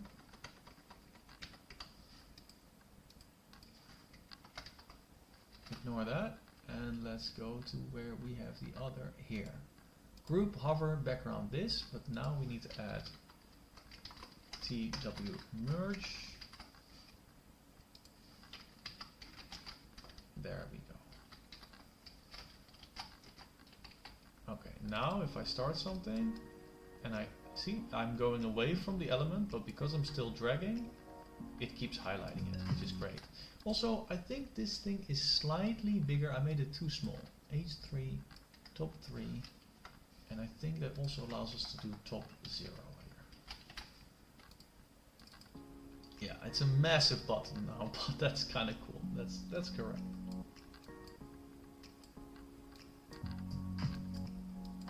Very good. Very smooth. Like, works very well now. And the highlight is beautiful.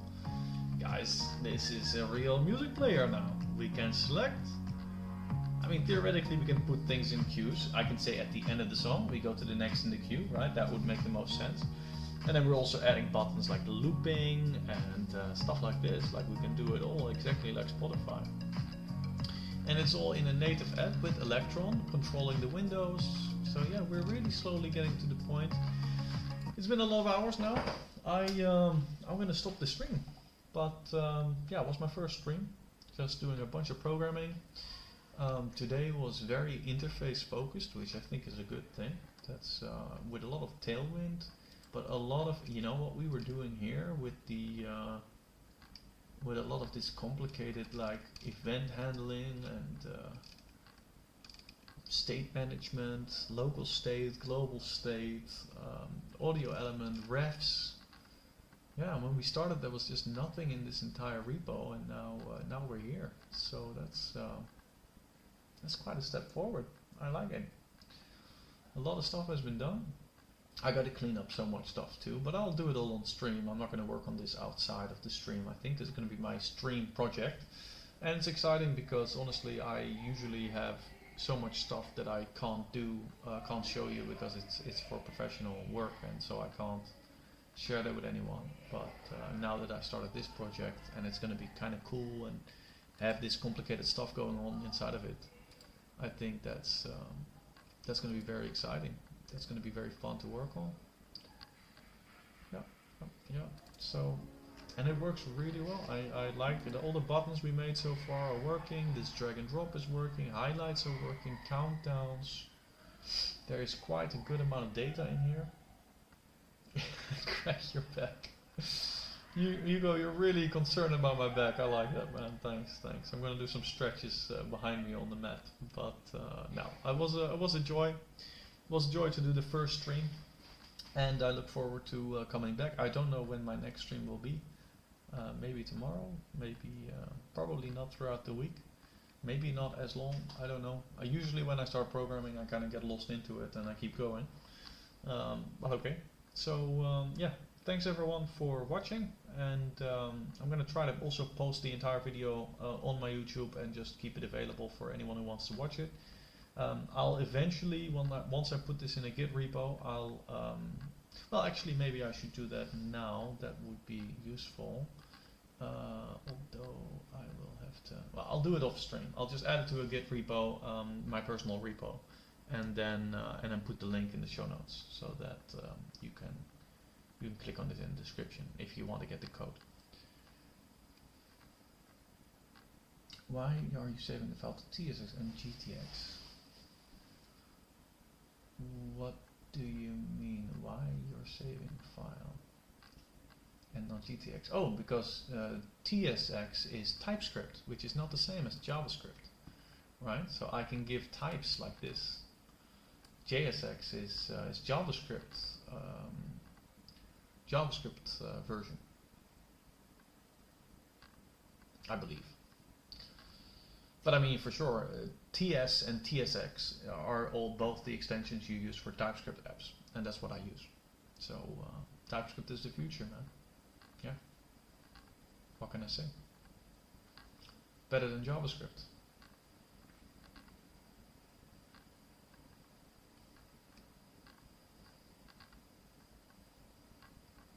I mean, look, it is the same language, but it just, you add extra types to things, right? I explained, for instance, here that this E is an event, a mouse event, and that allows me then to say E dot, and then I get all the stuff that relates to a mouse event, right? So it's typing really helps your computer understand what you're doing. But when we actually launch this app or build it into a real piece of software we give to customers or to other people, then they strip out all the TypeScript and compile it down to the JavaScript. And that's actually what in this tsconfig file is what you're explaining. The target for this is actually ESNext, which means ECMAScript next, which is the latest version of ECMAScript. And ECMAScript is the official word for this official standard that's behind JavaScript. So when you say I'm writing JavaScript, you're actually writing, technically speaking, the standard called ECMAScript. So ESNext is the target for this compiler. So if I compile this TypeScript that I'm writing, it will become JavaScript, the latest version of JavaScript. That's what it compiles down to. So yeah, that's why everything is TS and TSX. And it even changes the icon as well in the corner, see? TS, so it's slightly different. Okay, well, that's it, guys. Thanks very much for watching, and yeah, look forward to my next stream, maybe tomorrow. So, and I hope to make the channel big, especially if you're not into programming and you've stuck with me till the very end. Thank you very much. Send it also to people who are into programming, who might actually learn something from this. And yeah, do you know what the difference is between React and Preact? Yeah, I think Preact is like, I believe that's a version of React that's kind of much more lightweight. I think that was its purpose. But yeah, Preact is something I don't really use, because honestly, if you write your code well, you don't need to use a faster version. But, you know, to be honest, there's probably a place for it, but not on the apps I build. They're fast enough, and you can notice it as well when you work on this app. This works really fast. Like, I don't notice any lag. Of course, I do have like a kind of a beast of a PC standing next to me, so maybe that's it. But I think even my laptop, everything can handle this. Okay, Hugo, thanks for being there, and thanks everyone for watching. And again, I'll be back. So, goodbye.